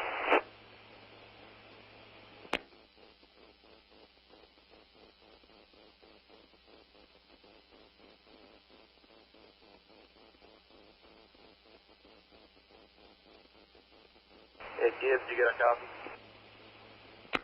Yeah, go ahead. Yeah, Go ahead for Tango Trinity. The other end. I think we got to give this a little bit more time to cure before these guys start grooming. We'll flag for them. Copy.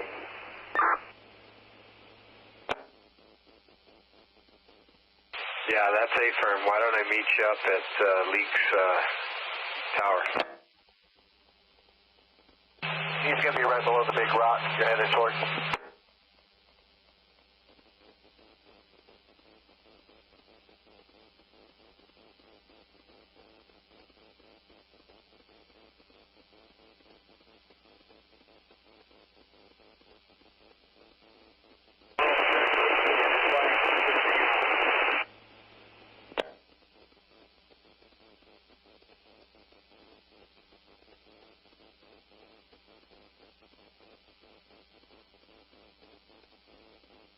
Gibbs, if you got signs, you can pick them up.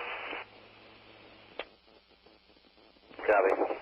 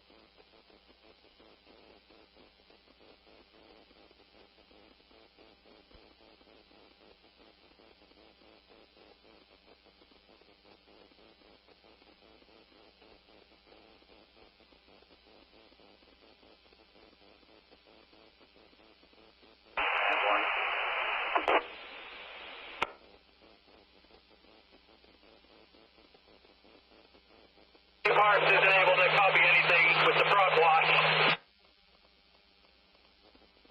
Reed Young, Task Force Lowell, Command 1.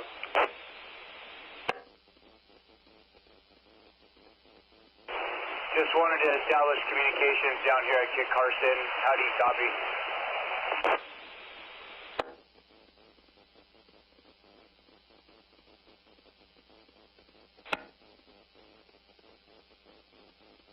I copy, Reed Young.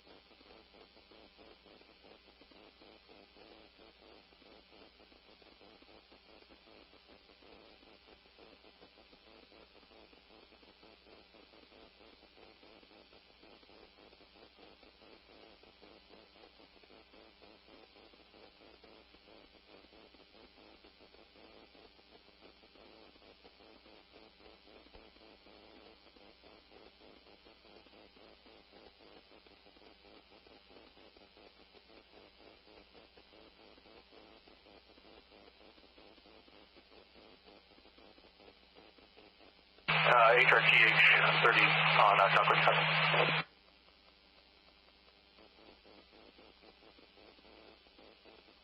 Go ahead for HRT.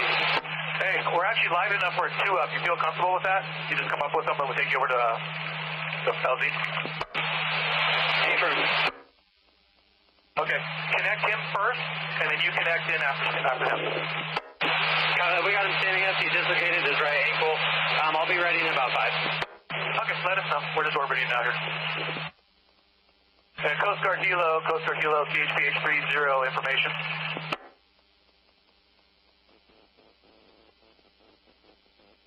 Just for information, we're doing a live rescue up here on Mount Diablo. You're good on comms for right now, but if we go in for the pick, can you just do radio silence for us for a minute? We'll let you know.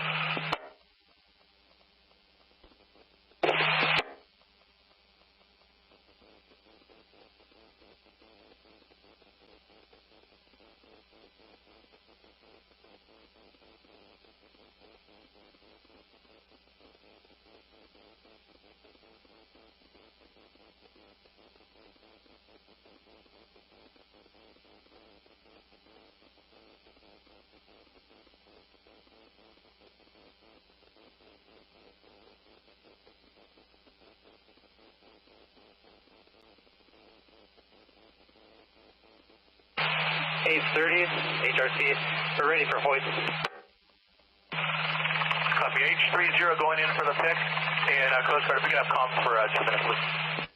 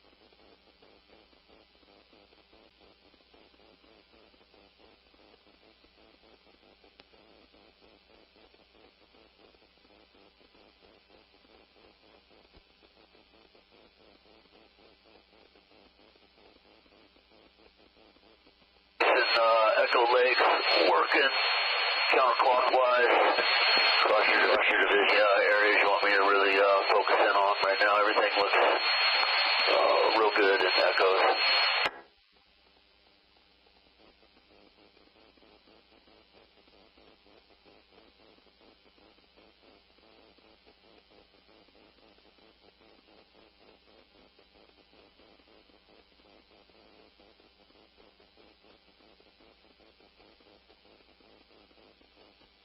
It's just that whole fire's edge that we were just monitoring and letting it choke itself out around it, right?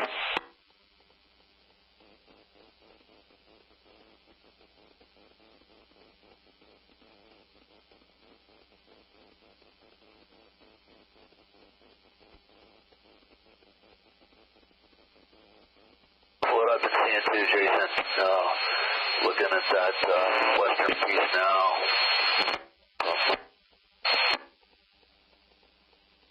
And to the east of the Fort High Meadows and those structures. Yeah, still doing what it's been doing, chewing up any available surface fuels, and then running out of the snow brush when it hits the granite. So no threat, just making smoke.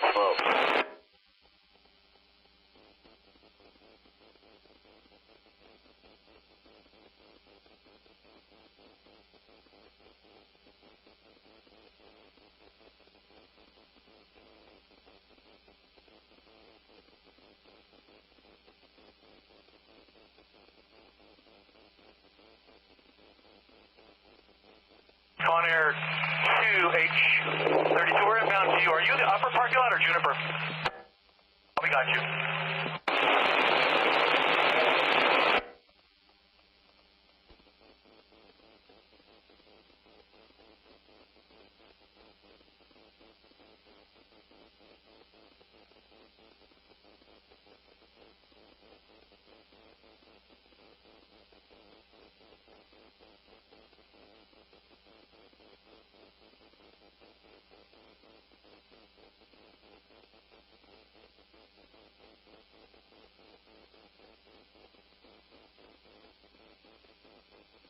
Engine 3344 Stone 8.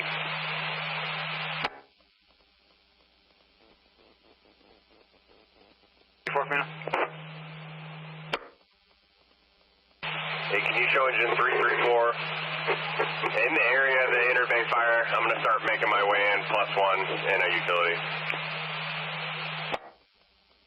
Engine 334 at 11:40.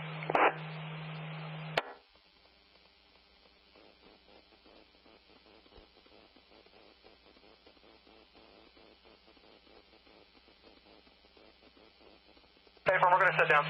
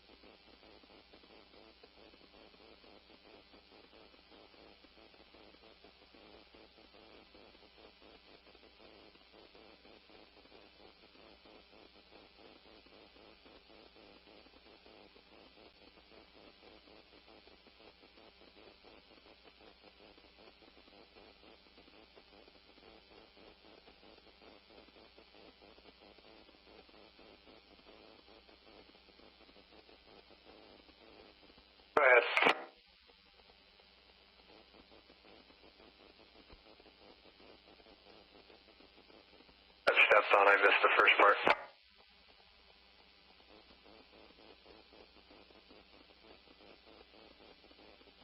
Negative, you'll have to go off-road and stand by, I'll give you a coordinate. We're attacking around, back with you, Quebec.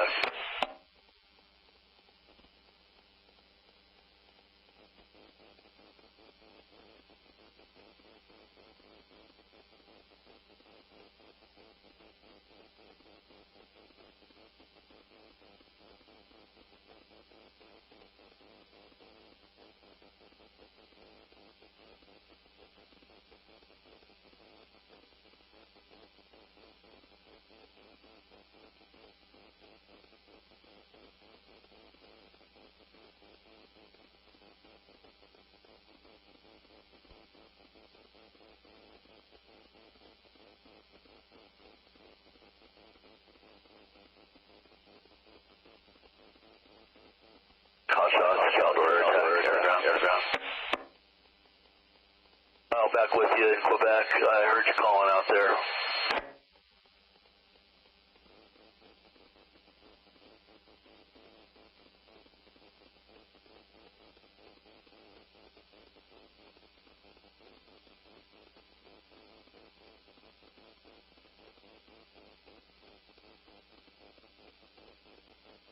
I think so, man.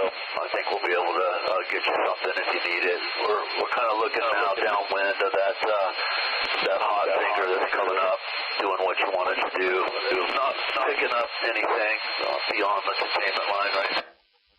As it stands, we should be able to get rotors on and support any.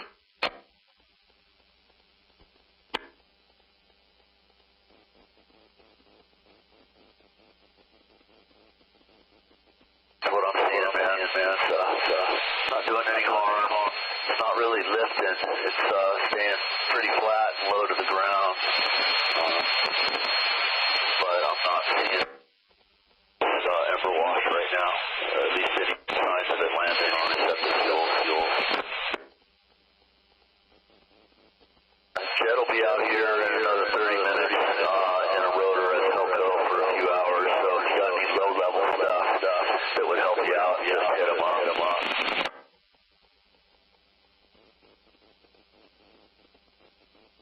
It's just a normal platform. Cobra's returning to Reading for 5 days of maintenance. This is the last day for you and Dorado.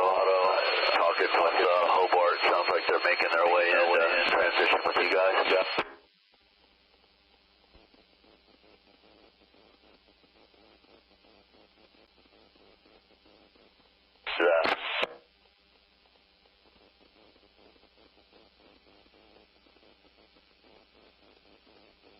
A lot of good work down there, man, and you know, including that stuff that wanted to get into those little Wood Lake cabins, but yeah, just quite a year, just not gonna stay where you want it with water, or retarded ultimately.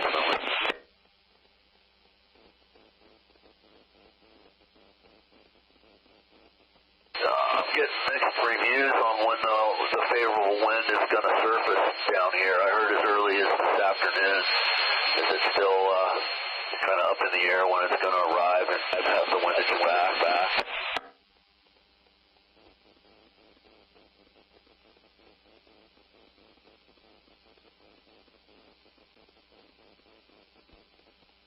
Are you guys planning on trying to do any aerial firing with UAS or PSC to clean up the unburned deep in there if you need to?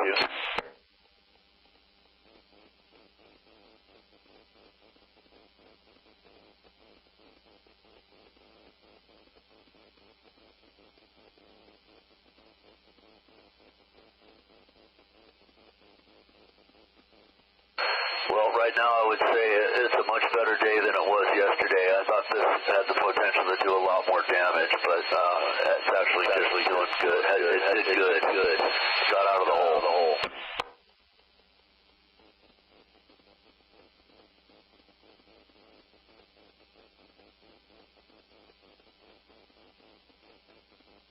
Deal.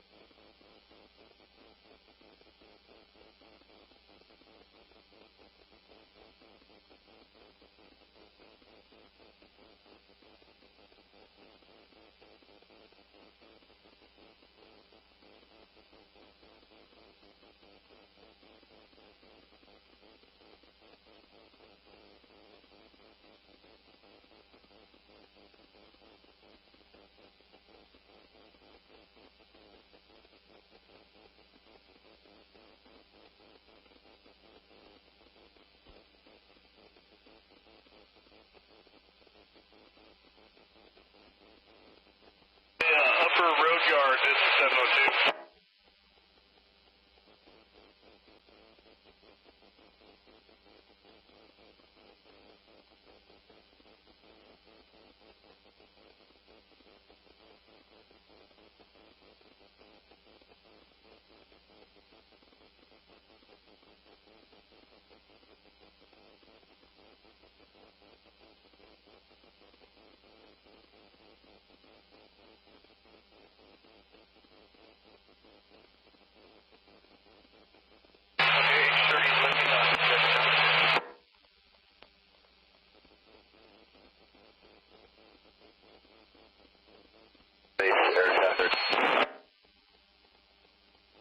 Elected to go by helicopter, and he's going to go to John Marijuana Creek, I believe.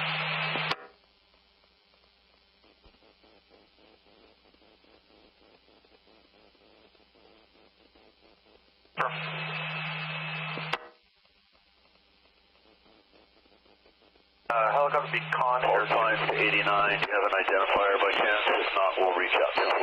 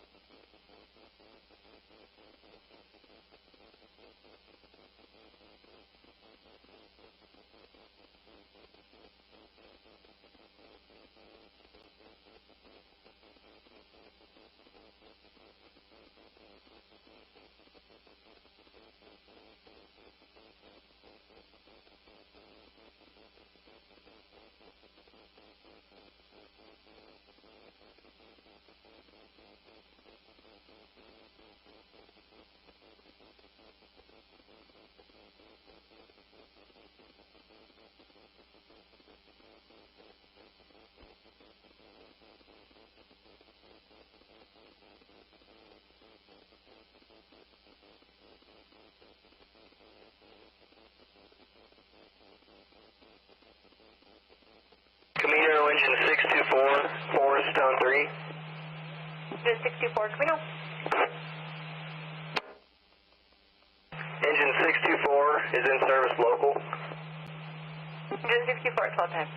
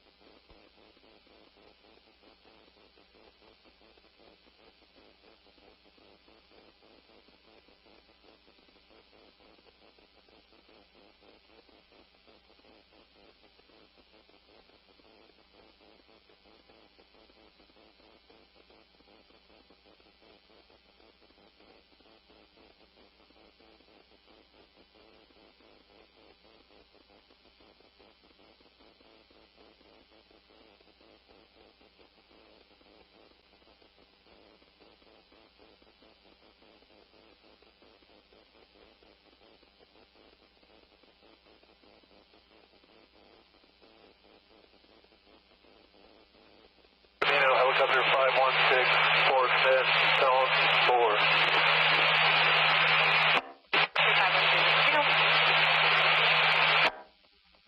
Helicopter 516, South Pacific en route to dismiss fire, 1 hour, 30 minutes fuel, 6 souls, heading 056, ETE, 12 minutes, device, KFS.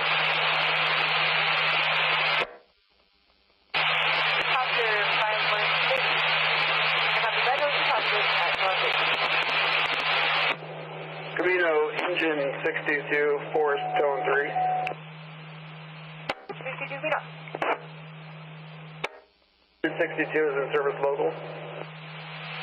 Engine 62, 1230.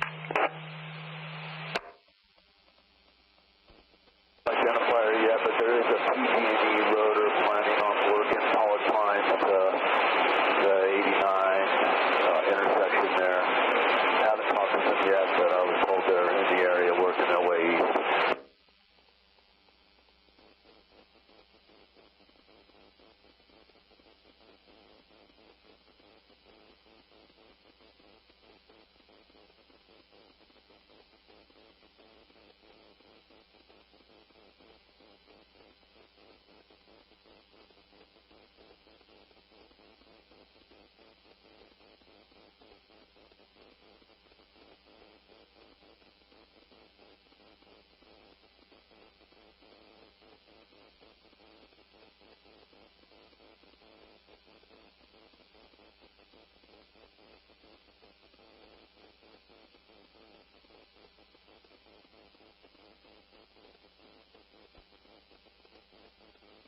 Helicopter 516, Fort Smith, Zone 4.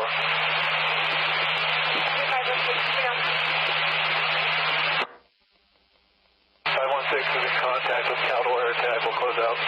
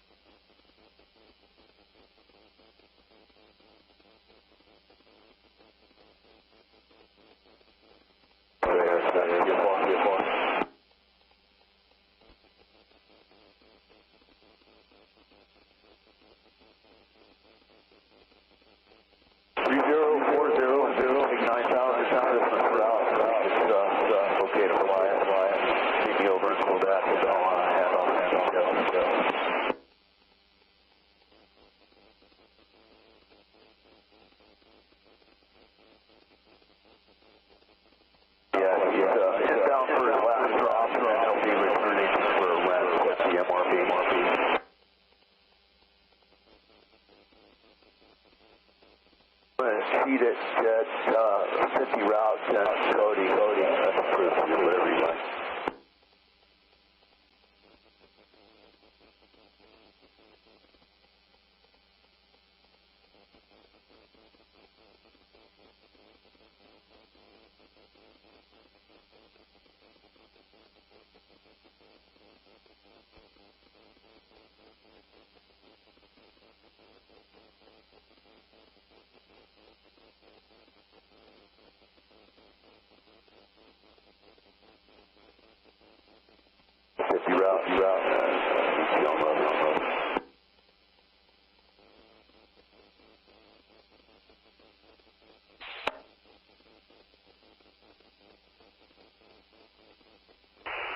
Hey, Charlie, let Davey go ahead and do his thing. He doesn't need any water, so he can go by himself.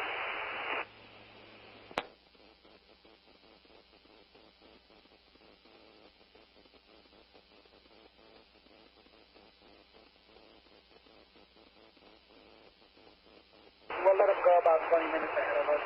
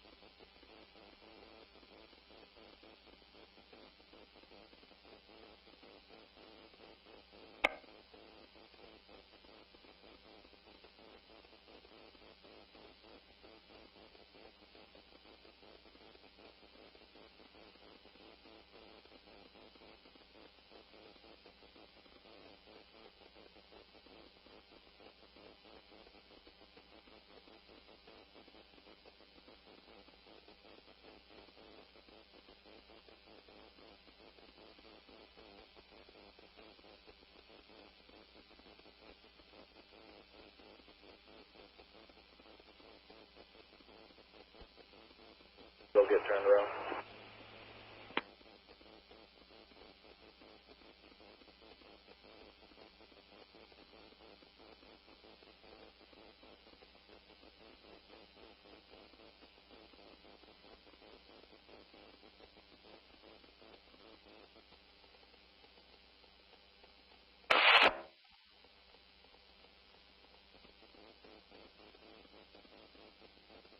I'm coming up on you, Charlie.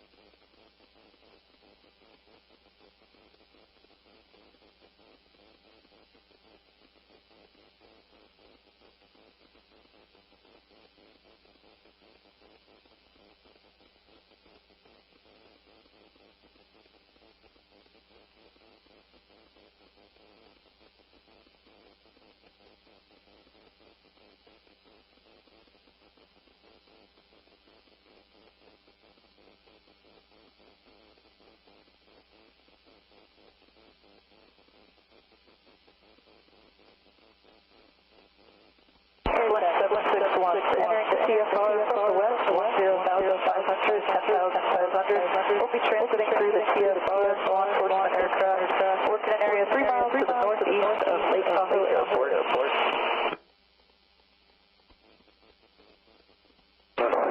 Caldor aircraft 3040, we're overhead at 11,000. One Helco south end of the fire at 9,000. No other aircraft in your corridor.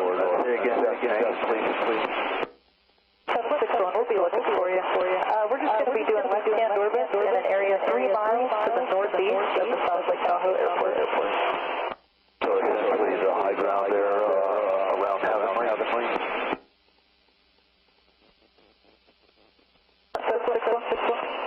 Confirming that northeast area is like the Trimmer Peak, upper part of the fire, Heavenly Ski Resort, all that kind of thing. 761, yeah, it's actually just on the edge of the lake, the South Lake Tahoe area. Okay, man, approved for your mission. Hold on to 2,500, and you'll be contacting Helco here in the future. You'll be transiting out. Helco will be on Caldor Airport. Sounds good, thanks a lot. 761.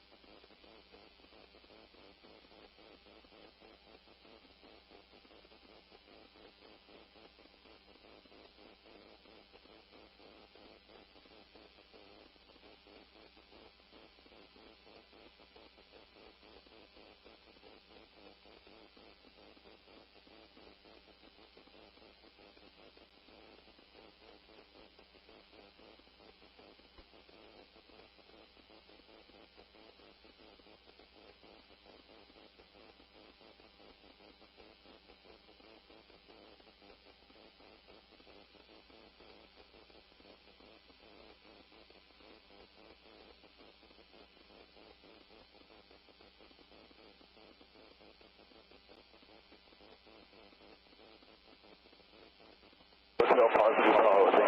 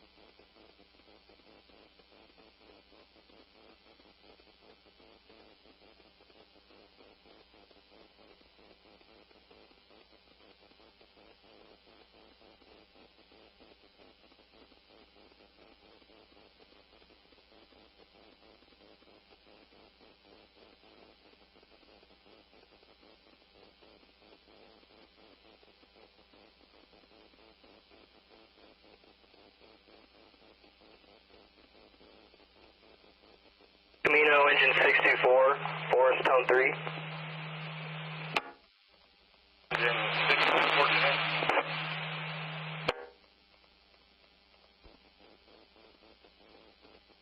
This is Task Force Law. I'll be escorting one vehicle up the MET.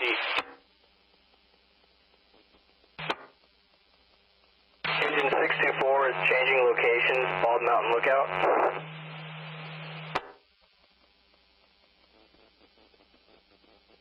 Forward 1238.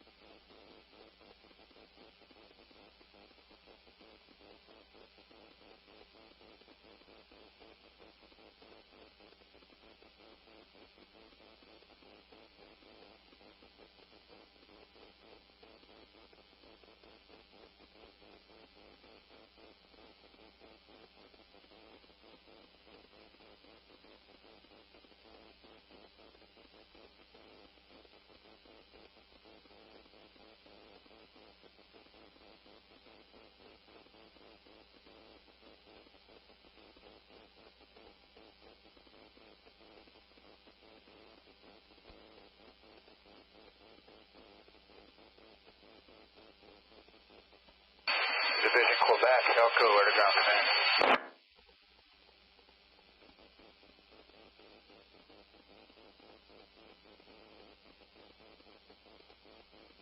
Quebec, Elko just transitioned with air attack, will be overhead. I'm not in the Cobra today, so I can't give you any IR intel, but sounds like there's a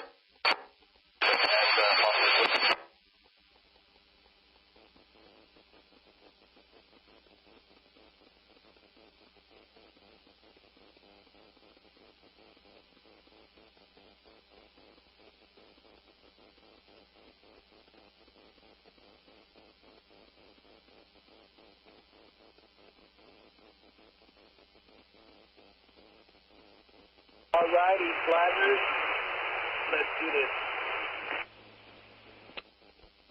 Say again. Let's rock and roll. Copy.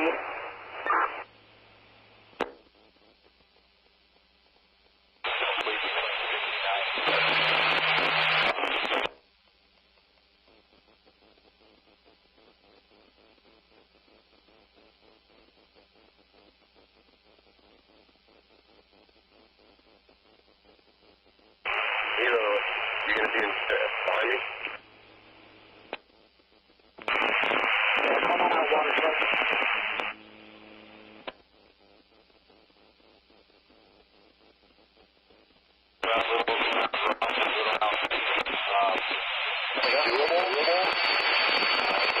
There's plenty of open.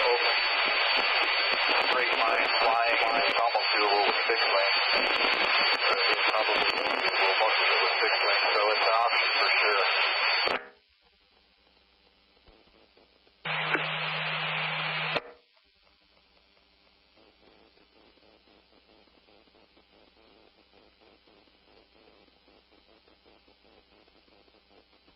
Yep, I can see that too.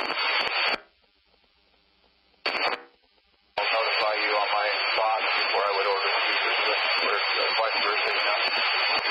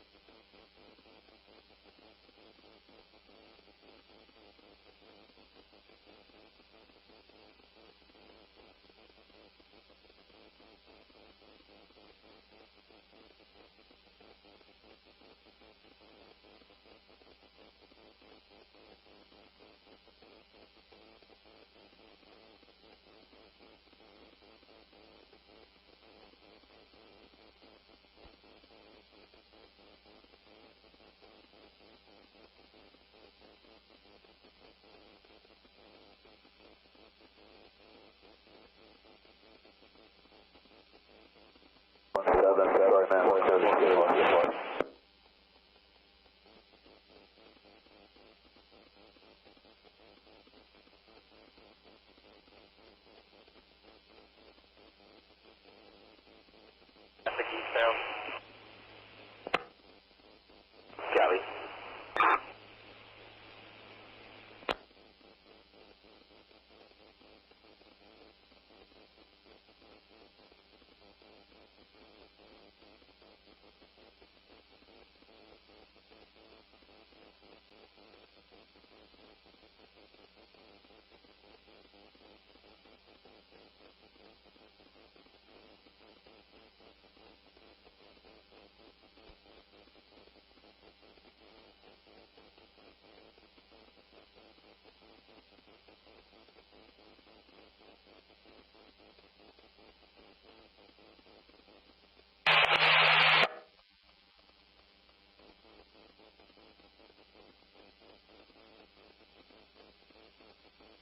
Down.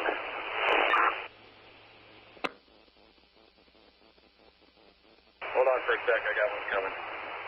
I'll go ahead and send it, I'll stop him. Copy, send it.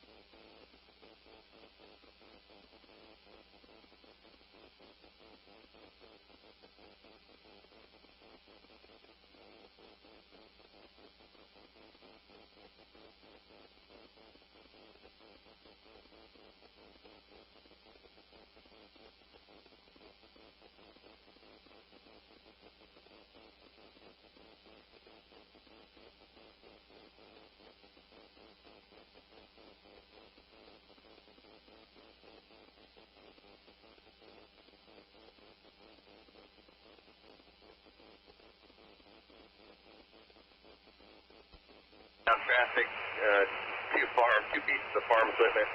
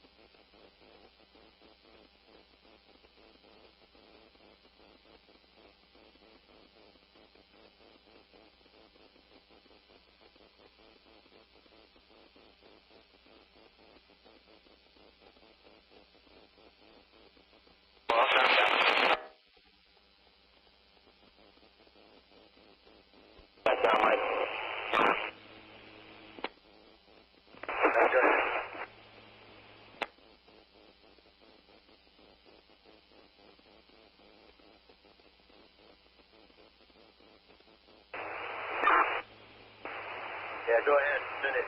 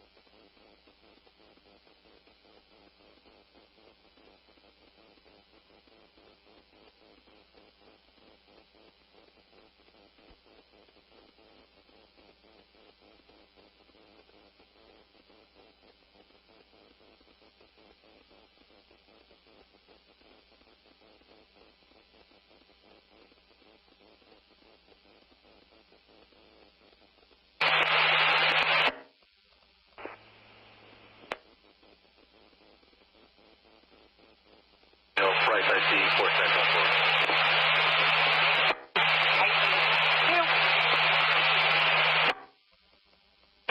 Price I see, we're going to call the firefighter out. And myself plus 1 have already been relocated over to the center.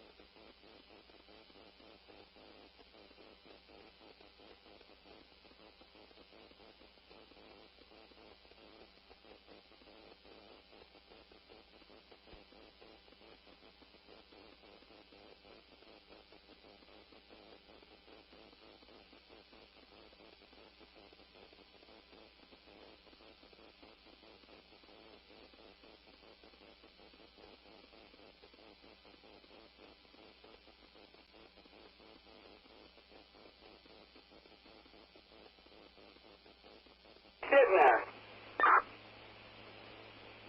It's all good.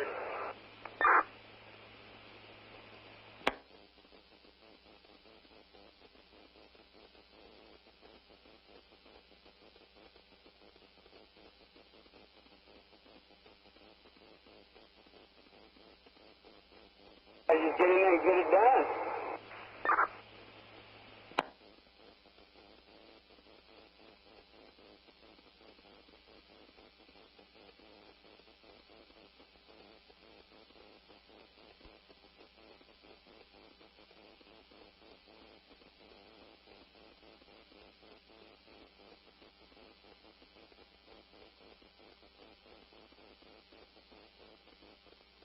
Engine 50 degrees, returning to Pacific. Engine 253 at Caldor.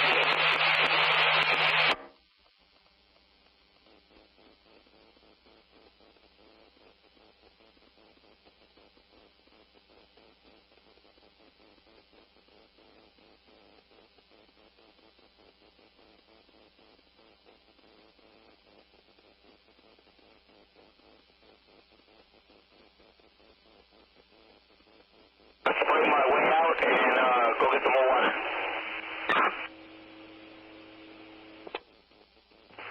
Alright, copy that.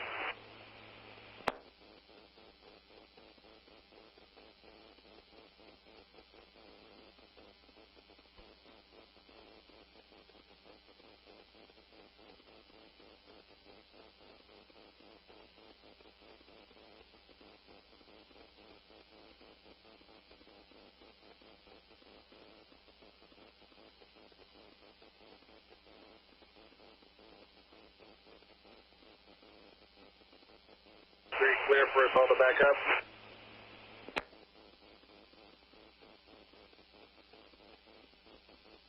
Clear to back up.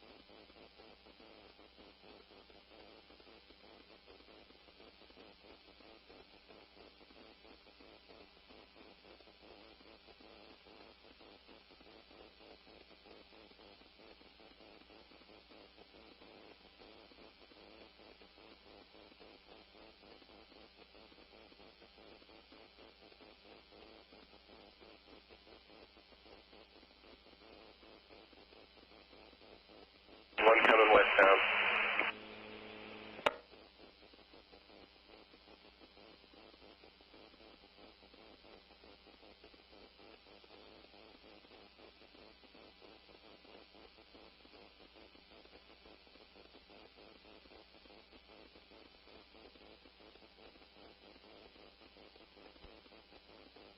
Sierra 5, zone 3.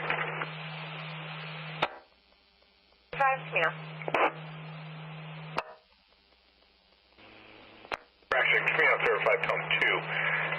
traffic, MET, nearest Crosby, north-south road. I think it's a Nevada plate, standby 1.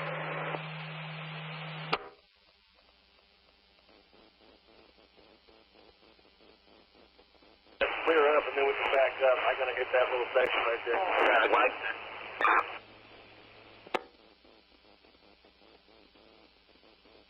Back there.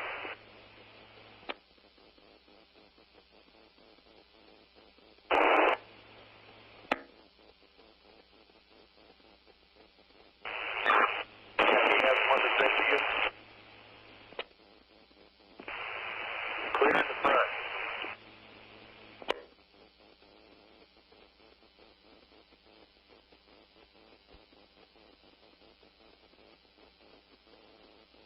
Back up. I gotta hit this section right here. Hey, Nate, let's pick that up later. I want to get this before the water dries. Okay, 1304.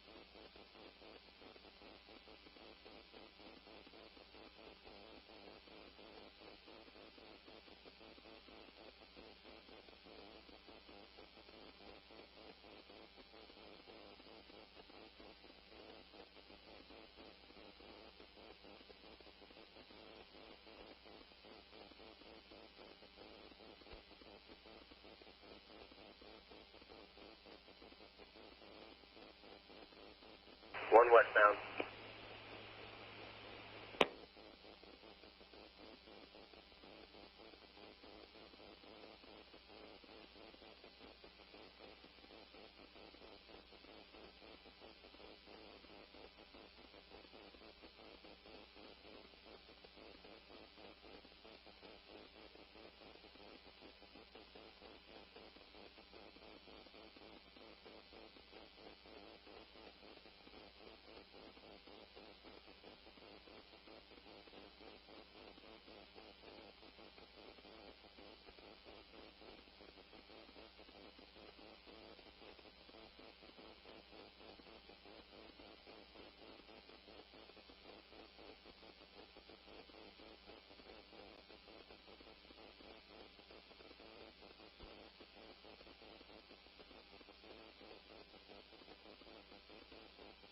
A couple coming.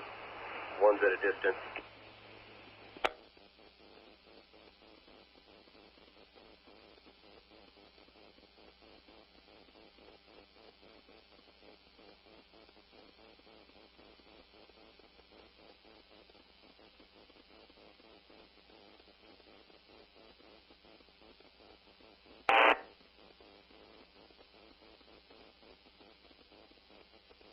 Around and we'll show them our SUV.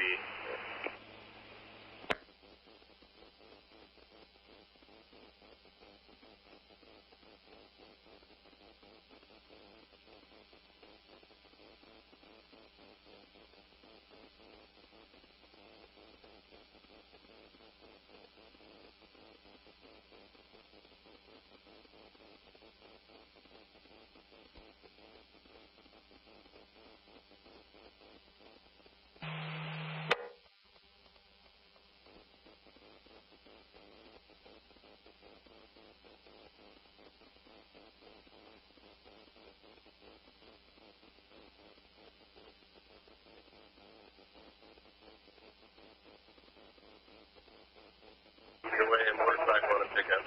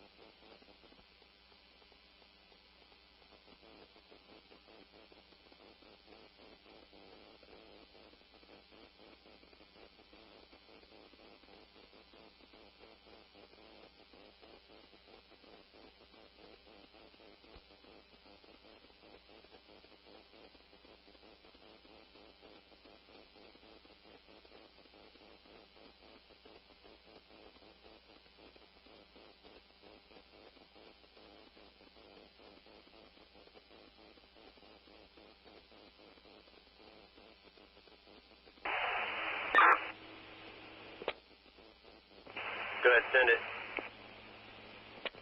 It's just me. You guys can wait till traffic catches up to me.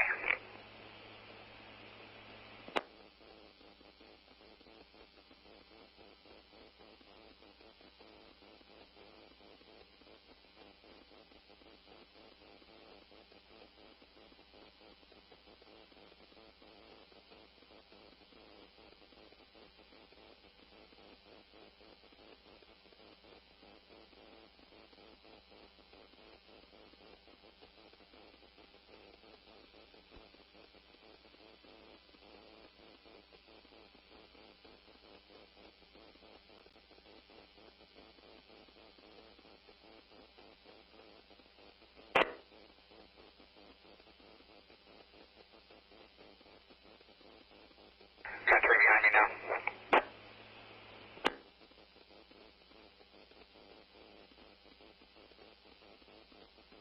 Done.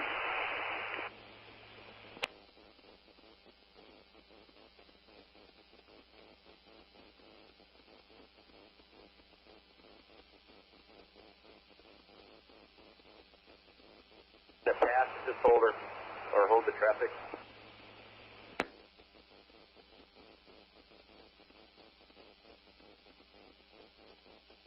It's going to hold the traffic. We got about 200 yards to go.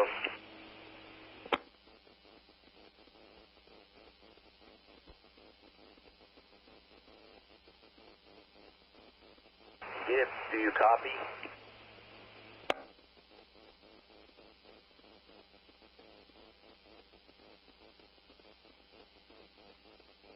Anybody see any traffic coming?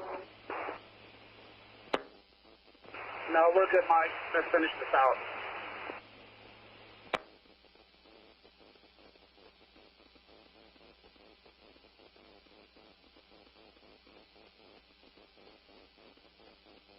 I can't copy Gibbs anymore.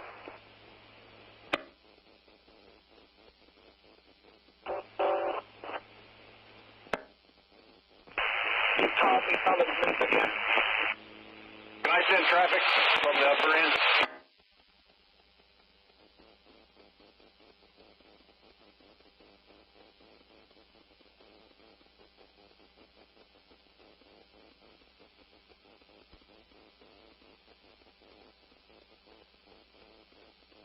Go to stage back down, same place. We can go back, Mike, to the intersection, back here, and wait for the water. Copy that.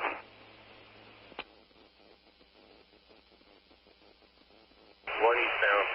Sorry, westbound.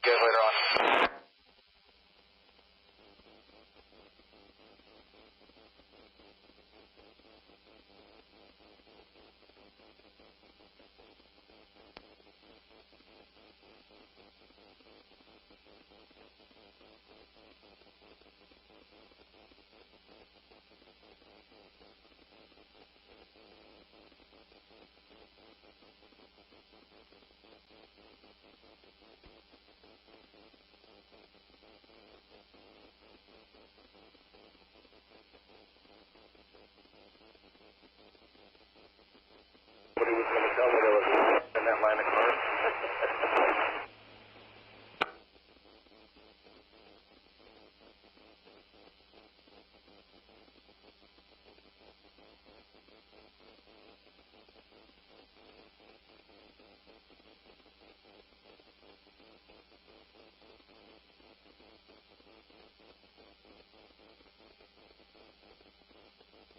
Going back to the other car.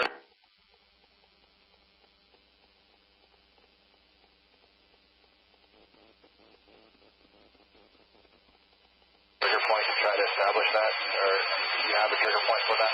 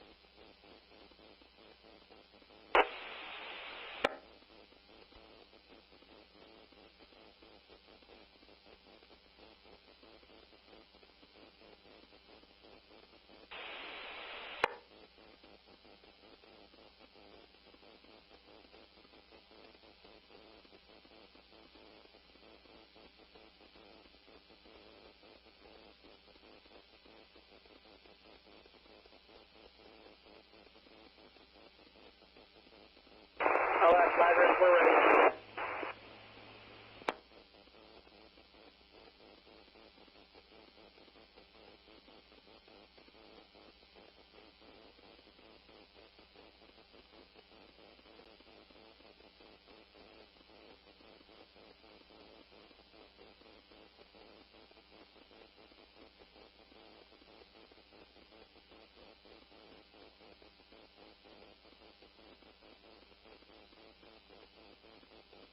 Can you back up a little bit?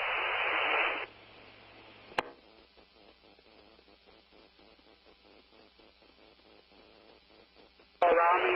I need to back up a few feet.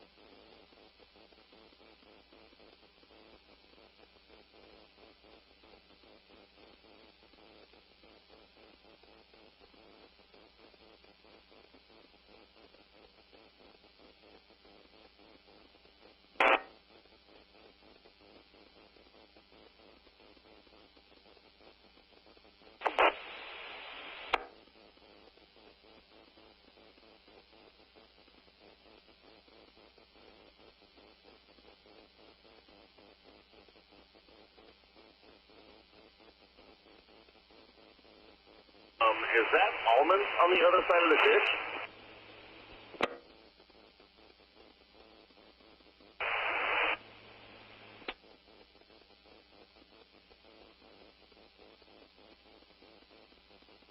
If that's like something people are supposed to shoot from.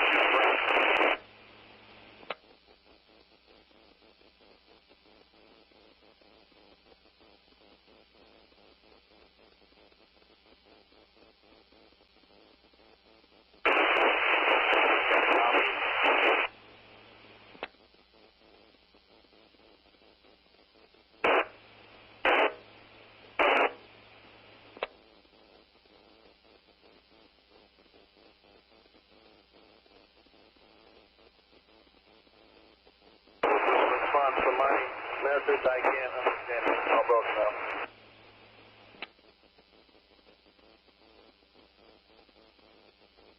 Come again.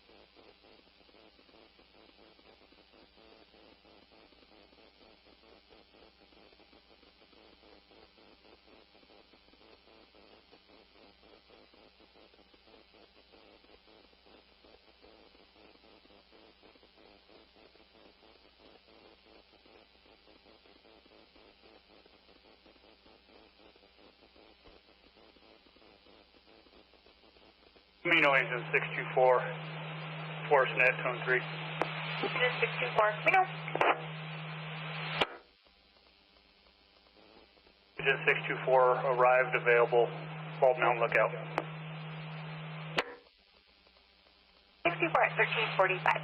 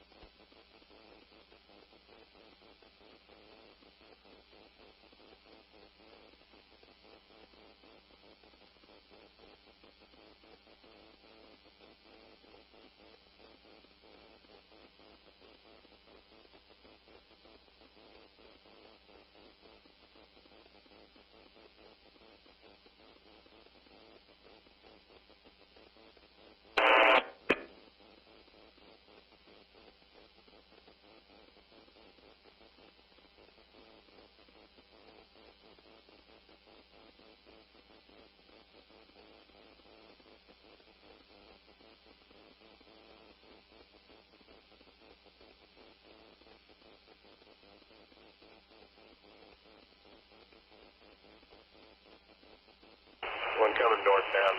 I think it's a yellow.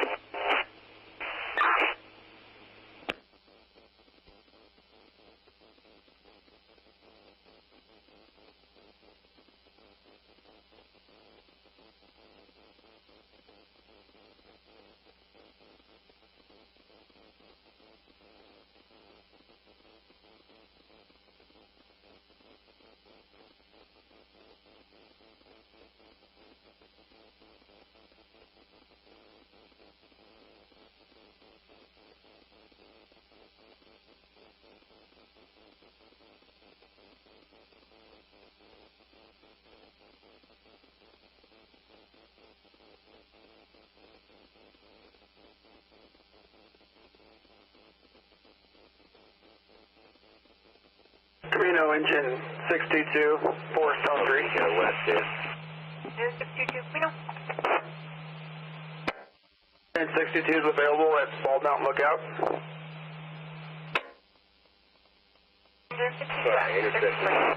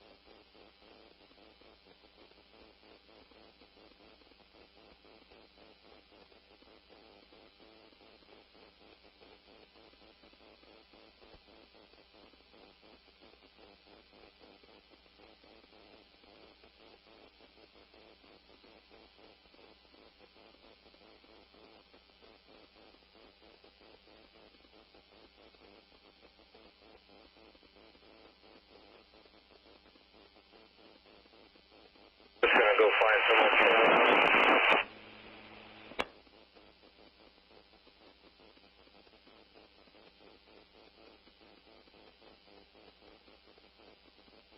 Eyes on 93.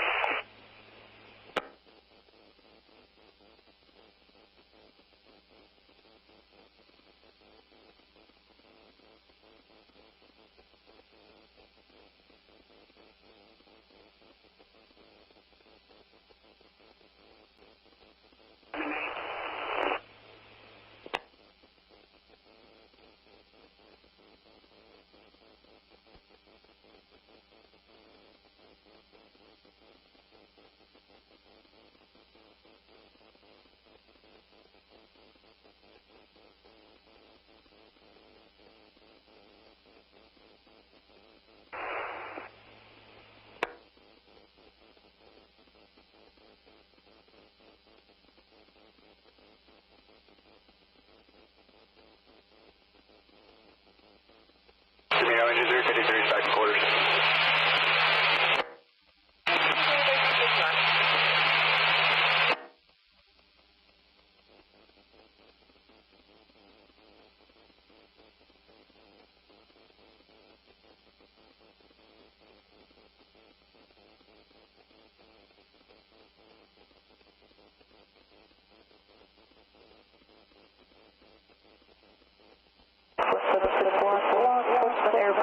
We were following Highway 50 westbound out of CSR at 1,500.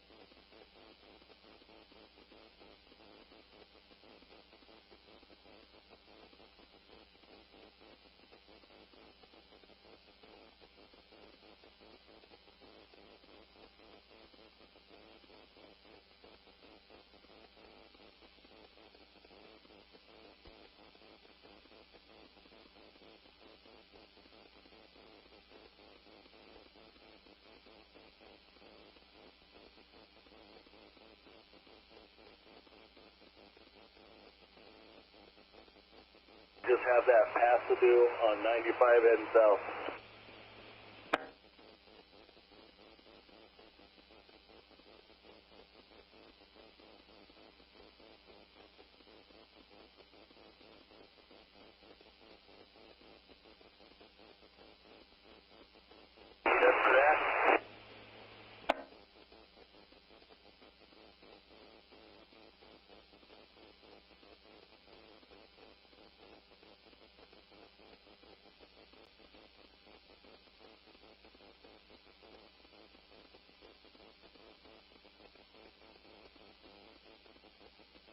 You're going to have brooms out there tomorrow. You can worry about 95 tomorrow. Okay. Well, at least somebody's radio works. Genie Helicopter 9, Hotel Romeo on CFI.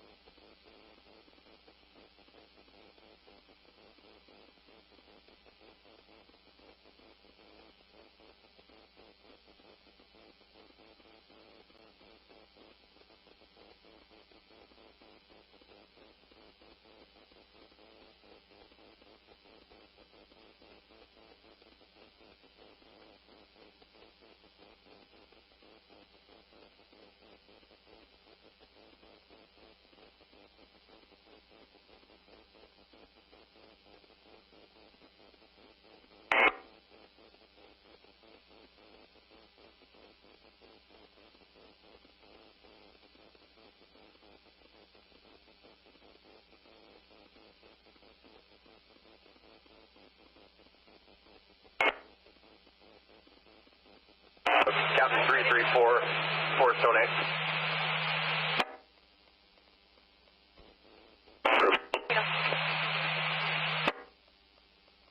Finished checking the interbay fire, no No heat. Keeping in patrol status. And can you show engine 334 returning to quarters? Top 334 at 1350.